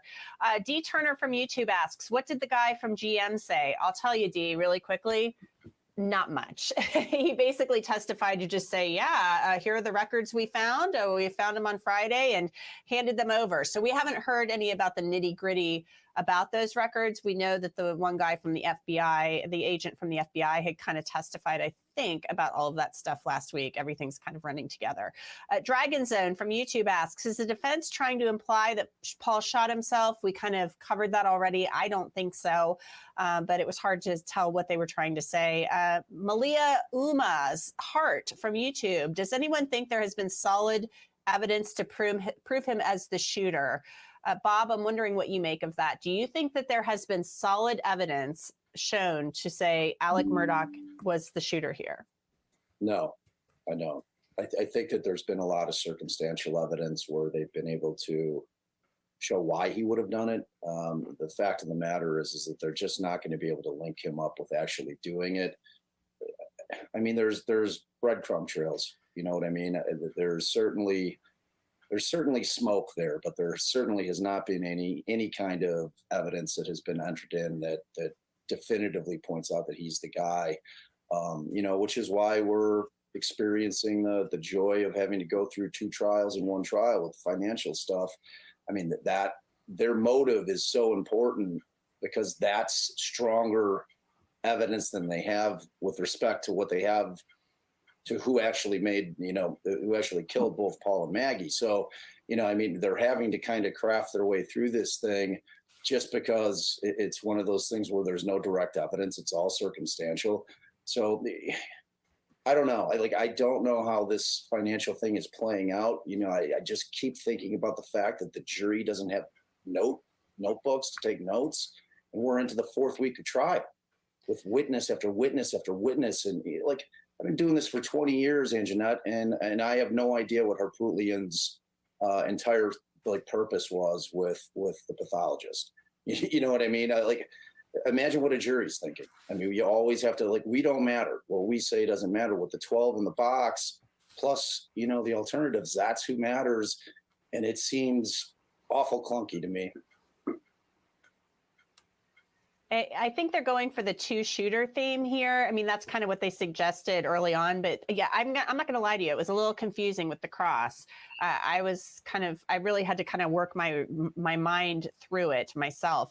At T-Body Fitness 1 from Twitter, did the medical examiner specifically say the time of death? I'll handle that one quickly. No, they did not. I think they're relying on the cell phone records for that. At K-Fount from Twitter asks, defense kept mentioning the lack of reviewing crime scene photos. What was the overall defense strategy with the line of questioning with the pathologist? What were your thoughts on that, Dina? I think that they were trying to, okay, here's the thing, is I think the defense has a lot of leeway. They have some great questioning here regarding the police and all of their collection and analysis, because if the prosecution loses this case, it's, I think, going to be because of the lack of what the police didn't do. Like that night, why didn't they go inside the house and start swabbing everything, right? And it rained and they leave and all of the things get delayed. They end up searching, even when they go and find that jacket, it's days later.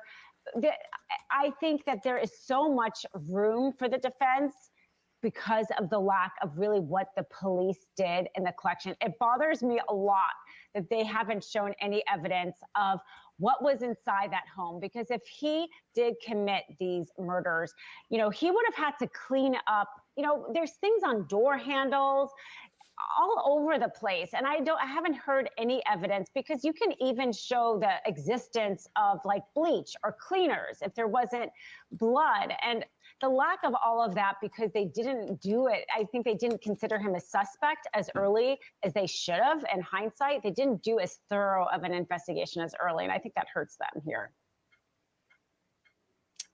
You make some really good points there. And just the fact that the search warrant wasn't executed. I mean, I still am a little bit shocked by that. This is a double homicide, for goodness sakes. Let's get to some more of our questions. Jackie Lowe from YouTube asks, if ones find it hard to believe money was the motive and distraction, could it be possible he did it in fear of sparing them embarrassment of his debt and being fired that day?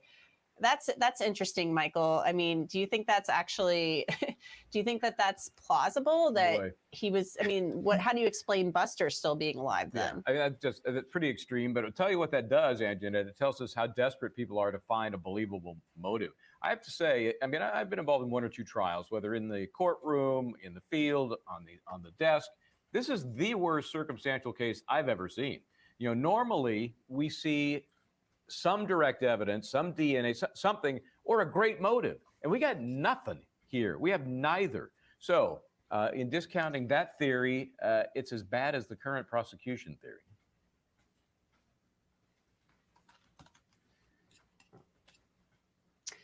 All right, good points, Michael. Jenny GA from YouTube. Anyone thinking maybe a hung jury? Bob, what do you think about that? I think that's a distinct possibility, frankly. There's this feeling, and it goes hand in hand with everything that's going on with Murdaugh and who he is down there and the family and the legacy of them. He's sitting in the courtroom where his grandfather's, portrait is sitting in there. There's this feeling that this is a rigged game anyway. But going back to exactly what Michael just said, it's a weak case. And that's the brass tacks is it's a weak case. When you look at the cumulatively what they have, it's not much. You're having to say, okay, well, he was there on the video. We can hear his voice. And, we've built a timeline to when we think that the murders happened. But to go back to the point that they didn't process the scene properly is going to be huge in terms of in that jury box or in that deliberation room, because they just screwed up the entire investigation from the gut. And they've put forth, the state has put forth an incredibly confusing narrative, and the way that they put the case forward, intertwining the financials in order to try to establish a motive, it's just going to confuse the jury. I really believe that. And we still have the entire defense and all their witnesses to go, so I think that a hung jury is a distinct possibility. The real question is, would they try him again? Oh, I mean, the prosecution, I think they think their case is a strong case. I mean, I would think they would have to try this again, say there is a hung jury. We're nearing the ends of the state's case, so we have to be really open to the possibilities here with the verdict. Heather Bunner from YouTube, you guys, let's go around the squares, a quick round robin question, and let's make our answers quick here. What was he doing with all of his money? Dina, what do you think he was doing with the money? He might have just been living on it. I mean, people tend to live above their means, and he just wasn't making enough for all of their kind of properties and vacations and so forth. Yeah, and there was some testimony too that maybe he had some real estate deals that went south with some islands and off the coast of South Carolina. Michael, briefly, what do you think he was doing with all the cash? Numbered accounts. Check your offshore numbered accounts. That's what I think. It's easy to hide money if you want to. I'm waiting for that shoe to drop. Bob, what do you think he was doing with all the money? Somewhere, and gambling, maybe. Interesting, gambling. All right, we'll see what we find out, right? Thanks, guys. This ends our lunch Q&A session. I'm going to send it back over to Michael Bryant after this commercial break, so stay with us. Testimony is set to resume any minute now in the state of South Carolina versus Alec Murdaugh. I'm Anjanette Levy, and you are watching Law and Crime. We'll be right back.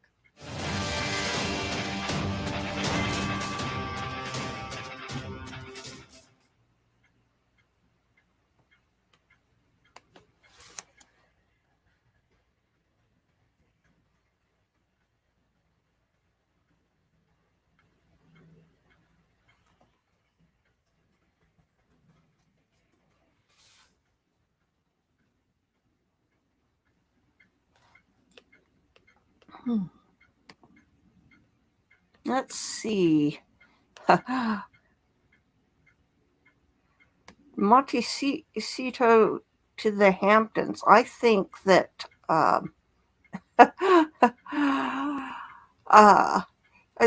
they like to say a Monty shit show, but I think that money shit show is probably more apt for them.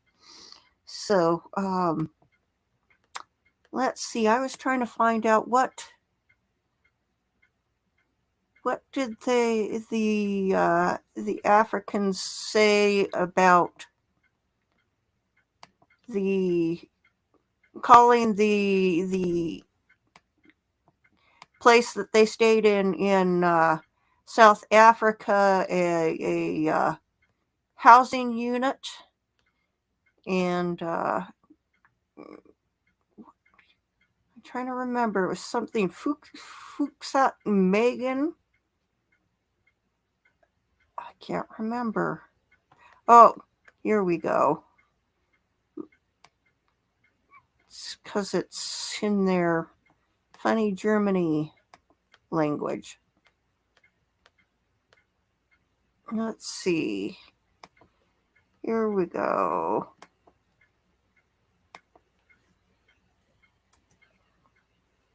There it is. Okay, let's see. It sounds like we're about to go back to the court session.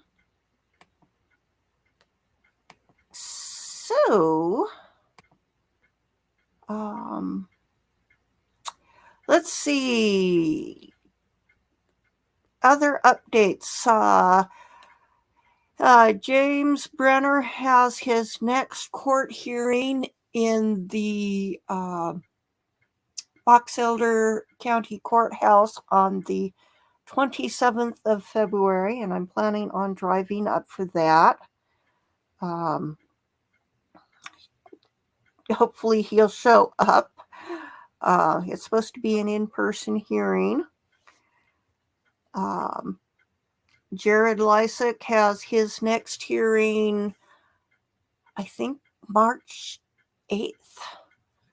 And I think that is supposed to be over WebEx. And that might be on the state calendar. Let's do a real quick check on that.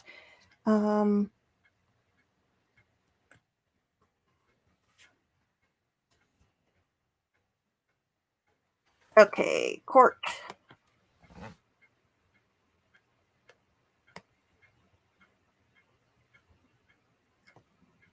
Oh, it says oral argument via WebEx, 3 p.m. So,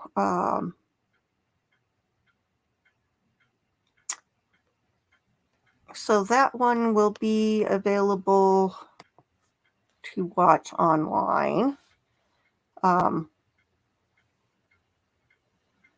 Your birthday's the 28th. So it's a good thing it wasn't the 29th, because you wouldn't get to have parties very often. And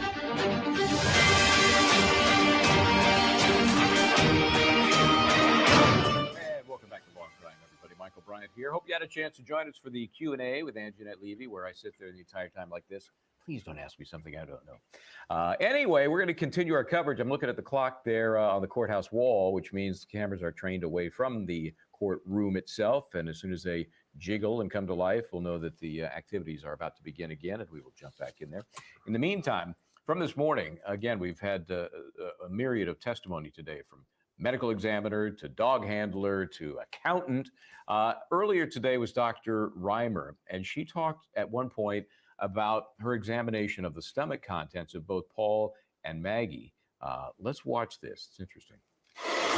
The lack of a lot of blood, though, in the abdomen, telling you anything about how rapidly these all occurred together? Yeah, so if the wound stopped there to the abdomen and somebody walked away, you know, she would have had more bleeding out of those tissues into the abdominal cavity. In both Maggie and Paul, did you make any observations about their stomach contents? Yes, so part of the autopsy, I'm not just looking at the wounds, I'm examining all of the internal organs. And this is how I knew it went through the pancreas and the kidney, because remember, I'm not just looking outside of the body. I have to do everything, look at all of the internal organs and dissect each one. And when examining the stomach, I will document the contents of the stomach, and they each had a lot of recently digested food fragments. So, you know, they had a full stomach of food. Were those stomach contents consistent with one another? Yeah, they looked identical to each other. They were kind of gray tan, you know, couldn't tell exactly what it was, but it may have included meat. I didn't see any corn or, you know, green beans or anything like that. But whatever it was, they were identical to each other. And I believe she had 600 mLs, which is like it's 450 mLs is a pound. So it's like almost 1.5 pounds of food. And he had 500 mLs, which is a little bit more than a pound. But they looked similar, like they may have shared a meal together. You testified that there was no defensive wounds on Paul. Did you observe any defensive wounds on Maggie? No, nothing that would indicate any kind of a defensive wound. Did you observe any damage to her fingernails or anything that indicated that she had been in a fight with her attacker? No, that's also part of the autopsy. I'm, in addition to collecting clippings from the fingernails, I look carefully to see sometimes there's a fingernail broken, sometimes there's obvious tissue or blood underneath fingernails, and she didn't have any evidence of, you know, material visually evident underneath her fingernails. What about her toxicology? Did she have anything in her system? Any drugs or alcohol? She had caffeine only, the same as Paul, and no other alcohol, no alcohol or other drugs other than caffeine. And so, what do we learn from that? They had basically the same food, apparently, Paul and Maggie. Bob Motta is still here with me. He's a criminal defense attorney, host of the Defense Diaries. Hey, Bob, does it bother you that there was no established time of death, or at least no estimate? Does that bother you? Yes, it does. You know, in a case like this where it's all circumstantial and timing is everything, you know, the state's gone to great lengths to establish where Murdaugh was at certain times, and us really not. Be seated.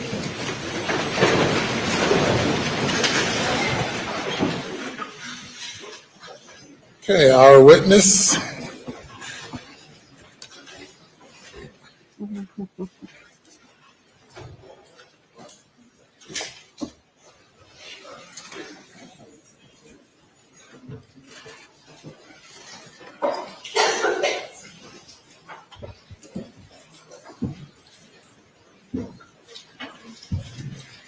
You may bring the jury.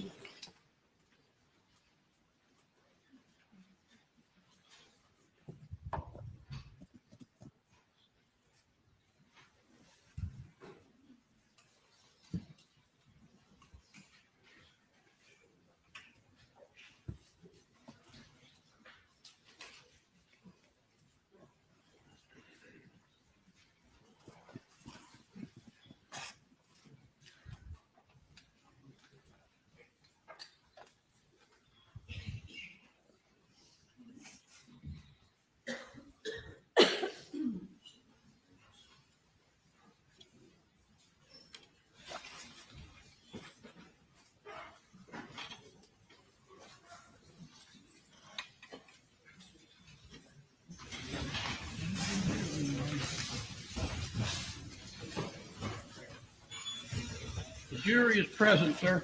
Okay, very good. Cross-examination. Thank you, Your Honor. Yes, sir.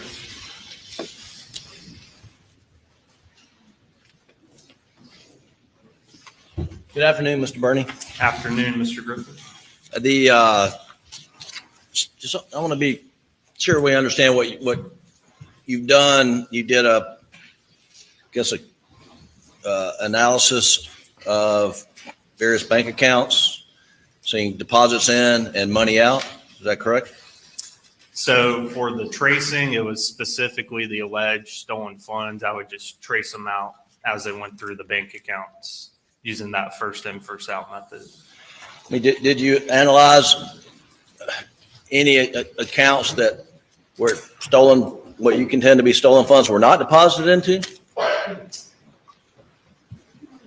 There's probably one or two accounts, maybe stolen money didn't hit, but any account under Alex Murdaugh's name at Palmetto State Bank and Bank of America, those were the primary two accounts. But I mean, you're aware that he earned income as a practicing attorney? Yes, yes. And did you segregate that monthly income from? Yes. So what I would do is prior to these funds going into those accounts, using that first in, first out method, I would completely deplete whatever income or deposit was in that account prior to, so we could separate each check out. And you, in your testimony here today, you for the most part, limited your analysis to the $792,000 of the Ferris fee. Is that right? Yeah, that's the only tracing we went over to. Okay, and then at the end, you testified about essentially Mr. Murdaugh's. I guess it was a analysis of liabilities versus assets. Right. About whether he had enough to pay A, B, and C. Right. So what I did for the date of June 7th, the accounts we had, I looked at balances in addition to outstanding loans. So that's how I was able to determine that. And that was just purely balances in financial accounts. Is that right? That's correct. And did that include any analysis of his 401k or retirement account? No, in the balance sheet I had no, because those were in retirement accounts. Okay. So obviously, you know, you have tax implications and penalties and fees associated with those. And did that analysis include the value of any real estate holdings? So I was just looking at outstanding, what he owed the bank. Did that? I didn't have up to date June 7th, 2021 appraisals for every land he owned. Sure. And I think we all understood your answer, but your answer is no, it did not include an analysis of any equity in real estate holdings. Is that correct? No, because I would not be able to determine that to the date. And your analysis also did not include any interest he may have in real estate partnerships, correct? Such as Redbeard and Zero United. Well, let's start there. Redbeard and Zero United. So I just had the loan statements and the outstanding principal on that. And as we know, they were charged off, I believe, in 2012, and interest was accruing. But this is just a principal balance that I was looking at. Right, but you didn't look to see what the value of Redbeard was and the value of United was. No, I had no idea what they would have been in June 7th, 2021. And were you aware that he was had equity interest in a real estate partnership that owned the PMPED law firm building in Hampton? I became aware when I saw he was paid out of that account at the end in October, I believe. And then I would see occasionally, I called them rent checks. I think every month or so he would get a few thousand from that ownership. But in your testimony of sort of a snapshot on June 7th, you didn't take into account the value of his interest in the PMPED law firm building, did you? So I was looking at liquid assets. So would he have the ability that day to pay those amounts? Okay. All right. And I take it then you also didn't take into account his ability to raise capital through borrowing money from Palmetto State Bank if he needed to. So I was only looking at outstanding loans. So I can't comment whether or not he could. We know after the fact he got a loan from the bank, but at that time I wouldn't know what he's eligible for or not eligible for if he wanted to take out an additional loan. Well, we know before the fact that he had never been turned down for a loan at Palmetto State Bank, correct? To my knowledge, no. Right. And we know before the fact that he had paid Palmetto State Bank in over $4 million in interest payments. Don't we know that? I've not calculated that myself, but if that's what you're representing. Okay. Well, we know before the fact that the chairman of the board of Palmetto State Bank's position was, if Alec Murdaugh wants a loan from the bank, we'll make it happen. You're aware of that, aren't you? That's my understanding. So there was no, and just to be clear, you weren't telling the jury that on June 7th, Mr. Murdaugh's financial freight train was about to go off to the ravine. That's not what you were telling this jury, is it? I was just looking at the account balances, outstanding loans, the fact that money had to be borrowed to pay back the Chris Wilson fees. And he borrowed money from his partner, Johnny Parker. Is that right? That's correct. And you know before the fact that Mr. Parker frequently loaned money to other partners in the firm because the cash flow in their business was, not great until the end of the year. I know Johnny Parker loaned Alex money. I'm not sure about the other partners, but you are correct. He did loan him money. Now, in your analysis of the $792,000, you testified that that a large percent of the money went to associates, and then the rest went to pay credit card bills, right? Generally speaking, without getting into a granular level. Sure. Well, can you generally tell me approximately how much money of the $792,000 was sent to Curtis Eddie Smith? From my tracing, approximately $500,000. Of the 792? Of the 792, yes, sir. Okay. All right. 1 second, Your Honor.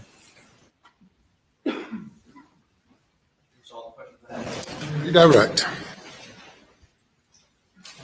Ms. Bernie, you indicated that you were looking at liquid assets on June 7th, 2021. Is that correct? That is. Did I understand your testimony a moment ago correctly that that's what you were looking at? Yes. Mr. Bernie, do you own a home? I do. So you've gone through the process of purchasing land before, is that correct? A couple of times, yes, sir. A couple of times. When you were buying, or let me rephrase my question here, did you ever sell any real estate? I have once. Was it an instant process or did it take some time? It took months. Months? From listing to closing, yes. So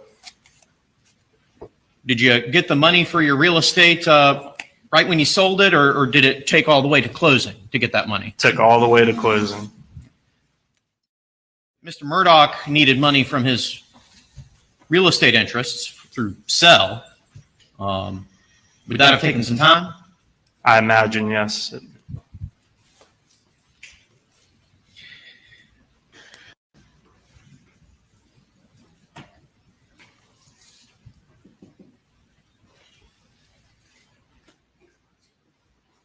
Take a moment, of course, still.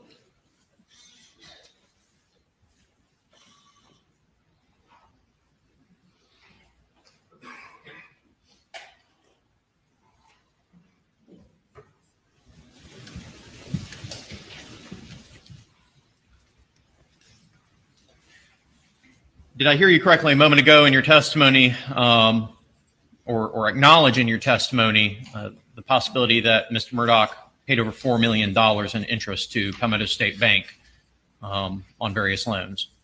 That's what Mr. Griffin represented. I had not done the calculations myself.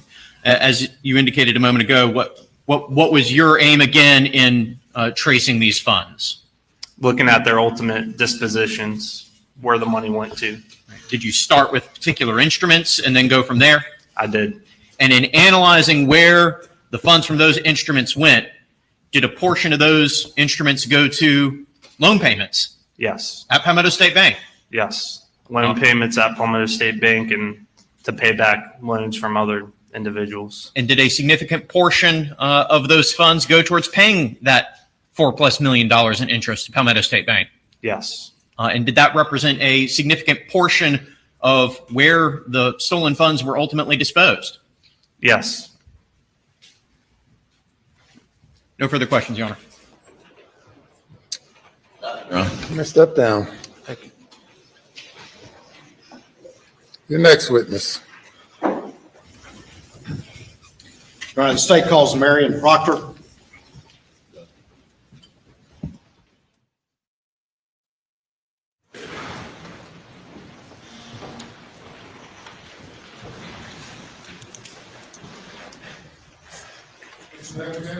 Marion Proctor.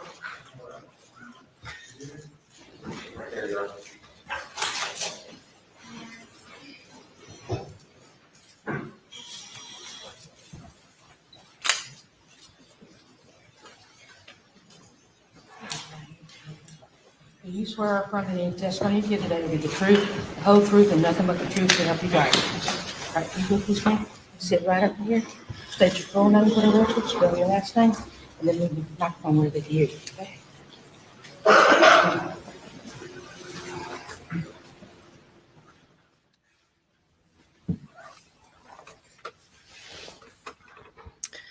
I'm Marion Proctor, Proctor.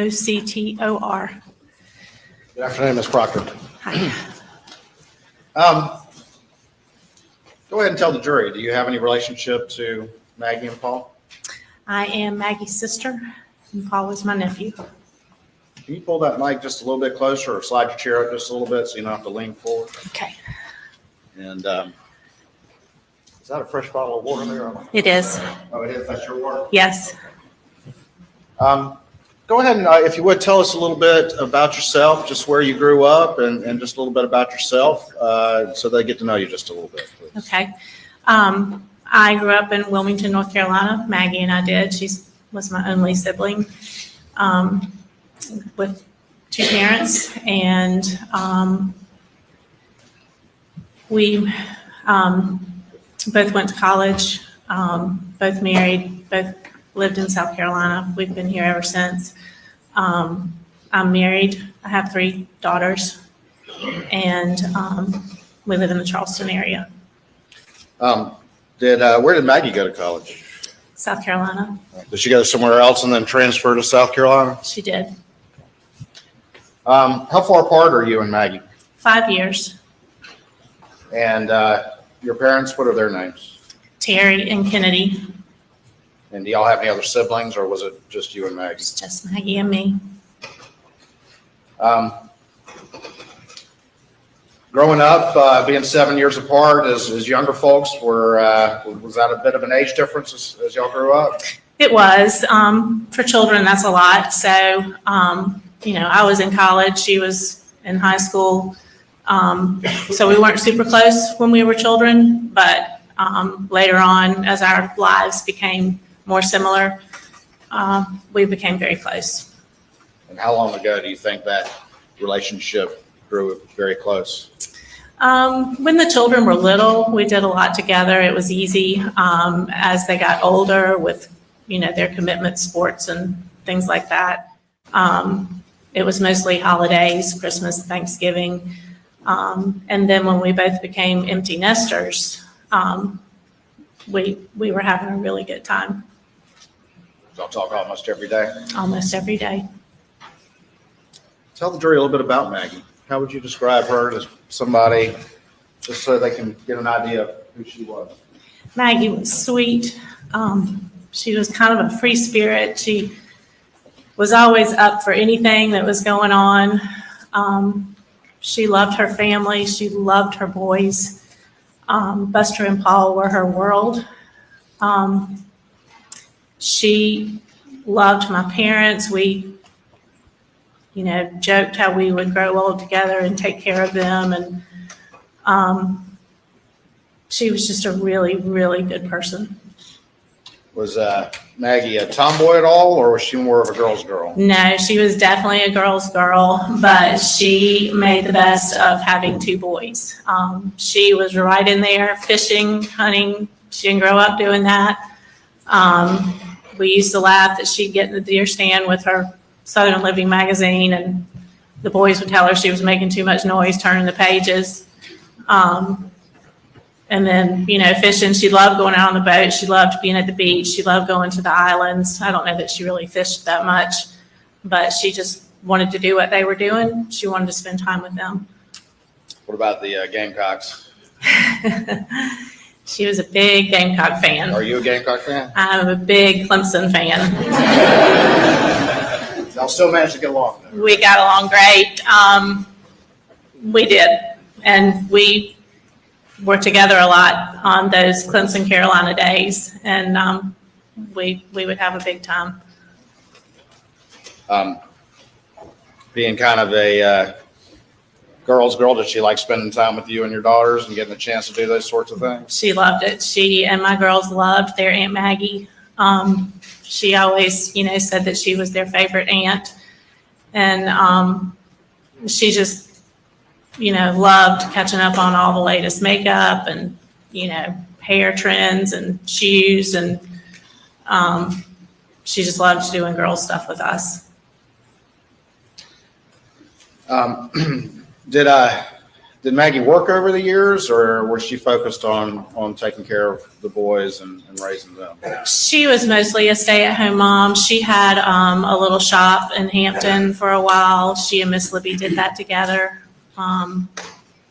So that was fun. She was real involved with the boys' schools, all their sporting events. I don't think she probably ever missed one. But she was mostly a stay-at-home mom.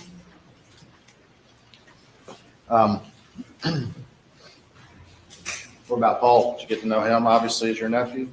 Yes. Tell the jury just a little bit about Paul and what he was like. Paul was a sweet, sweet boy, misrepresented in the media. He had such a kind side to him. He was always wanting to help. You know, Aunt Marion, does Uncle Bart need some wood? He'd bring us a load of wood. He was a kind soul, and I loved him a lot.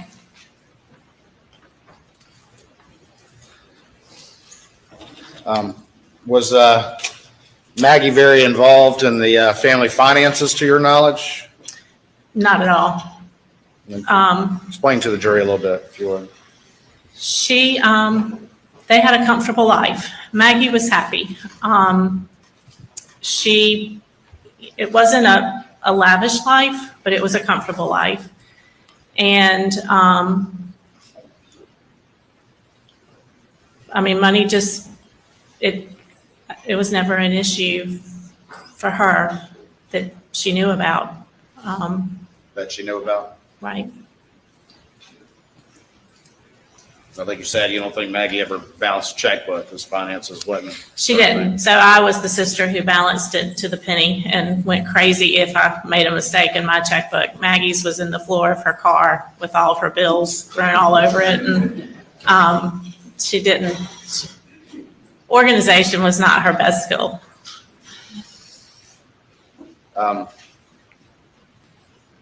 Mr. Randolph, Paul's grandfather, did you know him? I did.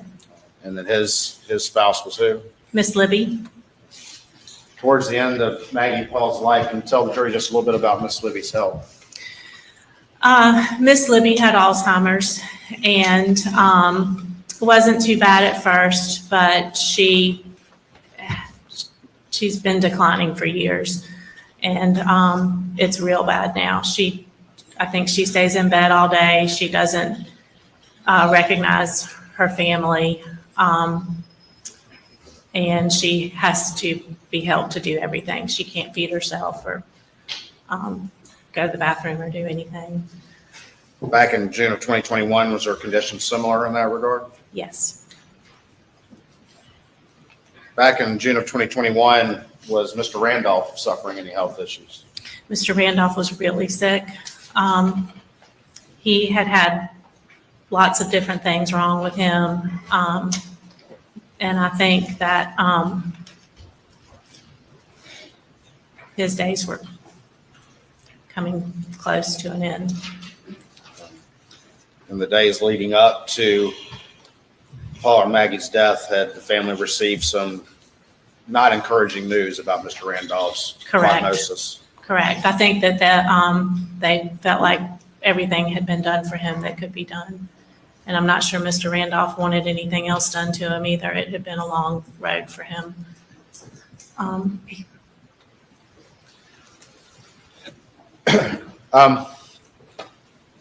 Backing up a little bit, the family, Alec and Maggie's family, properties, did they have a house in Hampton at one time? They did. They built that house.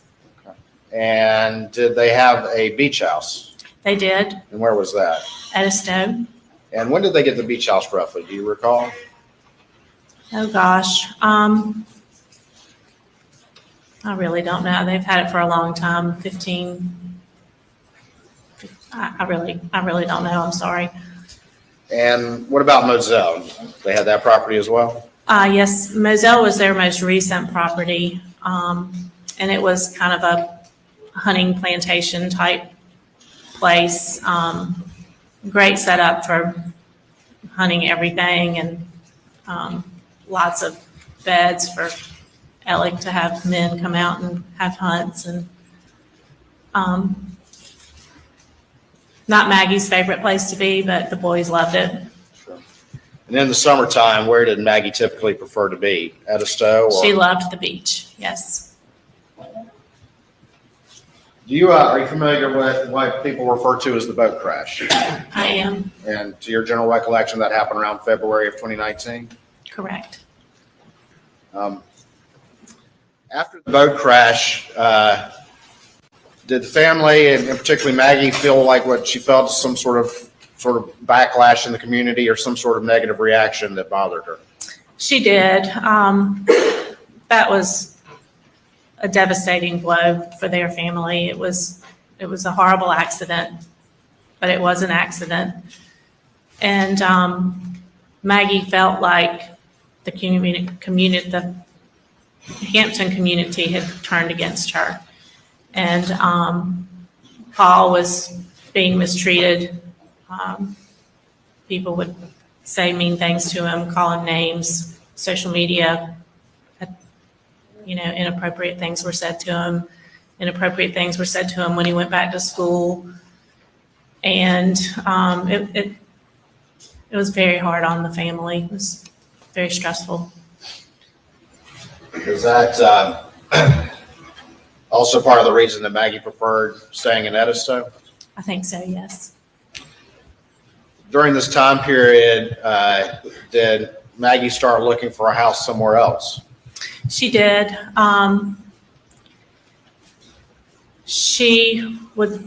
They sold their Hampton house.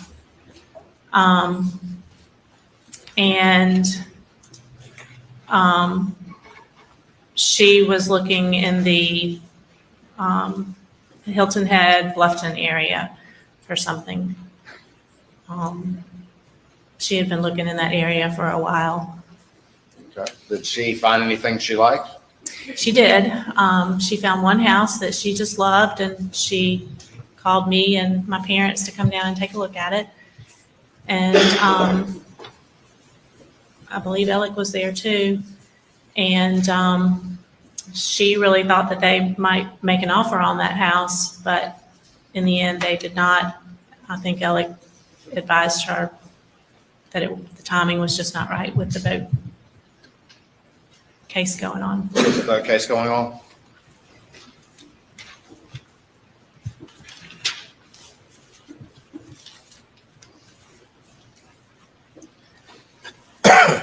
So we move closer to June 7th of 2021. I believe you testified that the family had received some bad prognosis on Mr. Randolph. Is that correct? Yes.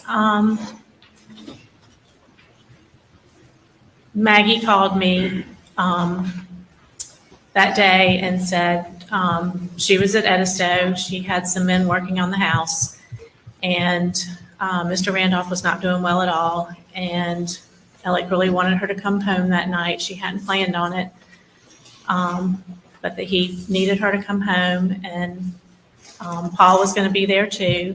And I said, well, Maggie, I said, Alec and his dad are super close, and that's probably what you should do. Go be with him if he needs you. She said that Alec wanted her to come home that night? Yes. What was your understanding of Maggie's intent or what they were going to do that night? I was under the impression they were going over to Alameda to visit his parents. And that's why Alec wanted Maggie to come home? Correct. And that was from your conversation with her? Yes. She called you to let you know that that's what Alec had called her about? Yes.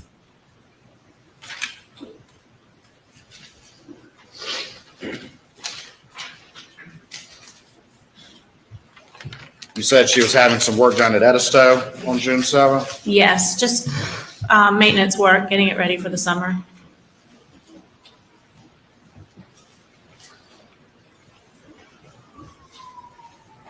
You encouraged her to go to Murdaugh?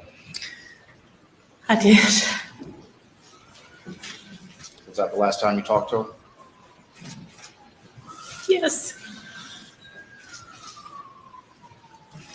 Thank you.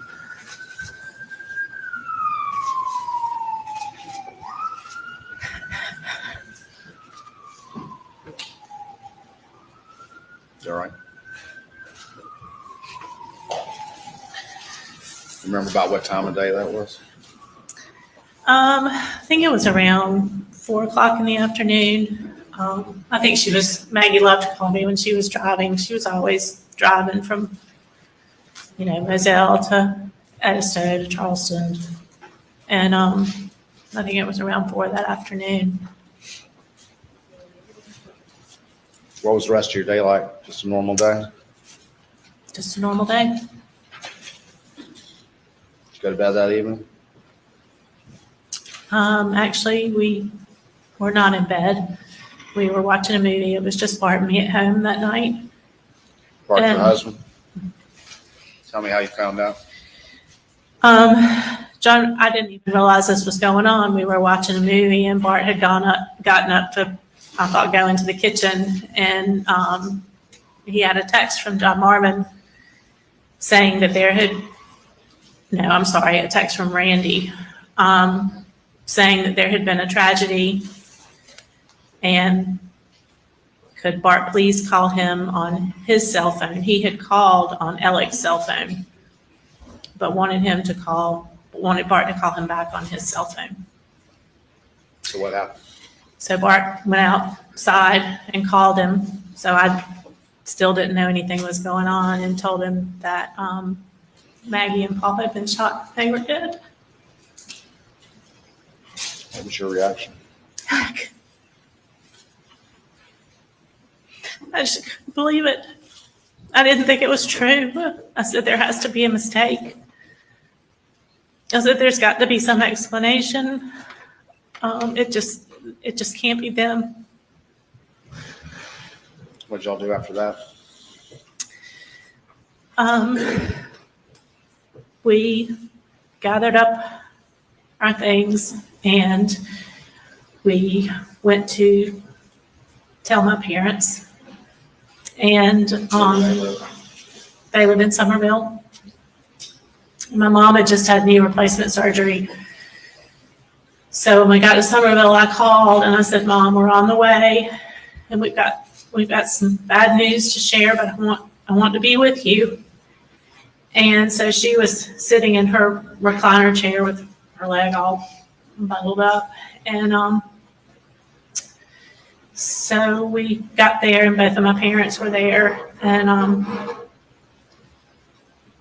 I think my mom went into shock. She couldn't be still, and she just kept making these noises, and it was just the worst. Did you go to Moselle at any point?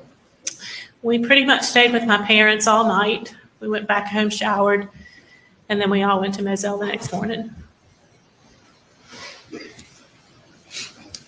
Over the next few days, were y'all staying back in Somerville and going to Moselle, or what were you and your parents doing in Bart? So we had family coming in from Kentucky, and some of them were staying with me, some of them were staying with my parents, but we were in Moselle every day. We were planning the funeral, we were in Moselle every day after that until the funeral. Did that shock of finding out last for a while? I'm sorry? Did that shock of finding out last for a while? It's still hard to face.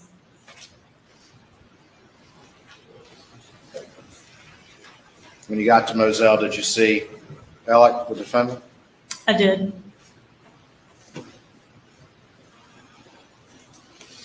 Did y'all hug? We did. Cry? We did.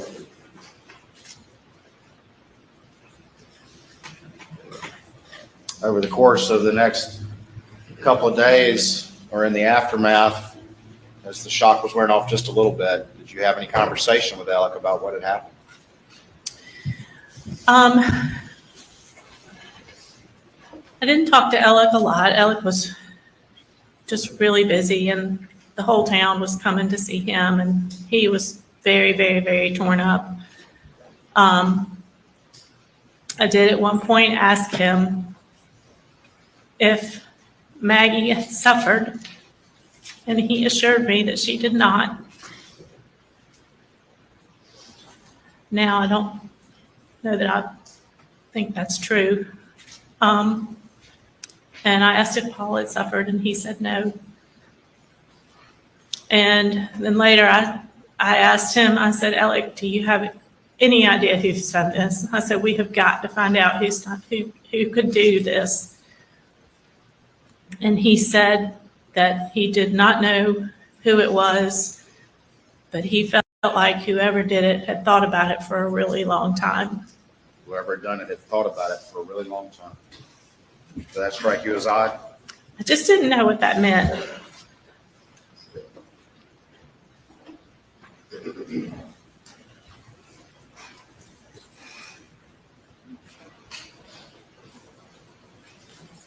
Were you ever privy or have any discussion with anything Alex said about whether or not he went to the kennels that night? I personally did not talk to him about that, but he told my mom that he had dinner with Maggie and Paul, and then he took a nap, which he did. That was kind of a routine. He would lay down on the sofa at night after work and take a nap. But he said he never went to the kennel. Correct.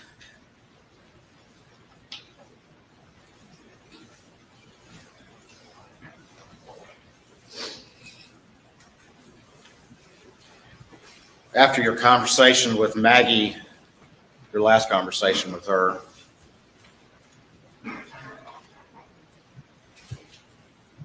did it strike you as odd that she didn't go to the kennels or go to Alameda with Alec? Yes, And why is that? because that's the whole reason she went home that night.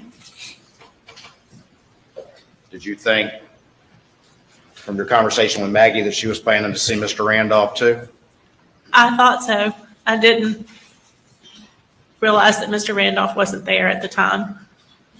That was a surprise to you?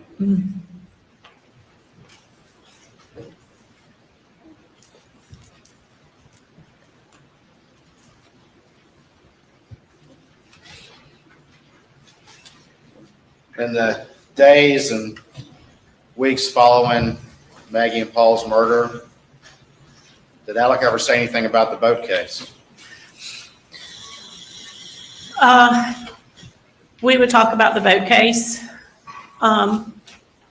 And he was very intent on clearing Paul's name.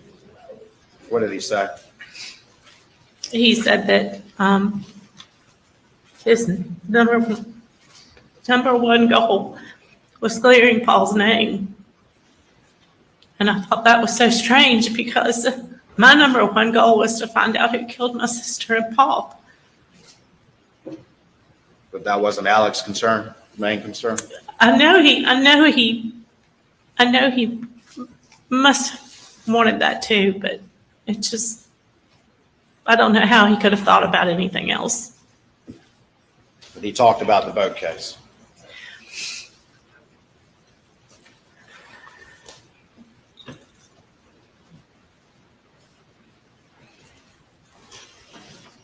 You ever act scared or afraid that the real killers were out there somewhere or anything like that, or was he concerned with the boat case? We were afraid. We didn't know what was going on. My family was scared. I was scared for Alec and Buster. I felt like they needed protection. I think everybody was afraid. And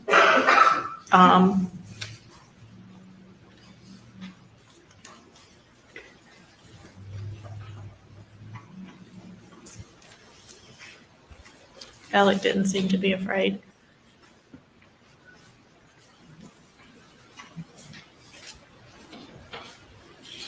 Did he also talk about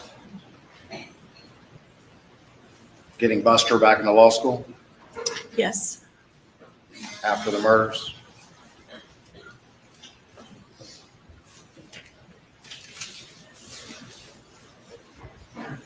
Maggie loved those dogs, didn't she? She did. She liked going down there and playing with them? She did. Would she tend to walk down there, or would she take another way to get down there? If she was dieting, she'd walk. Sometimes she'd ride her bicycle, and she'd take her car. She'd go just whatever she felt like, take her car, take one of the golf cart things.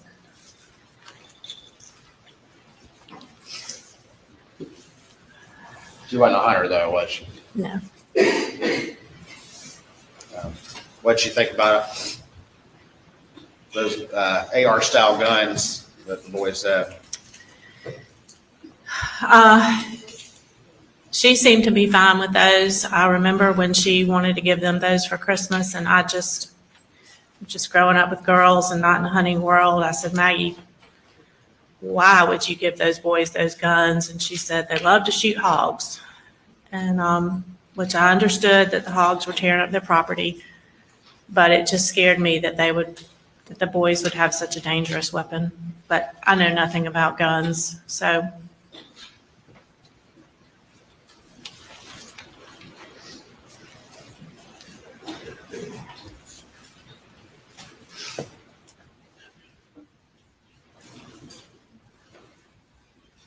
Hold on 1 second, bro.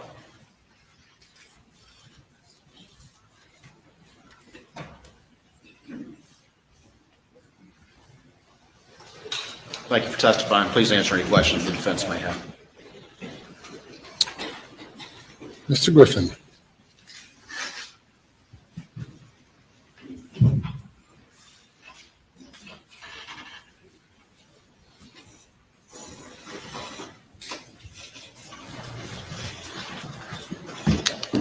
Hey.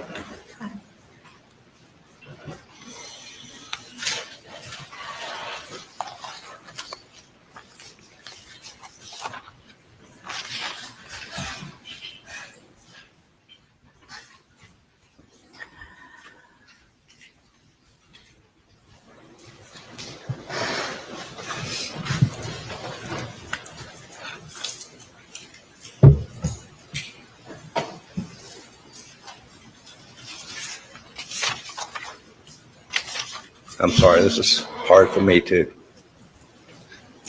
Maggie was a very special person, wasn't she? She was. And she and Alec had a very special relationship, didn't They did. they? And they had a very special family, did they not? They did. And they loved to do things together as a family, didn't they? They did. And it just wasn't Alec and Maggie and Paul and Buster, but your parents were part of their family, right? Yes. And I doubt you've heard all the testimony here in court, but a lot of Paul's friends referred to your dad as Papa T. Is that what people refer to him as? Yes. And your mother as Grandma. Yes.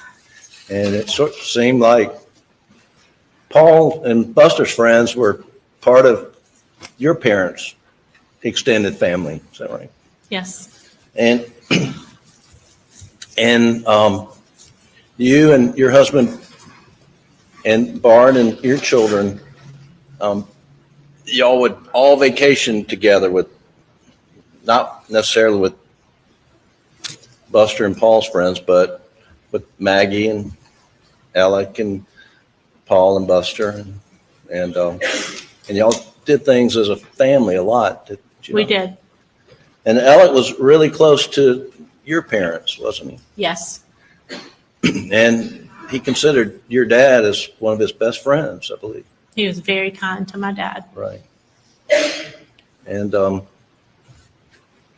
y'all would vacation. I think you and your husband have a house in the Keys. You would vacation there, right? Correct. And y'all would do a lot together. You place up in off Lake Kiowee. Right. Correct. And you said Maggie was a girl, but she took to the boys and learned to be a mother of two rambunctious sons, right? She did. And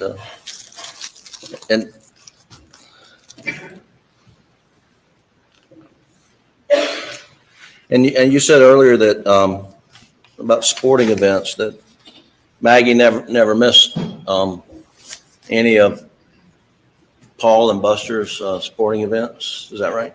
Correct. And Alec was there right by Maggie at every sporting event, wasn't he? Coaching. Coaching most of the time, right?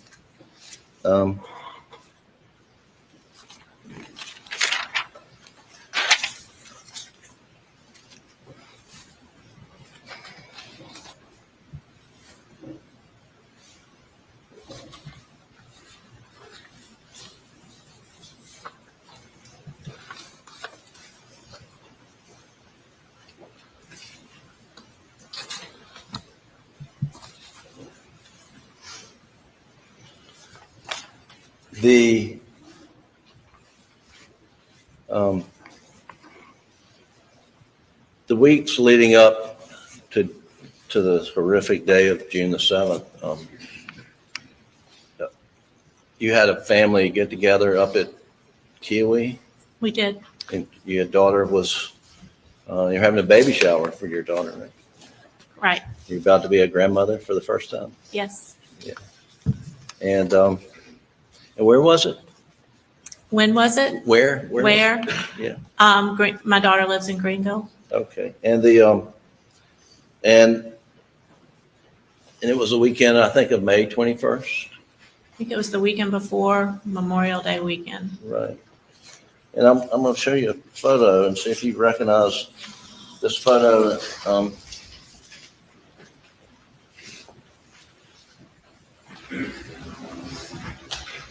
And it's Defendant's Exhibit 122. Yes. Do you recognize that? I took that picture. You took that picture. I did. Your Honor, we would introduce Defendant's 122 in evidence this time. No objection, Your Honor. Can you pull up 122, Doug? You know, I'm not sure, Marion, if the jury has actually seen a picture of Maggie in this trial. She's obviously the only female here in this photo. Mm-hmm. And y'all favor each other greatly, right? We do. And this was a weekend, just a couple of, I mean, you said the weekend before Memorial Day, right? And that's Buster on the left, Yes. and that's Paul, Right. and then Maggie and Alex, right? Correct. Okay. Thank you. You can take that down.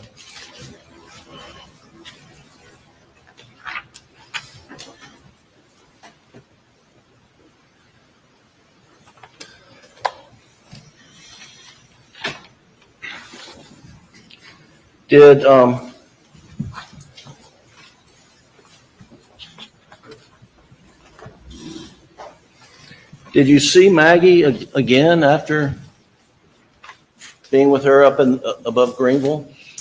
I did not. So that was the last time you were together with her? Mm-hmm. She, they were at Edisto for Memorial Day, and then the next weekend was my birthday, and we were back in the upstate. And then I got the call on Monday. And you understand, the weekend after Memorial Day, Alec and Maggie went to Columbia for a super regional baseball game with Buster and his girlfriend Brooklyn. Right. You were aware of that? I am. And you mentioned that Maggie was a big Carolina fan and Alec was a big Carolina fan, right? They both graduated from there. And they went to a lot of the Carolina sporting events as a couple? Yes. Right.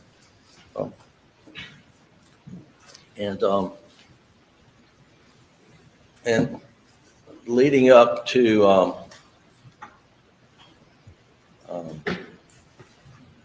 June 7th, well, let me back up. I know we've talked about this, and I don't want this to come out the wrong way, but Maggie did a lot for Alec's mom and dad, but didn't it make her somewhat sad to go over and visit his mother because of her condition? Absolutely. And it was really not high on her list of things that she wanted to do.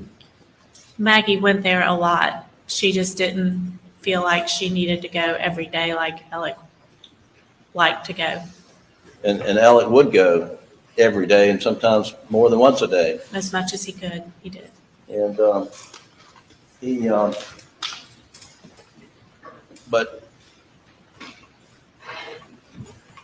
Maggie cared for Mr. Randolph, and I know she loved him. I'm talking about she would, prepare food for him and tried to spoil him, wouldn't she? It was the no salt diet. Right. And they were all struggling to cook food that he would eat with no salt. And she experimented with different things, hopefully that he would enjoy, right? Right. The whole family was taking turns and trying to provide meals.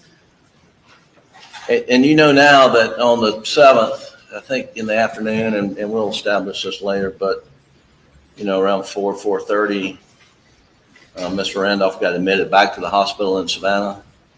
I know that now. Right.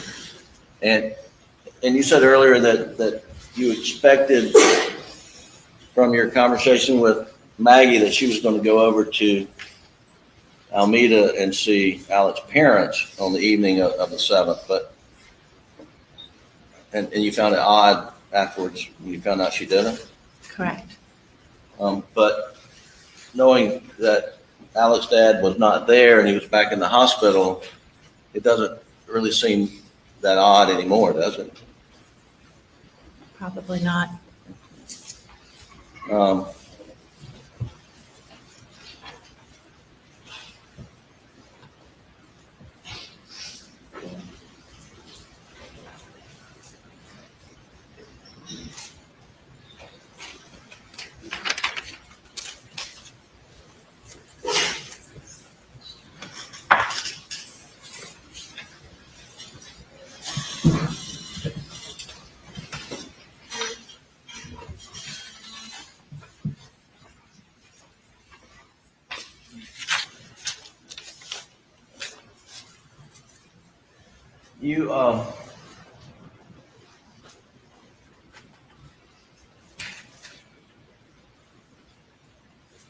You and Bart received an awful phone call on the night of the 7th about Maggie and Paul's death, right?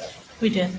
And it was from John Marmon? Randy. Randy. Sorry, I misspoke earlier. And one of the requests was that you and Bart go and tell your parents in person, right? Mm-hmm. Well, I don't know that they requested, but I knew we had to do that in person. So you did that in person? Yes. And then the next day, you came to Moselle with your parent? Correct. And Alex, was he grieving greatly? Oh, terribly. I mean, people have We were all, described him as being destroyed. Would you agree with that assessment? yes. And Buster was there? Yes. Okay. And I jumped ahead, but leading up, and Maggie enjoyed being at Edisto over Moselle in the summertime. Correct. I think most people would. Yeah, right. Yeah. Enjoyed it a lot more than being at Moselle. Right. But Alec had to stay at Moselle, or did stay at Moselle, because his work was right there in Hampton, right? Right. And Alec was constantly wanting Maggie to come back and stay with him at Moselle, wasn't he? Perhaps. I'm not sure. I don't think he really liked being by himself. But when he asked Maggie to come back on the 7th, I mean, you didn't think that was really an unusual request, because he wanted to be with Maggie Right. and didn't like to be by himself. I did not think it was unusual, and that's why I encouraged her to do so. And you, from your conversation with Maggie, you knew that Paul was going to be there, Correct. right? And do you know whether, do you know why Paul was going to be there? Have you heard? I didn't know at the time. I know now. That's but anyway, and you encouraged Maggie to go be with Alec because, you know, his dad was in bad shape. Right. Now, after Maggie and Paul were murdered, you know, Mr. Randolph died 2 days later, I believe, or 3 days. So it was a very difficult time for everyone, wasn't it? Very. And there were 2 funerals, one on a Saturday for Maggie and Paul, and one on Sunday from Mr. Randolph, right? And then after a day or so, did Alec and Buster come to Somerville and stay with your parents? Yes. And did they stay with your parents a lot after the murders? Yes, especially Alec. Yeah, Alec. And to your knowledge, did Alec ever spend another night at Moselle after the murders? He did not.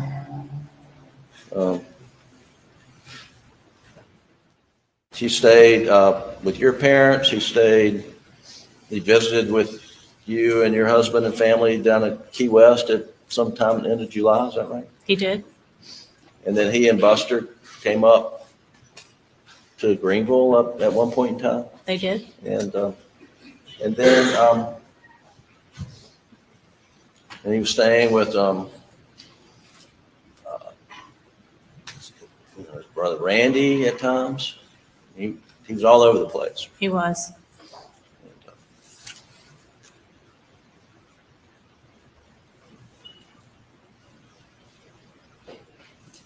Now, you mentioned that after the murders that Alex said that he was very intent on clearing Paul's name from the boating accident, right? And you knew that Maggie felt very strongly that Paul was not driving the boat when the beautiful Mallory Beach came to her tragic death, right? Correct. I mean, Maggie was adamant. She was on a mission to clear Paul's name, was she not? Sort of. Sort of. And she was, and you're not critical of Alex for wanting to clear Paul's name after he was murdered, do you? Are you? I'm not critical about that at all. I think that was his way of honoring Paul after he was gone. I just thought his priority should have been focusing on finding out who killed Maggie and Paul. And how do you know that wasn't a priority for him? We never talked about it. We never talked about finding the person who could have done it. It was just odd. And we were sort of living in fear because we thought this horrible person was out there, and we were mostly afraid for Alec and Buster, but we didn't know the motive behind the killings. We thought it probably had something to do with the boat case. Right. And we thought that up until September. Right. And then things started to change a little bit. Sure. Well, were you aware that Alec started carrying a gun after the murder? You didn't know Alec that? always carried a gun. What's that? He always carried a gun. On his person that he started carrying a gun. Were you aware of that? I knew he usually had one in his car. Right.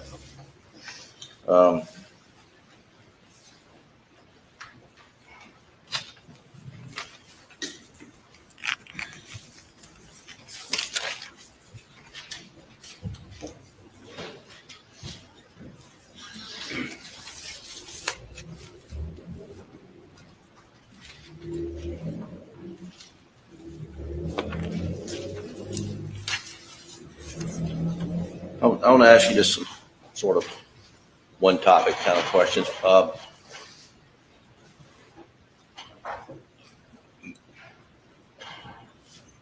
Bubba was Maggie and Alec's dog, is that right? Bubba could be a little hard-headed, we've heard. But I'm sorry. Yes, Bubba. I think Bubba could be a handful. But it's pretty clear that Alec could control Bubba pretty well. Yes. And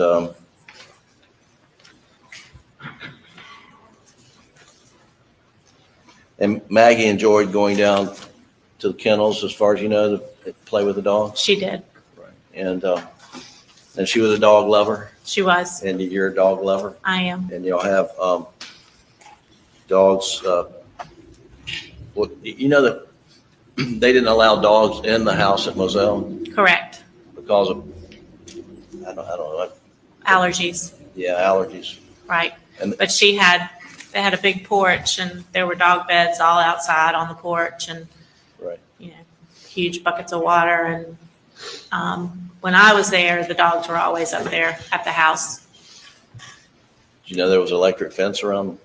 I did not know that there was an electric fence, but And did Maggie and Alec let dogs in the house down at Edison?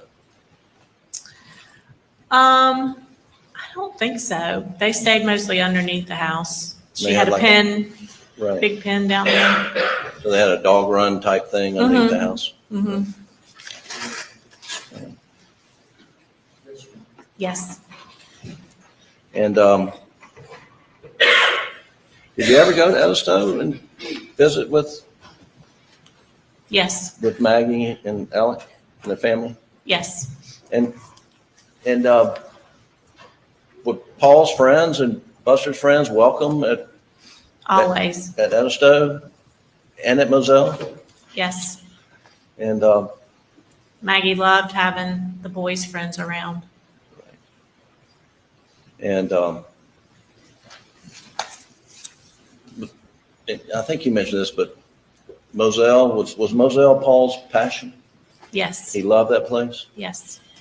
And Alec enjoyed being there with Paul, is that Yes. right? He did. And,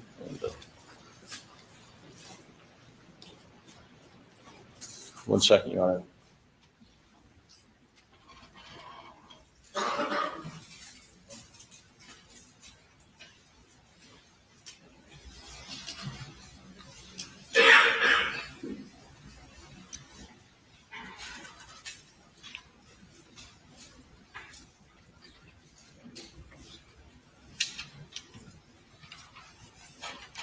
Just very briefly, in your own words, you tell the jury what you believe Alec's relationship was with Paul. I think they had a very good relationship. They loved all the same things. They loved to hunt. They loved to fish. They loved to work the land. I think the plan was for Paul to take over Moselle one day. And they had a great father-son relationship. And in your own words, can you tell the jury what do you believe Alec's relationship with Maggie was? It was good. It wasn't perfect. But Maggie was happy. And I think she was happy. Thank you. That's all the questions I have, Your Honor. Read that right. May it please the court, Your Honor.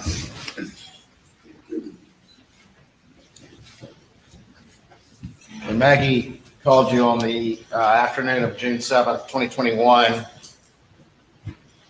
she reported to you that her whole purpose for going home was to go with Alec to visit Alameda. Is that correct? Objection, leading. What did Maggie tell you her whole purpose was in going home and Alec wanting her to come home on June 7th, 2021? She was going home to be with Alec and visit his parents at Alameda. And it was such a point of contention that you actually encouraged her to go. I did. You were asked some questions about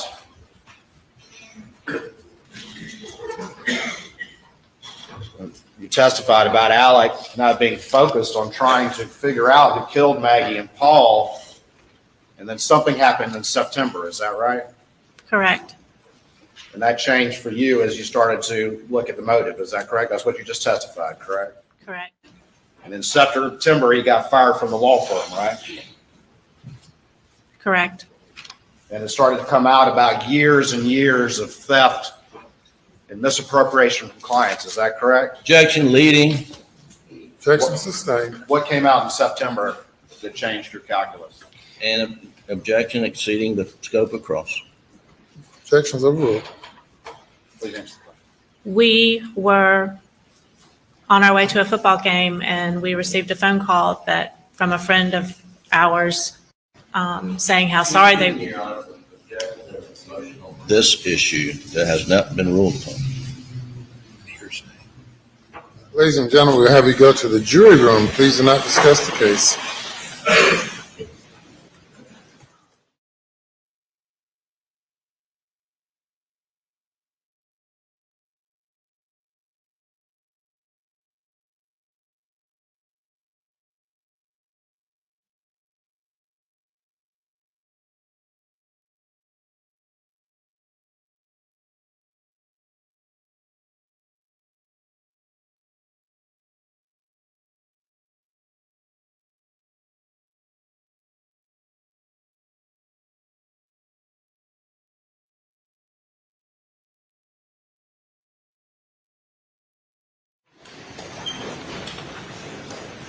Nature of the objection. Your Honor, she was about to testify that she had heard about the roadside shooting. The state has not gone into the roadside shooting yet. Your Honor's not ruled on whether that's admissible or not. We object to under 403 as to being admissible. And substantively, that is the objection, evidence of the roadside shooting. It just opens up a whole new avenue of issues. Secondly, what she knows thus far would be hearsay, which is a technical objection, but certainly we object to any evidence of the roadside shooting. Your Honor, at this point, of course, this is responsive to a question that was raised on cross-examination by Mr. Griffin, in which she testified something happened in September. So for that reason, just to begin with, I believe that door is opened as to her to explain what it was that changed at that period in time, which was the nature of my question to her. Additionally, I think if we look beyond that, there is a connection if we want to talk and have in-camera hearing about her answer and about 403 and 404. There is a logical connection between what happened in the roadside shooting and what happened on June 7th, 2021. And that connection is, of course, that the evidence will show that as the temperature increases, as there's a confrontation for Alec Murdaugh, then things like this happen. And that's what happened on September. But as it relates to this specific witness, this was an answer that came up during the defense cross. And it's fair to explore with this witness now what changed in September, which she's already testified to from a defense question. And what was the question that prompted the response that you now indicate opens the door for this? Yes. So in that particular question and in her response, he asked her, and he had been, of course, engaging in great detail about the family relationship and that sort of thing, and put up a picture and all the rest of it, and asked her about her assessment at that particular time. And she went in and started to explain that.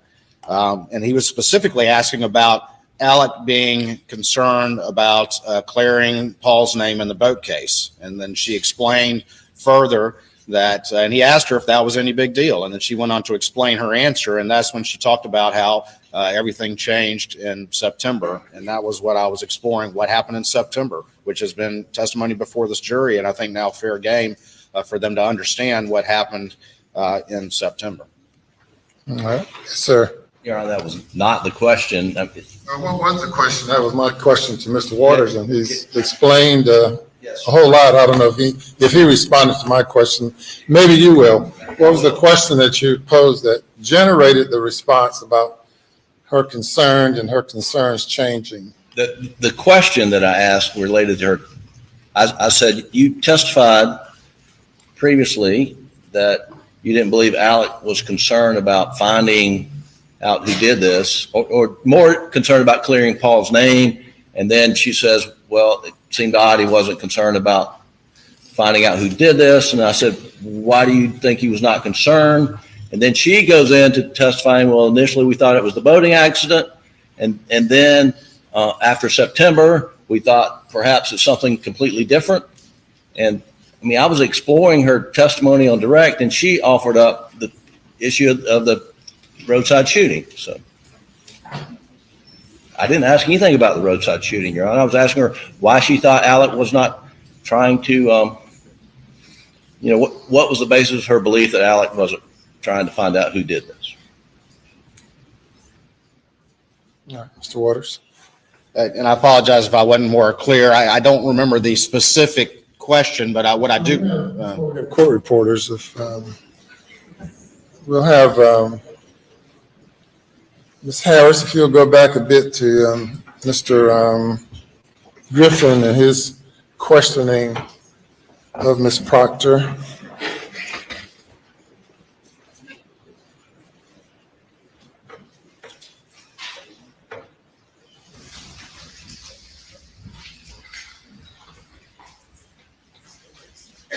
Back to Maggie being solely consumed about the, I don't know how far that was, Maggie being consumed about the boating accident. And it's not too far back from there on up to where you are now.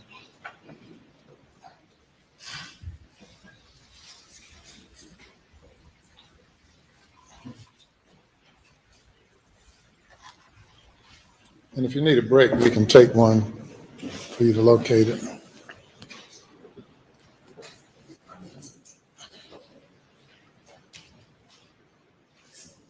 Question. I'm looking for the question. Right.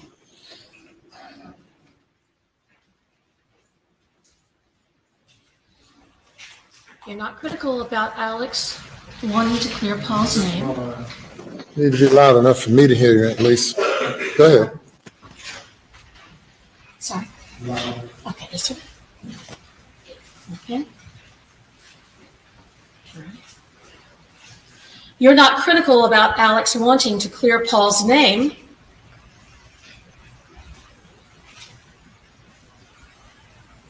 After he was murdered, are you? I am not critical about that at all. I think that was his way of honoring Paul after he was gone. I just thought his priority should have been focusing on finding out who killed Maggie and Paul. And how do you know that wasn't a priority? We never talked about it. We never talked about finding the person who could have done it. It was just odd. And we were sort of living in fear because we thought this horrible person was out there, and we were mostly afraid for Alex and Buster. We didn't know the motive behind the killings. We thought it was probably had something to do with the boat case, right?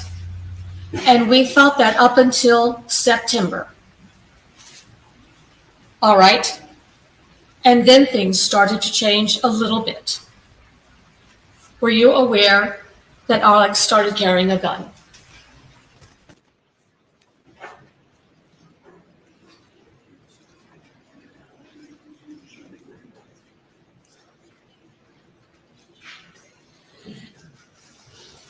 All right, Mr. Waters.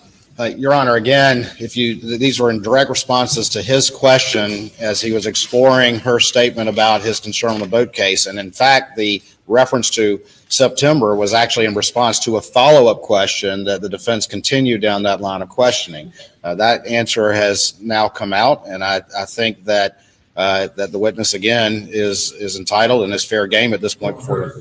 That's right. So what changed in September? What she meant by that. Yes, sir. What she meant by that. And what changed in September?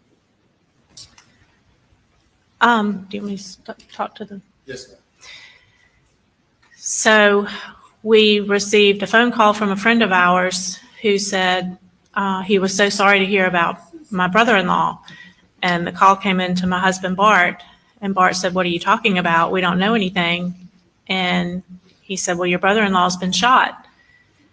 And we literally stopped the car, pulled over on the side of the road, and it was just the worst feeling in the world because I thought whoever had killed Maggie and Paul had now shot Alec, and I was horrified that Buster was next.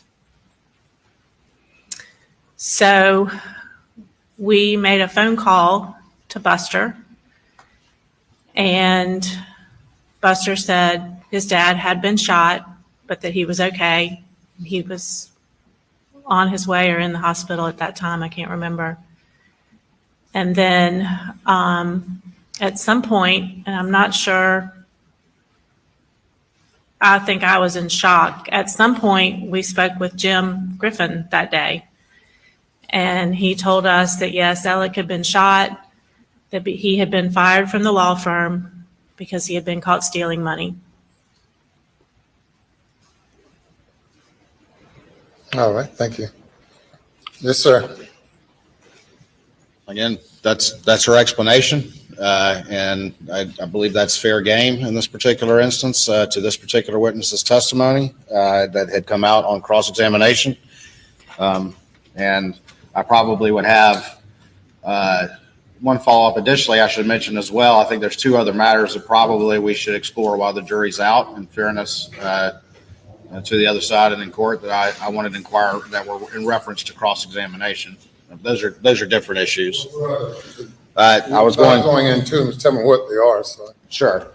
There were obviously extensive cross-examination about the family relationship, and there's been extensive evidence offered by the defense on cross about the family relationship. And there were two questions I was going to ask her about fidelity concerns, and also the Maggie and the family wrestling with opioid abuse and pill usage by the defendant.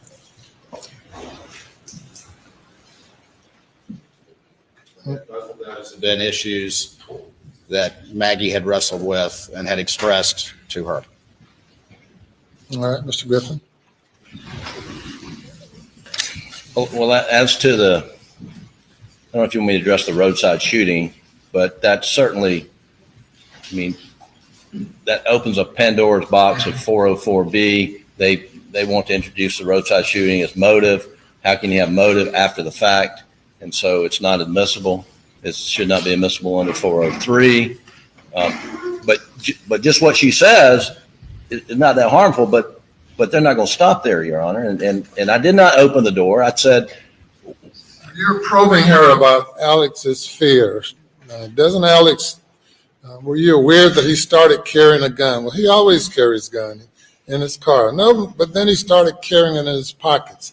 So you're having her, cross-examining her to suggest that Alex was living in fear, as evidenced by the fact that he continued or started carrying a gun, not in his vehicle, but on his person. And she, in her response, says, well, I never, didn't appear to me that he was living in fear. I didn't know anything about that and responding to you until in September when this occurred for whatever reason.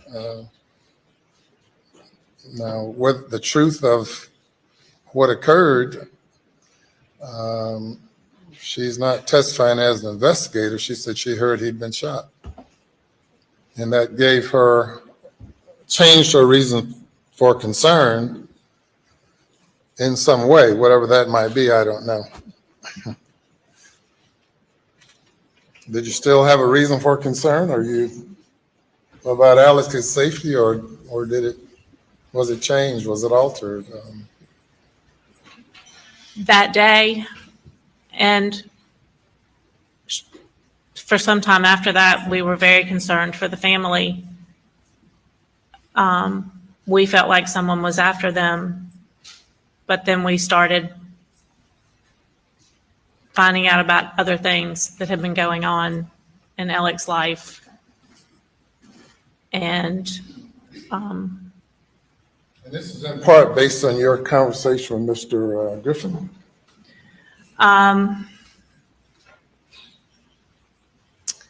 This is everything that has come out since then. Did you say that you had a conversation with Mr. Griffin? That day that we found out that Alec had been shot, we did have a conversation with Mr. Griffin, and he's the Mr. Griffin one. told you that he'd been fired and that he'd been caught stealing money. Correct. That's just hearsay. Well, absolutely. What kind of quandary does that put you in? You're going to be a witness as well? Well, that's a hearsay statement, Your Honor. Without a doubt, it's classic hearsay. It's the basis for her fear or not having fear, which is something you, or fear or believing that Alex was in fear. That's something that you were probing. Aside from that issue, how about the family relationship issue, fidelity, opioid abuse, concerns? Your Honor, with regard to fidelity, I mean, we can hear what she says about it, but the evidence, as I understand it, is 10 or 15 years ago. I don't know how long ago, but it was more than 10 years ago. There was some issue about someone that Alec had known in college reaching out to him. Maggie got angry about that. They had a Reaching out to him 15 years ago or recently? Yes, sir. Yes, sir. And that Maggie got angry about it. Contacted the woman's husband, who says, it's not true. I know who she's seeing because I have a private eye on her. That led to a divorce. You're now referring to a 15-year-old conversation. Yes. And then the opioid stuff, Your Honor, is, I'm not sure what information she's going to share about that, frankly. Well, you had one earlier witness read a letter about him being in rehab. That they introduced, yes, sir. That you published. It's already in evidence, Your Honor. All right. Over objection. So. Go ahead, Mr. Waters. So on both of those issues, first of all, with the first. By the way, you can step down for a break. Don't discuss your case. You're fine? Okay, good. All right. With the issue of the first matter, I think it's certainly a fair question to say, did Maggie ever express to you any concerns? Were there ever any concerns and issues with the defendant's fidelity? I think that's clearly in response to the extensive evidence that's been offered by the defense. You said, has she ever, such as 15 years ago? Well, I think that my follow-up question would be, was that something that remained in Maggie's mind over the years up until... And she would know that. I think that if I asked her that question, she could express an answer to that. Yes, sir. No. What is the answer to that? It was an affair that happened, or Maggie thought it was an affair that happened many years ago. They were able to resolve the issues, but Maggie still brought it up. As recently as when? A year ago. She did not think anything was going on. It still bothered her. All right. Yeah. Yes. During when that event occurred, did she make Alec leave the household for a period of time? She did.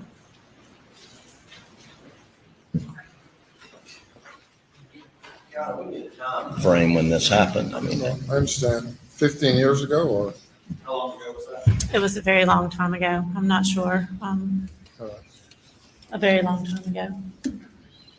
I think, again, I'm not trying to make it bigger than it is, but I think given the issues that have been squarely in front of the jury, the state's entitled, at least in a limited fashion, to offer this some testimony in this regard that that everything was not perfect as the defense has repeatedly elicited. And so on that particular issue, I only propose a limited question that, had Maggie ever had any concerns about fidelity, and had those concerns continued to bother her? And that would be the extent of my proposed examination of her on that issue.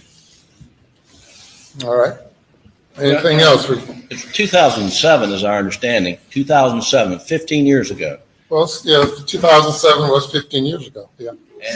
And that's when it occurred? Well, that's been established. Give me something new. Well, other than repeating 15 years ago. 403. It's not admissible under 403. Unfair prejudice outweighs the probative value of this. Whether it still bothered her, I mean, she testified that they weren't without their problems like all married couples, but they had a good marriage. I mean, it's been addressed, and it's highly inflammatory. That's why your questions have to not lead into things that might be inflammatory. We're going to be in recess for about 15 minutes. Please.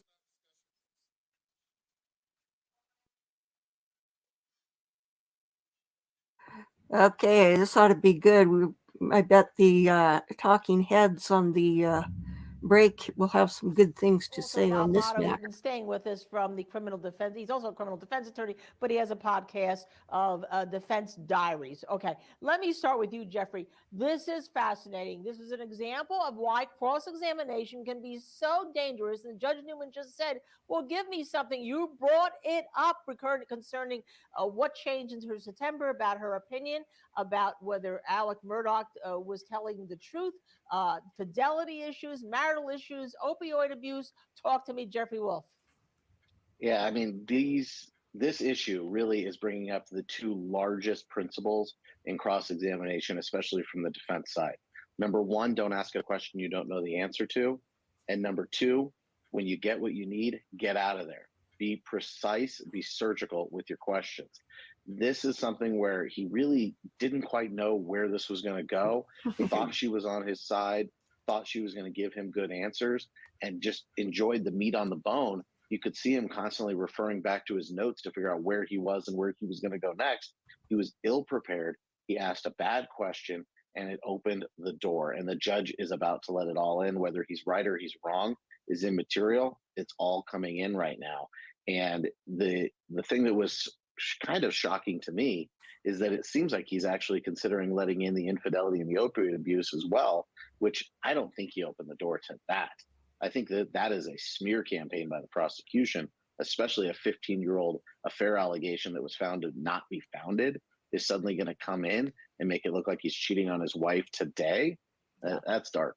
Now, Bob Bonner, okay, we have about a minute left, but there's also another connection, because when the accountant testified, the defense asked a question about a $500,000 payment to Cousin Eddie. As we know, Cousin Eddie was the one who was supposedly going to shoot Alec Murdaugh on the side of the road, but didn't get to it. So you have that the prosecution didn't refer to that may link these up. Talk to me, Bob, 30 seconds.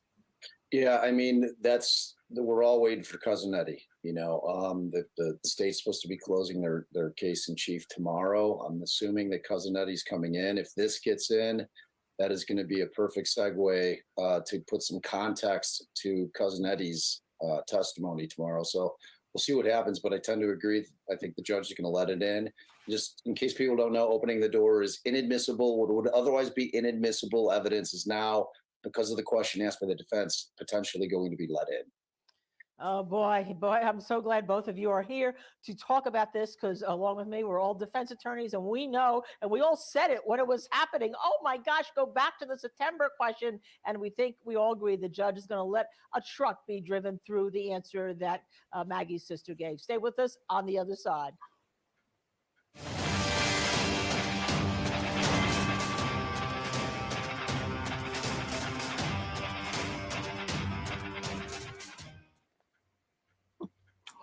Okay, sounds like it's going to be good tomorrow. Cousin Eddie is in the wings. Um, and I didn't catch that they had testified about the $500,000 payment to Cousin Eddie. And so, yeah, what was that for? Um, this is going to be good. Let's see. Do I have any more clips to play? Let's see.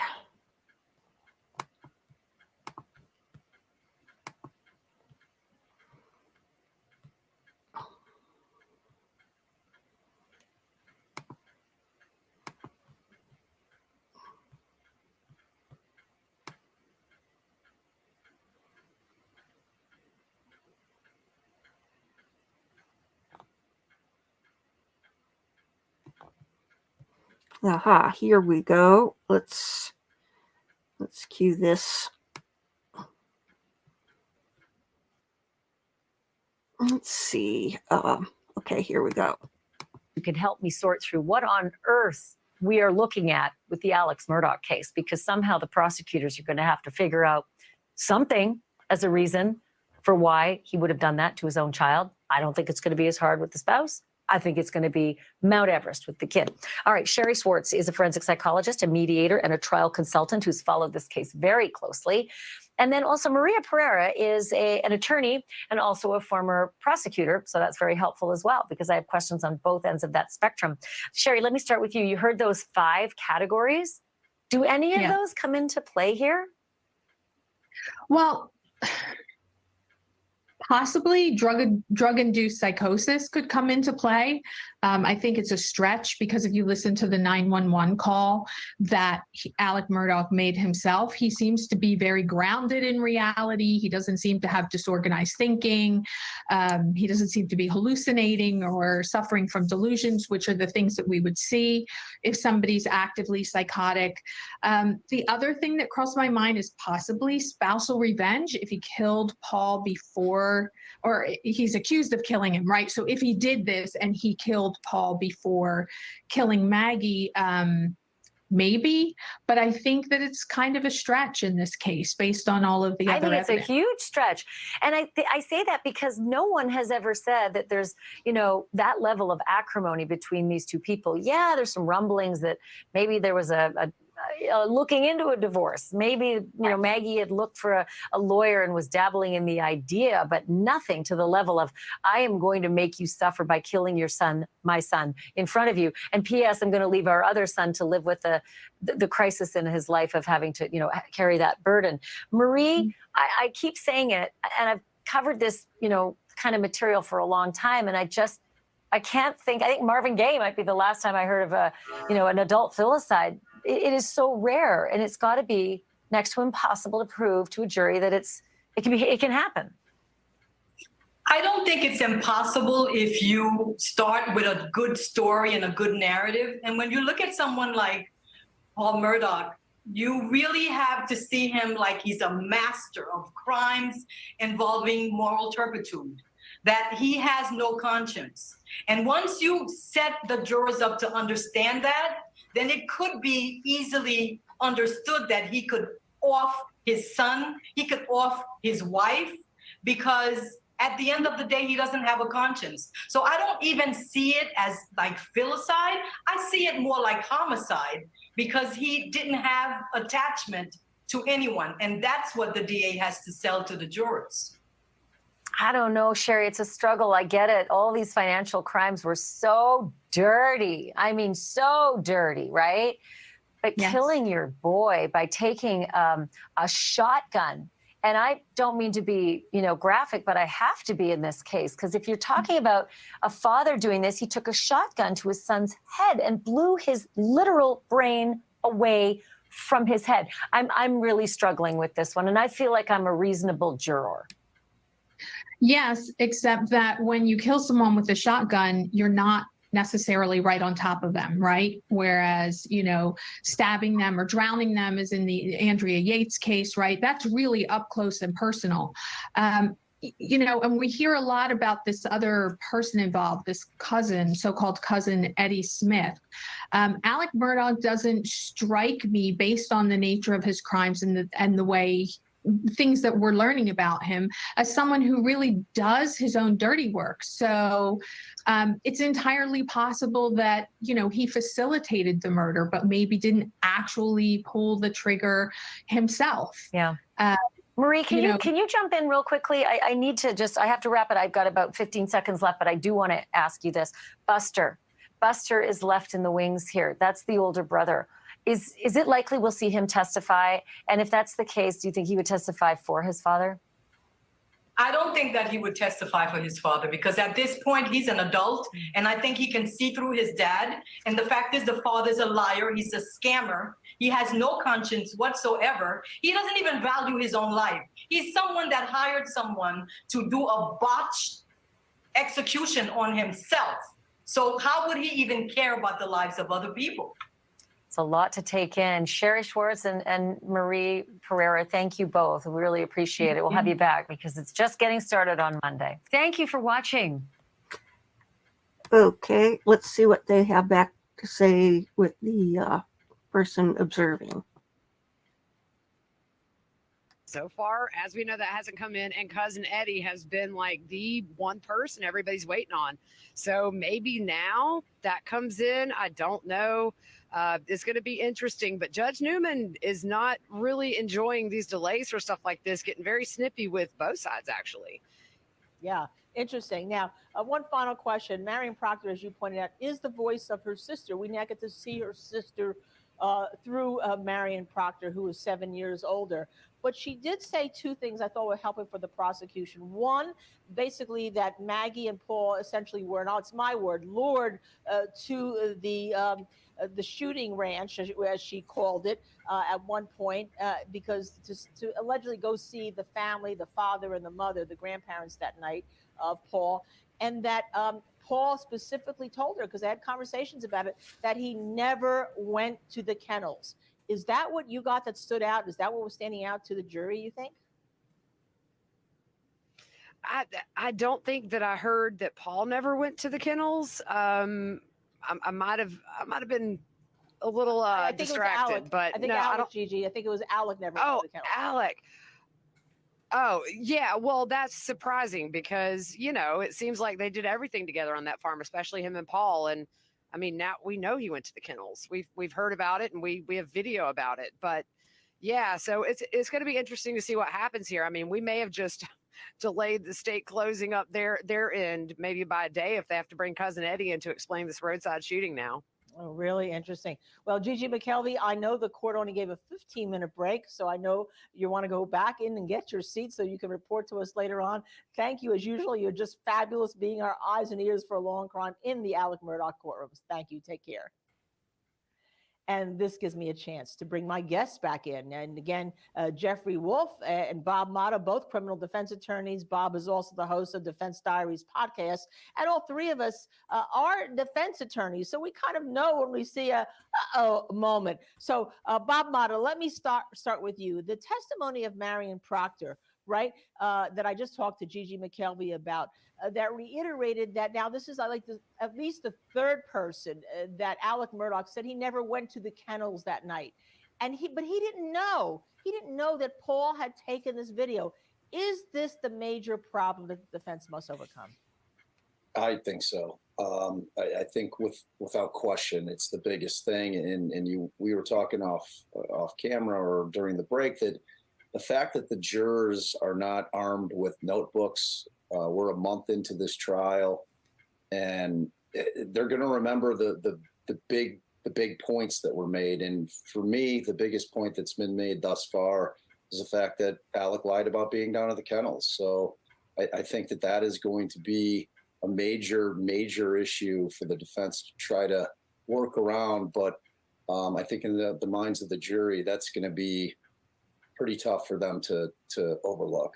Yeah, and Jeffrey Wolf, I was going to do a 1-minute closing for the prosecution, thinking they were going to arrest maybe first thing in the morning, but I'm not so sure right now with Cousin Eddie. But the fact that Maggie and Paul were, my words again, lured to that property that night, the video that obviously he didn't know was taken by his son Paul, the fact that there was testimony from the dog caretaker that Bubba would be under Alec's control, and Bubba would get loose when Alec would let the rooster loose, because it was Alec's rooster brought to the kennels. And we also know what's in that video was Alec and Bubba chasing, whether it was a chicken or a guinea hen or whatever, that he appeared at the mom's unexpectedly without his family. There's the missing shirt. There's 2 pairs of missing shoes. There's GSR inside a raincoat that has no wearer DNA on it, that was apparently hidden, according to the prosecution, at the mom's house. The GPS showed he was there. The autopsy showed that after they had their dinner, these 2 were shot pretty soon thereafter. And there was no evidence that anybody else was on the scene besides 3 minor alleles under Maggie's nail, which, as we know, in a gunshot long-range shooting, you don't get DNA from the shooter usually. Jeffrey, talk to our jury, the audience.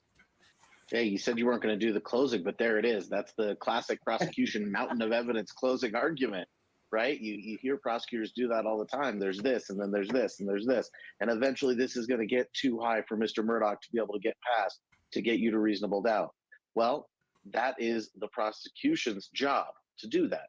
The defense's job is to poke holes in each of those arguments. And I think the lack of juror notebooks, as Bob was just mentioning, is really important. And I agree with him that they are going to go to the salient points. But what they're also going to do is they're going to go to what happens in shorter, less serious trials. It's going to become more like a used car sale. You buy from the person you trust. And so the jury is going to form a relationship with everybody in that courtroom throughout the trial, like every jury does. They're going to look at the judge as their parent, the person who takes care of them, and then they're going to be romanced by the 2 sets of lawyers. And whoever they trust the most is who they're going to take to the dance. And so when you can't remember everything, you're looking at those closing arguments and deciding which person you believe.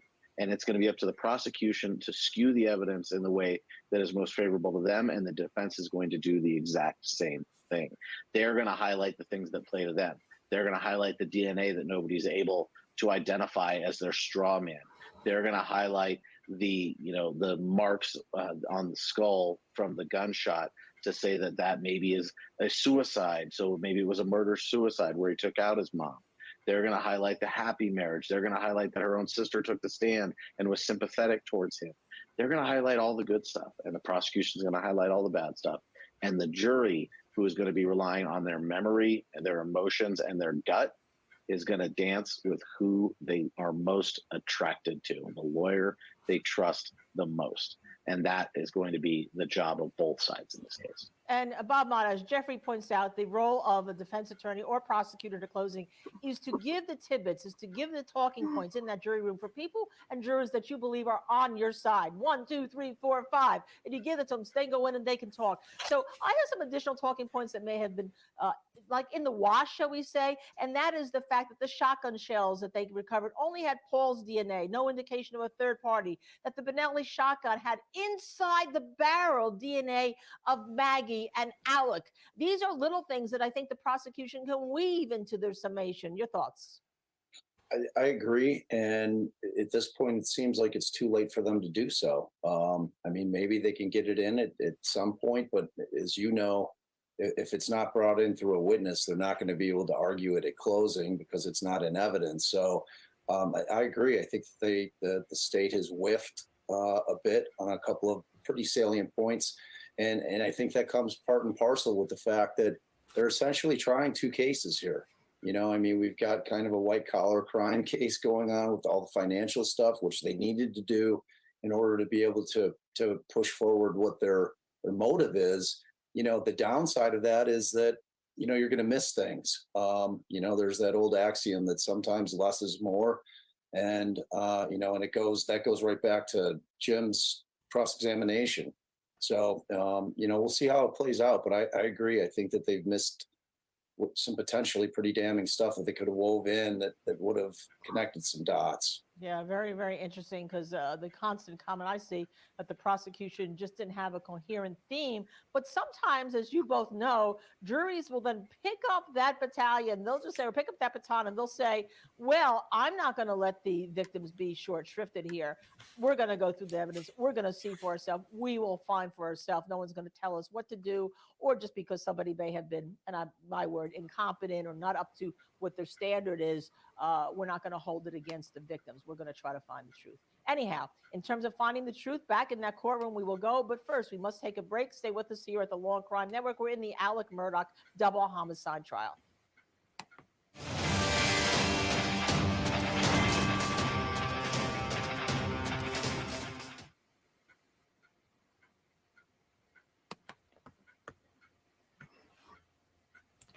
Okay, let's go and see how I'm related to Elvis Presley. He's my 9th cousin. So through my mom's side, her dad, his dad, great-great-grandma, great-great-great-grandma, her dad, his mom, etc., etc., back to John Hutchins, who had 2 wives, and my ancestor was Mary Polly Strangeman, and his ancestor was Kathleen Rowley. So there's Elvis. So ta-da! How is that? I think that's about where I'm related to. Let's see. Ooh. Nixon and some of these other presidents. Let's see. So, a little bit of trivia.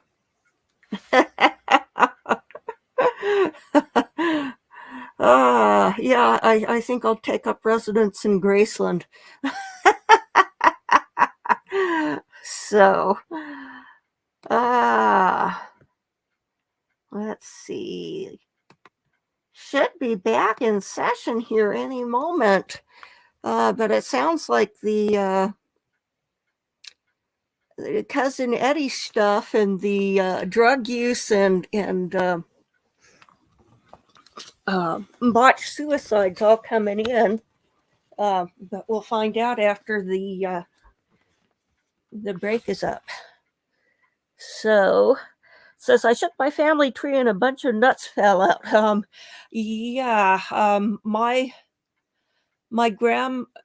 mom. Be seated. I'll finish that story later.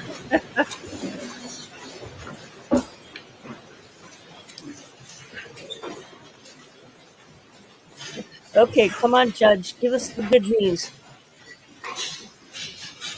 The witness can testify as to her concern as to what occurred on September 7th that changed her concern about Alex living in fear.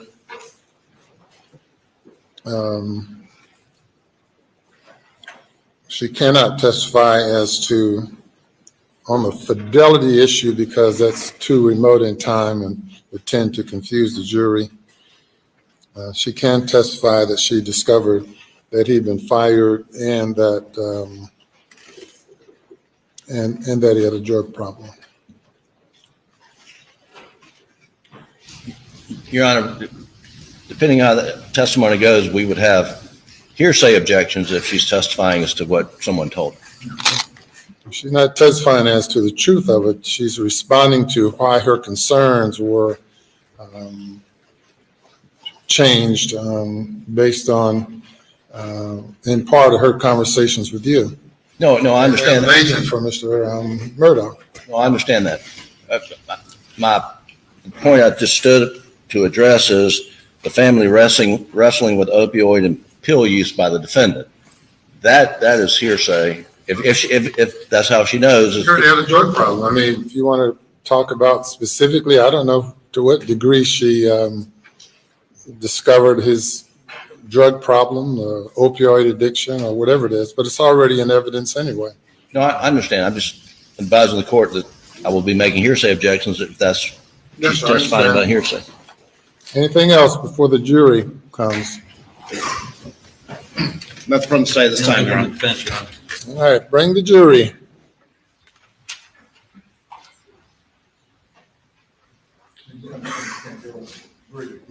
All these issues.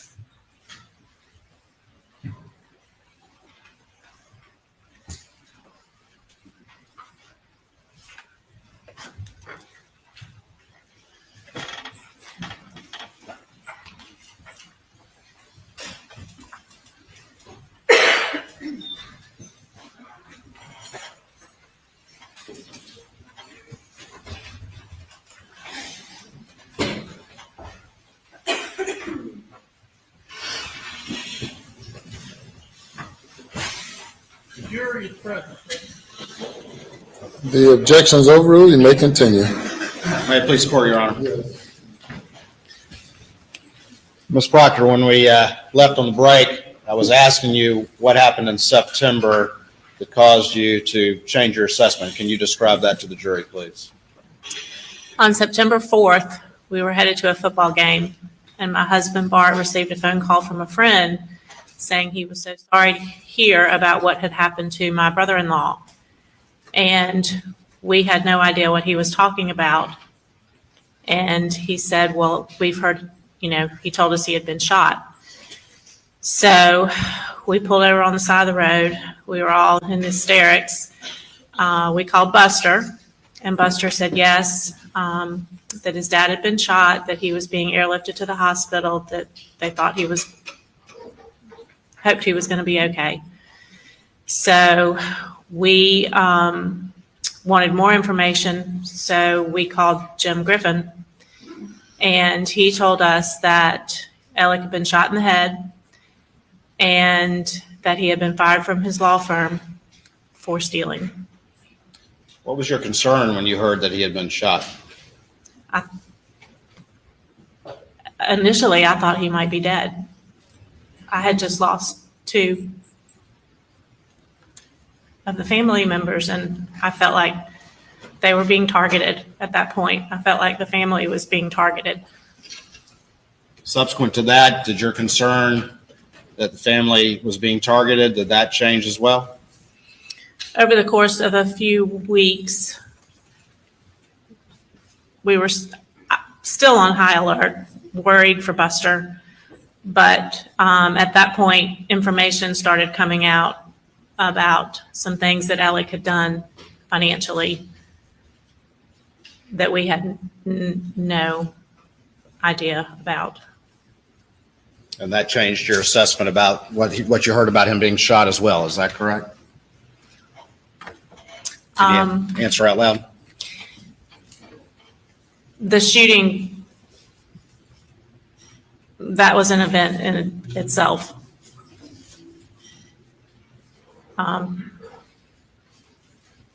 The roadside shooting.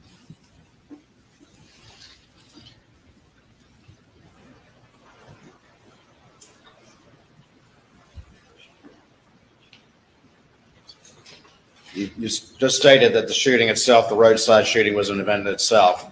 Did other information come to your attention that changed your assessment about the roadside shooting at a later time? Yes.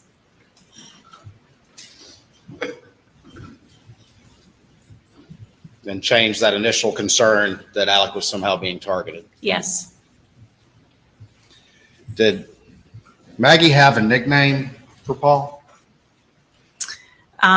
Little, what is detective? Little detective? Mm-hmm. And what did that mean? She felt like that he was always looking to make sure his dad was behaving. And what specifically was the concern? Pills, prescription pain pills. And had Maggie expressed to you concern over time about the defendant's pill usage? Yes. How long had that been going on? I am not sure, but I think it had been going on for some time. And did that concern continue up until recent times as we moved to their Maggie and Paul's murder? Yes. And what did specifically Little Detective mean as it related to the pills? If there were pills in the house that his dad was taking that he wasn't supposed to, Paul was determined that he would find them. And did that happen on occasions? I think so, yes. Hold on for me 1 second.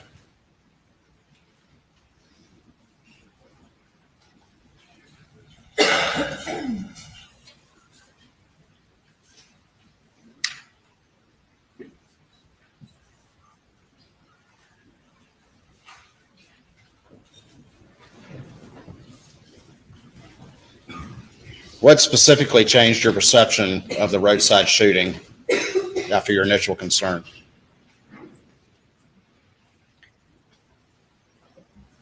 The story that was initially told about what happened came to not be true. The story told by who? Alec. By Alec? Yes? Yes. Thank you, Your Honor. Nothing further. Anything further?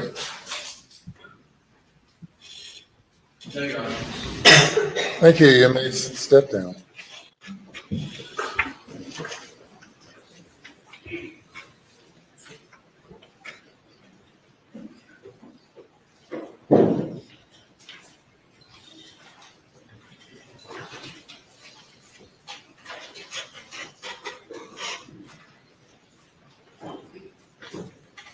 You'll call your next witness.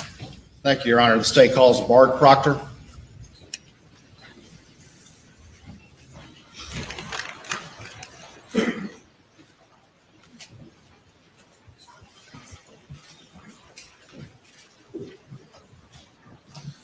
Raise your right hand, put down the Bible, please. Do you swear or affirm that any testimony you give today be the truth, the whole truth, and nothing but the truth, so help you God? I do. All right, you would please, sir, sit in that chair over there, take your full name for the record, spell your last name, and then speak into the mic.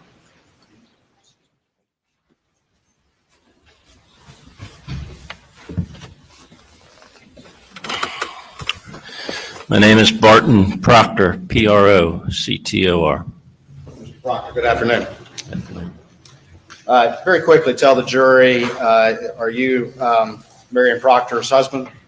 For 37 years. 37 years. And obviously, over the years, being part of this family, have you gotten to know Maggie and gotten to know Paul and gotten to know the defendant, Alec Murdaugh? I have.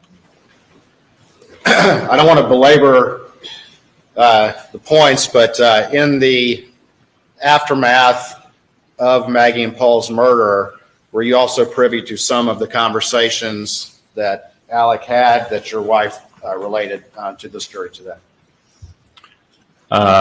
Yes. And ultimately heard the same thing in those conversations that she related here today? Yes. Have you had an opportunity to review what's been entered into evidence as states 297, the kennel video? I have heard it. May I have the computer input, please?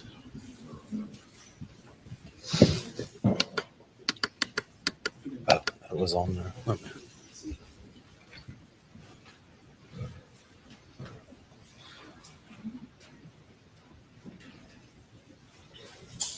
For the record, I'm going to play states 297.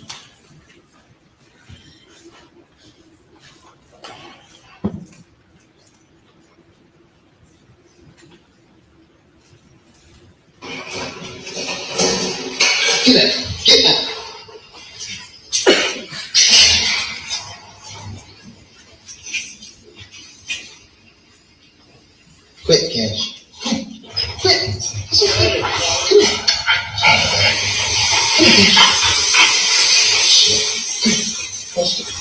Cash. Hey, you got burgers now. Oh, hey, Bubba. It's a kitty.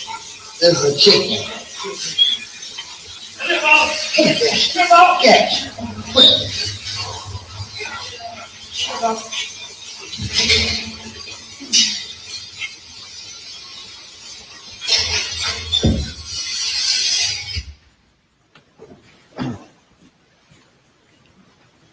Do you recognize any voices on that video? I recognize 3. Can you tell the jury what voices you recognize? I recognize Paul Murdaugh.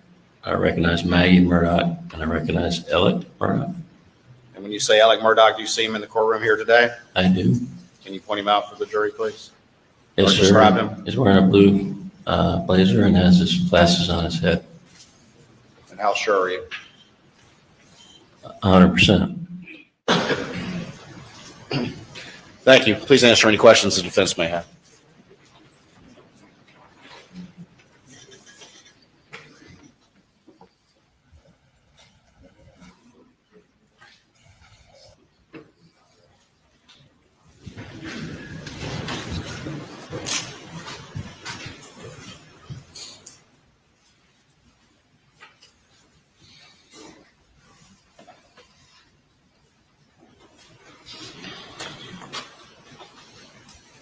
Hey, Mr. Proctor.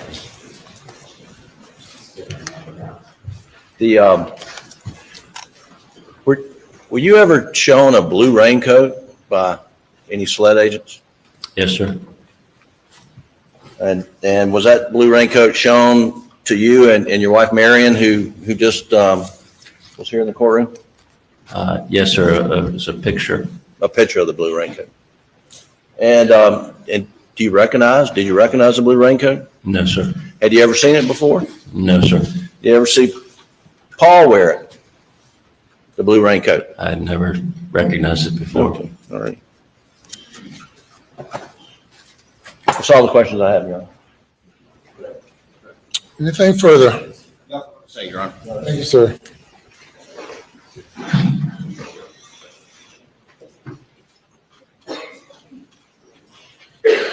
We have another witness today. Your Honor, as you're aware, there was a circumstance beyond any of the parties' control. No, because of a circumstance beyond the parties' control. Very good.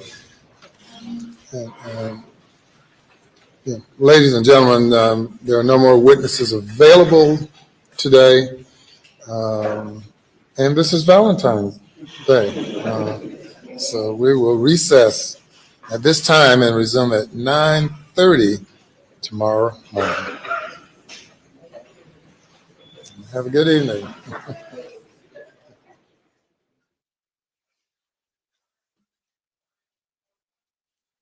Same bat time, same bat channel. Oh, okay. Let's see. So, tomorrow should be really good. Cousin Eddie is coming to town. Oh, did they have something more to say? Let's see. Mr. Waters, the jury is gone. You can further explain if you'd like. You can further explain The issue with the scheduling?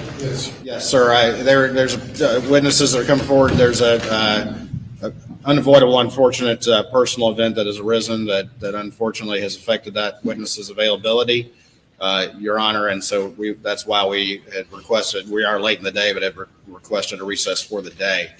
Your Honor, I will say that with the side of the road issue has always been out there. And at this point, we believe there is some admissibility as to that, particularly a statement of the defendant related to that, in which there's actually a few statements, but there's one statement in particular. I don't know if Your Honor wants to proffer that at this particular time since we have a little time, available outside the jury's presence. But I do think that at some point that's a bridge, given developments, that needs to be crossed. Yes, sir. We've prepared a memo. We would be prepared to argue that motion, but we're not today. So we expected this to go through, no motions to be argued today. I apologize to court, but we would prefer not to go forward with it today. You said you're preparing or have prepared a memo?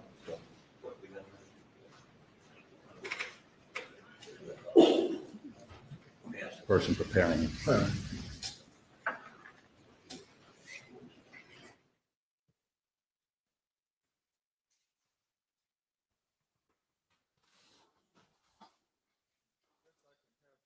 Stop the jury and have them come at another time if need be, 10 o'clock, 10:30, whatever. Your Honor, we're not done with that. We're hoping, we're not anticipating it coming up at all. Can you all don't leave with the jury yet? If you can find out, are they gone or still here? You have them hold for a moment.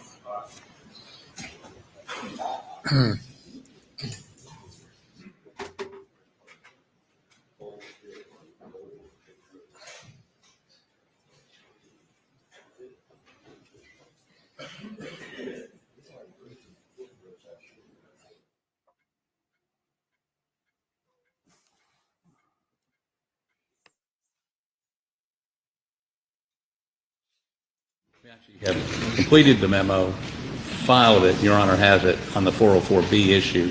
There's a section on the roadside. Has it been sent to me or is it being sent? It was. Your Honor, it was filed well before trial, and it's a consolidated memo. It addresses all the 404B stuff, the financial evidence that you've ruled in, and in the section of the memo, we do address the roadside shooting. We point out that it's after June 7th. We point out that he's been indicted for insurance fraud. As a result of that, attempted insurance fraud, their theory of motive is it is just another way for him to gain sympathy when financial situations turn bad, leave for him. But we point out that he has been indicted by Hampton County grand jury for insurance fraud for attempted suicide to obtain $12 million of insurance for his son Buster. And so we argue that it's not motive, and it should not be admissible under 403 as well. All right, and I'm happy to talk about all of that and review what's been submitted overnight and review whatever the state may have for me to consider and to hear any more argument about it in the morning prior to ruling. I've had them stop the jury from leaving to find out how much time you all might need tomorrow morning, because otherwise I've told them to be here at 9:30 if they need to come at 10 o'clock, 10:30. Mr. Harpootlian. Your Honor, I don't think this will take 30 minutes to argue that. We prefer to argue it in the morning simply because we haven't looked at it. And while Mr. Griffin is an extraordinary advocate, I'd like an opportunity. Want the jury to come in at 10? 10 would be great. I would say 10:30 to be safe, Your Honor. Why I'd argued against that. I'm trying to think of a reason, but I really can't. So we're going to have the jury come in at 10:30 tomorrow morning instead of 9:30. Thank you. Thank you, Your Honor. All right. In the interim, however, if you all have something you want me to read overnight, early in the morning, happy to receive it. Yes, sir. I have what was previously filed now. Defendant's memorandum in opposition to motion in limine evidence of other crimes and bad acts. And I've ruled on a majority of this already. We may polish that up a little bit tonight, and if so, we'll email it to your law clerk, and she, I'm sure, will get it to you. Page 9 starts the roadside shooting discussion. Our initial motion, Your Honor, in the reply also touched this ground as well, but we can do the same thing. middle of page 9 through the top of page 12. So you have about 2.5 pages that you might want to, if you want to supplement it, it'd be fine. Thank you. If you want to. And how about from the state's perspective? Yes, sir, Your Honor, and I think I just lost my glasses. Put them up.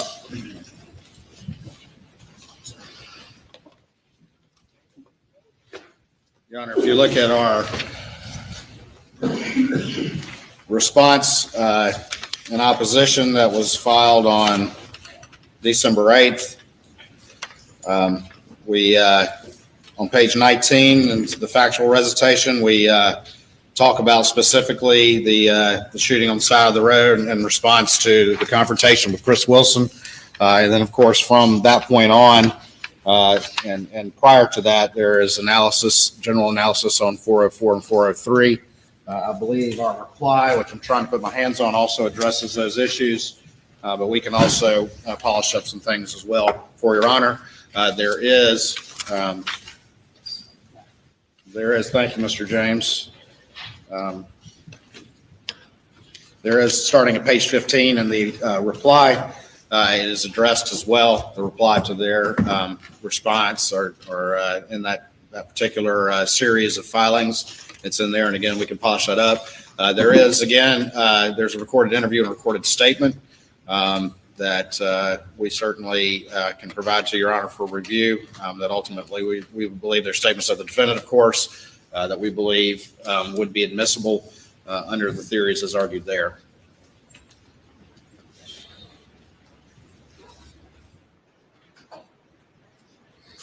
And what is the state's theory of admissibility of the roadside shooting? Yes, sir, Your Honor. As we argued back in December, and as argued in those particular briefs, what we see is a chain of circumstances that are connected for an extended period of time that particularly highlight and start in June 7th. We've gone into, obviously, Your Honor, moving into the financial situation as it went into July and the efforts to shore up that particular money, the loans. Mr. Burney testified to that today. But of course, Mr. Murdaugh, there's already been evidence admitted that he was $192,000 short and that Chris Wilson covered that. The evidence goes on that in that particular interim of time, and again with the state's theory, that he's able to do his best to try to cover things up in that interim period. But then everything comes to a head, as already been testified to in September 4th. Chris Wilson, of course, has also already testified that that particular day on September 4th, that he finally got the defendant to agree to meet with him and confronted him about that 192, which again is right at the heart of the Ferris fees, which are right at the heart of June 7th, 2021. And had that confrontation with him. The admissions that were made have already been testified to. And then with a short period of time in response to that, that the side of the road shooting happened. You've already heard testimony here from Ms. Proctor that, of course, the initial reaction of everyone is, oh my gosh, the real killers are back. And that's precisely, under the state's theory, the effect that the defendant intended. And there will be, from these recorded statements, ultimately evidence offered that was not true, and he had told lies, Your Honor, about that particular. And that would be the recorded statement that we would offer about when he admitted that he had been untruthful to law enforcement about the circumstances of that shooting. I don't intend to go into great detail about that. I'm just trying to get from point A to point B and then get out. I'm not trying to use the term that I've used before, gild the lily. The statement that you referenced, that you say you want to put in a recorded statement? That's correct, Your Honor. Yes, sir. What's the length of that recorded statement? I don't know off the top of my head. I think it's less than 15 minutes, Your Honor. No, it's longer than that, no more than 30. Mr. Griffin and I were there when he gave the recorded statement. We called them to give the recorded statement. And the gist of the recorded statement is what, Mr. Your Honor, okay, so Mr. Murdaugh had somebody shoot him in the head on the roadside to get to have a $10 or $12 million insurance policy paid to his son Buster.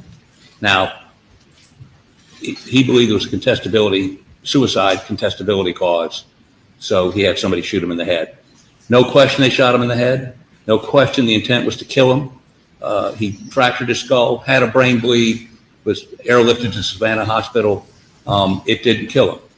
He intended to die. And the recorded statement, he immediately went to detox because he was planning to go to detox anyway. Mr. Griffin and I went down to Atlanta. We met with him in detox. He'd been through a horrible experience, shot in the head, and then detox. And we informed him the police were looking for whoever shot him. And he, at that point, said, look, this is what happened. And I don't want them wasting, and literally he said, I don't want them wasting resources trying to solve this shooting when those resources could be used to find who killed Maggie and Paul. We picked up the phone. We called SWED. We put him on the phone with SWED to have him explain exactly what happened.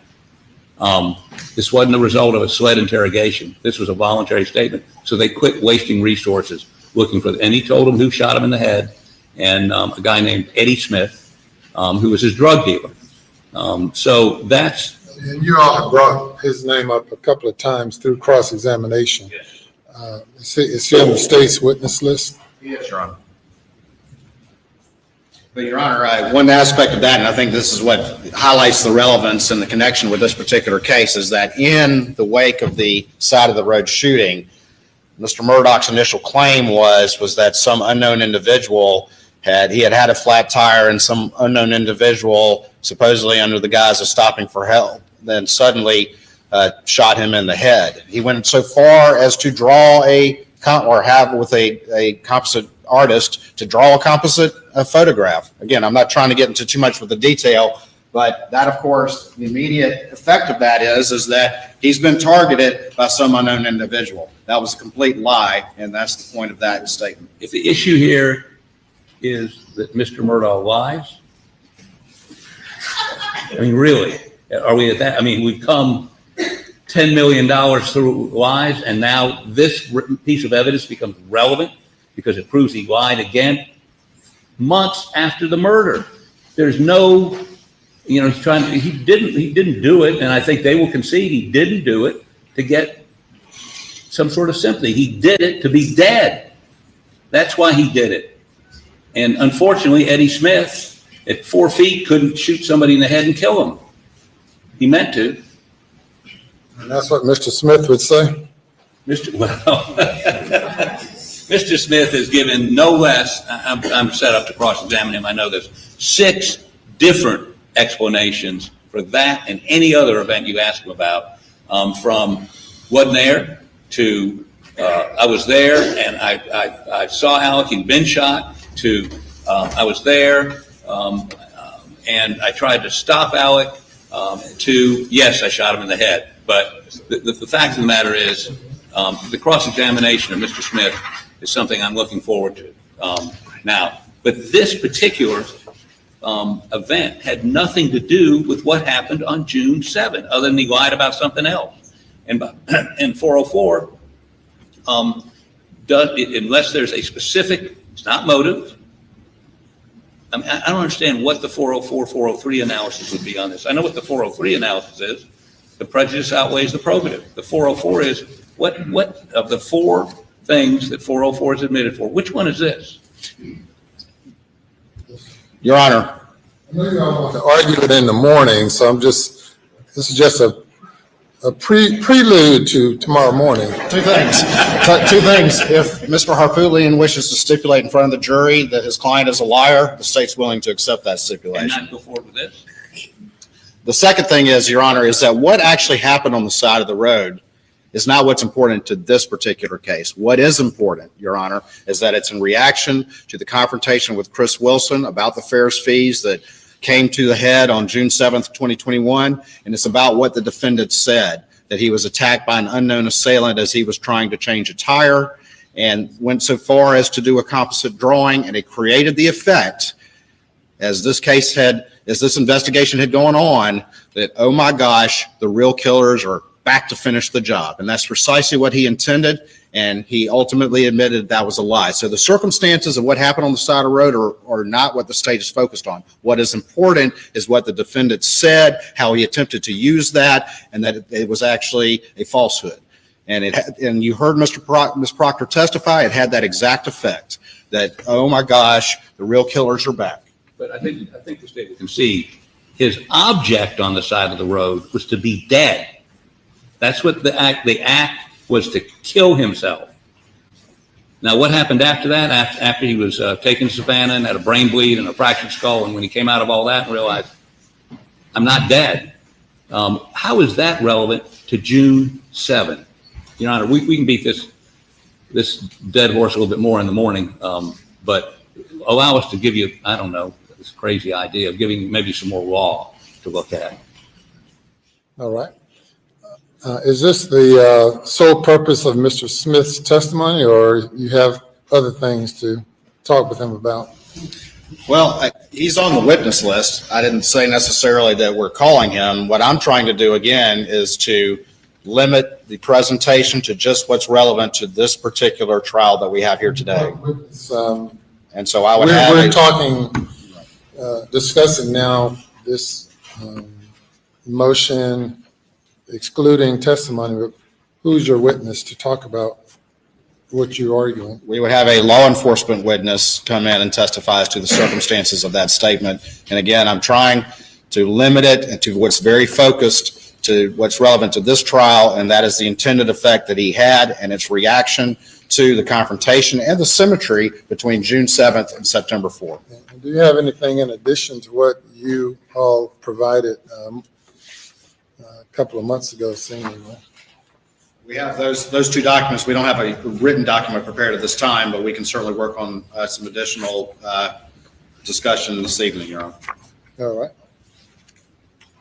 Okay, well, we'll reconvene at 9:30. Thank you, Your Honor. All right, very good.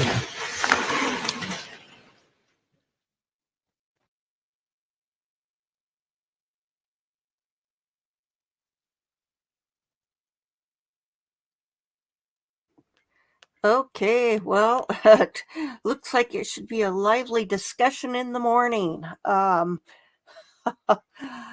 I need to make sure that I get to bed earlier tonight. Ooh, that reminds me, I've got a 4 o'clock appointment today, and I wasn't sure that I'd be able to make it, but since court is breaking up, it looks like I can. I have a dentist appointment tomorrow, and they called and asked me if I could come in at 2. So I may be monitoring things from the dentist chair again, like I did for the botched Jared Lysick hearing. So I may not be as chatty, but I'll be monitoring it just the same. And don't think that we'll necessarily end early tomorrow, because it sounds like this hearing is going to be, or the thing to discuss. Well, it's 10:30 for you. Well, no, it's 10:30 for the jury coming in. They're going to argue the points on whether or not the botched suicide for money plot will come in, but the judge is leaning heavily towards the prosecution, and so I think that it's going to come in. So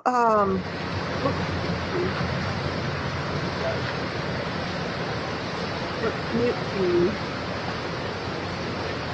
camera. We can watch for Alec to come out the door. So they'll be starting at the usual time, which is 6:30 a.m. for you, Gizzy Sue. but they're just going to be arguing more of the stuff that they argued. So if you don't feel like watching that part, you might skip that part. Oh yes, I will get my nap. In fact, I'm thinking maybe I'll reschedule the 4 o'clock appointment because she's a very sympathetic. She's a true crime aficionado too. So, um, I think I can reschedule that. I'll just take my nap soon. So, um, yes, tomorrow is going to be really good, I think. So, we shall see you in the morning. So, enjoy your yogurt. um, we'll talk to you later. Bye bye.